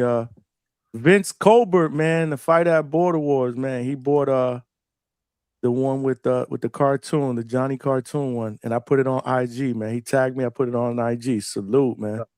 So Vince Colbert showing love. He saw me at Border Wars with it on. He's like, yo, Johnny, where I get one of those? I was like, dude, man, just go to millions.co, man. I got you, man. Got Cartoon Johnny right there on the screen. Right here, the cartoon on the left hand. Well, for me, it's the bottom left hand corner. I don't know about y'all, but t-shirts. I just put the link in the chat if you guys want to get a t-shirt, man, and support. Let me throw the link so you can see all of them. Buck said he waiting, bro. He said it's 3 weeks. Hey, not for me. He talking to Chevy. Oh, he talking to Chevy. He ain't talking to me. You order a t-shirt, you getting that shit quick. T-shirt. I guess I got confused. You getting that shit quick, bro. He talking about her tea. That's what he talking about. Look, he said, I'm still waiting for my order. 3 weeks. She said it's bad business that 3 weeks. So she must It ain't me. You talking about me? You ain't talking. Polo Bug ain't talking about a t-shirt. He talking about the tea, bro. Guarantee. Oh, damn. I'm just saying, man. I doubt it's me. I could be wrong. Let's see. Look, she said not me. Shipping next day. Uh-oh. Is he? He ain't say me. He's still waiting for the fucking casuals, coach. hey, this a hustling spot, right? Everybody here hustling. Everybody fucking hustling. Yo, how the fuck Polo Bud still waiting for his casuals, bro? You want them shits? They eating them shit. They eating them shits, Buck. It's a wrap. Ask for a refund. Wow. Oh my God, bro. Get your My refund. brother say he's still waiting for the casuals, bro. You ain't right, coach.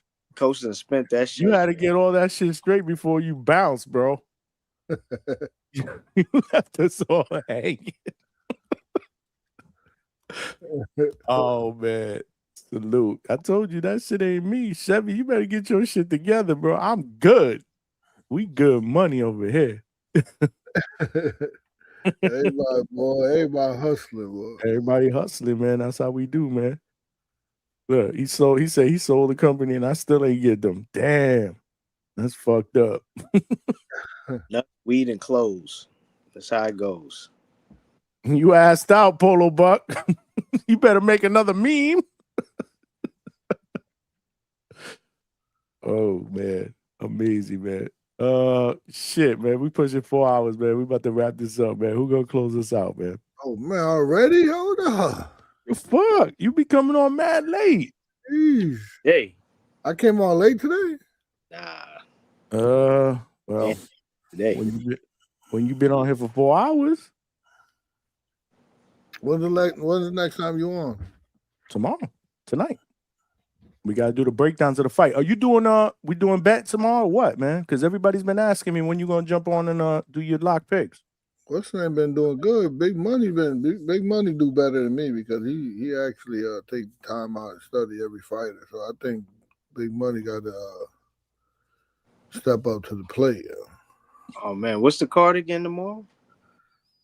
Well, we got multiple cards, man. We got Deontay Wilder and Chisora card on Saturday. We got Tim Tszyu is fighting in Australia. We got the Caroline Dubois and Terry Harper card that's going down. We got Zuffa on Sunday. There's plenty of fights. I might have to do anything. I might do the mains, man. Whatever. But we do need somebody to come up here and give their betting picks because people are asking for them, and I'm not a bettor. Yeah, I mean, I'm still busy with production stuff, man. For the, I'm trying to get stuff together. No, don't. It's not on you. It's on him, Coach. This is your responsibility, man.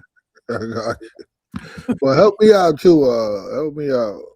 Look, let me borrow casual. They asking me to let me borrow cash. I ran out, man. I ran out of them shits, man. I ate them all. Them shits was anyway. I ain't even gonna say nothing because you ain't down with them. Them shits was good though. No front. Yeah. So I don't know, Coach. You want to jump on tomorrow? Give some 4 or 5 betting picks. Well, actually tonight. I'll be, for the people that speak Spanish, I'll be on the Boxel Network at 8:00. You gonna be with my man Cesar Seda? I don't know if Cesar gonna be there. I know Anderson gonna be there. Oh, Anderson. Yeah. And if anybody can check me out there, check me out. My Spanish is You gonna speak Spanish on that?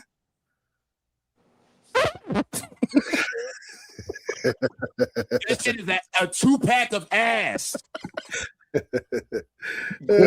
luck. It smell like a toilet full of nasty ass shit, okay? Oh, I'm definitely tuning into that. What time is that? No. Yeah, meet me at the Hangout spot. I'll be in the chat too. What time is that? 8:00, you said? No. Not a problem. Salute, man. Anderson and Cesar Seda cooking over there. That's cool. But you gotta jump on here after that then. No, Because, yeah. You know how you do. You can't be fucking moonlighting and then leaving us flat over here like you normally do. Cue the You can moonlight as long as you don't leave us flat. So yeah, so let me there was I use this as a closeout because I said this to my fighters today, and when we was done training, and I tried to put it all in together. I spoke to them today about preparation, and I told them that preparation isn't something you turn on when the lights come on, like the day of the fight. You can't, I always remember Gotti Ward, they didn't decide to just go that hard that day. It's what you've been doing in the dark the whole time. It's what you eat when nobody's watching. It's how you sleep when you don't feel like it. It's how you think when things aren't going your way. That's what shows up when it's time to perform. That's what shows up on fight day. Because when I think when that competition hits, when competition starts, I don't think you could say I'm about to be ready. I'm gonna rise to the occasion. Nah, I just think you fall back to what your habits are. So today we talked about discipline in a couple different ways. We touched on Gervonta Davis, and yet people can debate how it looked. But the bigger conversation was about accountability, right? I think sometimes doing the right thing doesn't look pretty. Sometimes it's a bit uncomfortable, but it's your responsibility and you have to stand on it, and that's period. We got a wild take today, crazy take on somebody saying that Zhang, the Big Bang Zhang, beats George Foreman. That was crazy. But that's the beauty of this of the hangout spot. You know, everybody's opinion fly. You can debate, debates get heated, but it all comes back to respect, and it all comes back to the hustle, right? To the grind, the different eras, and what it takes to be great. People, we talked about everybody selling something out here, everybody hustling. This is just a. I think this is a perfect name. It's the hangout spot, you know. So at the end of the day, it's not just about the sport. It's about how you show up here, and it's also about how you show up in life. Your routine builds your reality. Your mindset shapes your ceiling. Follow me for a second, because I said this to my fighters, and the people in the chat could appreciate this. Your routine builds your reality. Your mindset shapes your ceiling, and your discipline decides whether you fold or you finish. So whatever you're chasing, whether it's in the ring, in business, or in life, remember this. Success doesn't start when the moment arrives. It starts long before that, in the preparation. So this is the hangout spot. Stay sharp, stay disciplined, and we'll catch you the next time. Peace. Big money. Peace. Johnny. Good. Let's get it. Let's get it.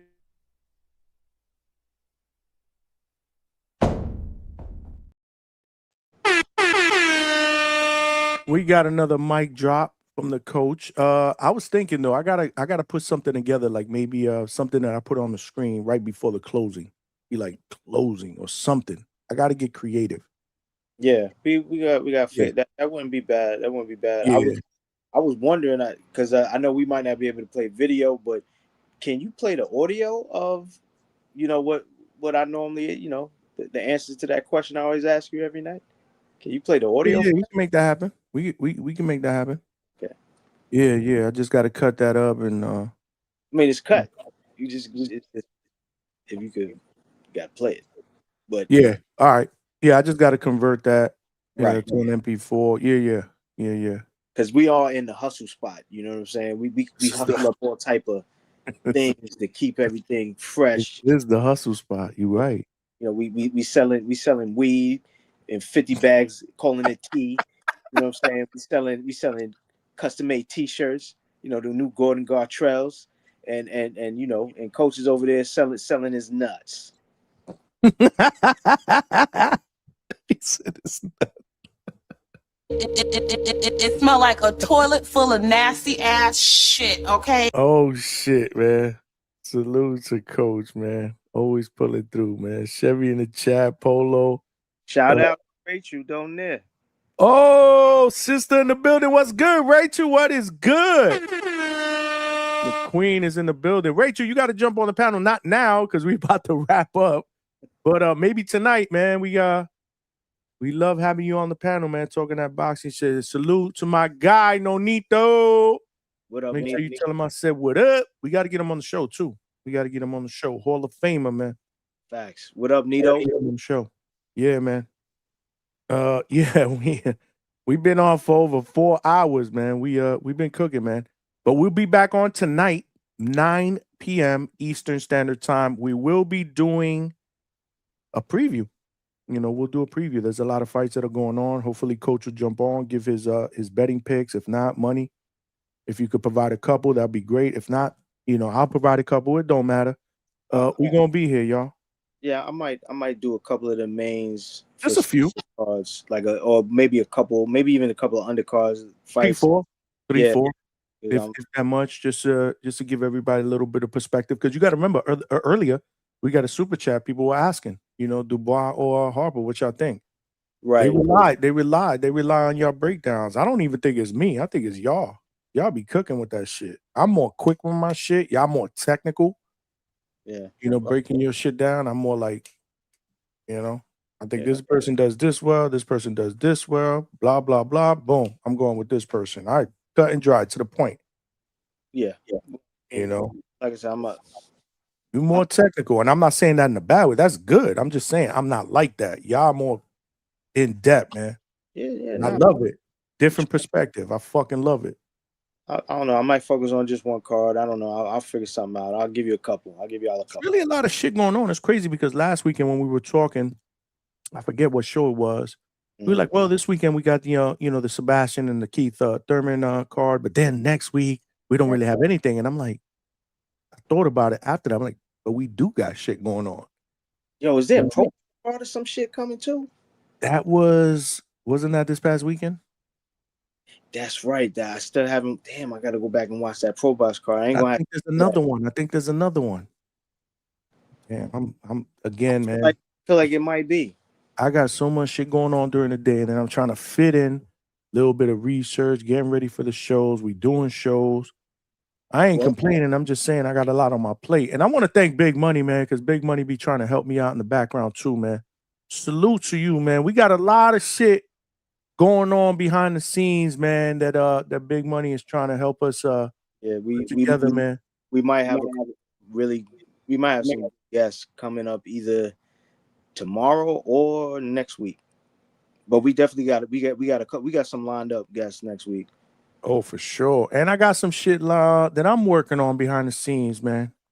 That looks good, but we'll see. We'll see how it progresses, man. Yeah. See how it progresses, man. Just going through the motions. Yeah, we working. We working. Like I said, man. You guys know, even though I work during the day full time, this is like a full-time job for me. So I mix in shit with DHS, like making phone calls, emails. I'm trying to make some moves too, man. Yeah. I was on the phone all day today. Yeah, you were, man. That's what I'm saying. Salute to you, man, with both hands, man. For helping me out. You don't have to do that, and and you still choose to support, man. So that means a lot to me, man. Shit, man. We trying to do something good here, man. You know what I'm saying? It's for the quality of the show. I love that word, man, because we all growing, man. Exciting times, man. 2026 is gonna be big, man. We got the rest of the year ahead, like I said, and we got some good stuff, man. Hopefully everything materializes. But with that being said, my brother, tonight we back on. I appreciate you, man, as always, man. Definitely. And you know what I'm to tell you before I get off?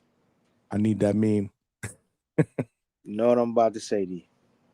Think I know, but maybe you might want to remind me. You don't got bars like that. This man don't be lying. But I'm working on it, though. I'm working on it. I'm going to surprise you one day. But shit, right now, your bars is type whack. You can work on them, and tomorrow night, we bring the bars right back. Peace. Salute, my brother. Big Money Ski in the building. Yo, great show, y'all. Y'all was fucking cooking today in the chat, man.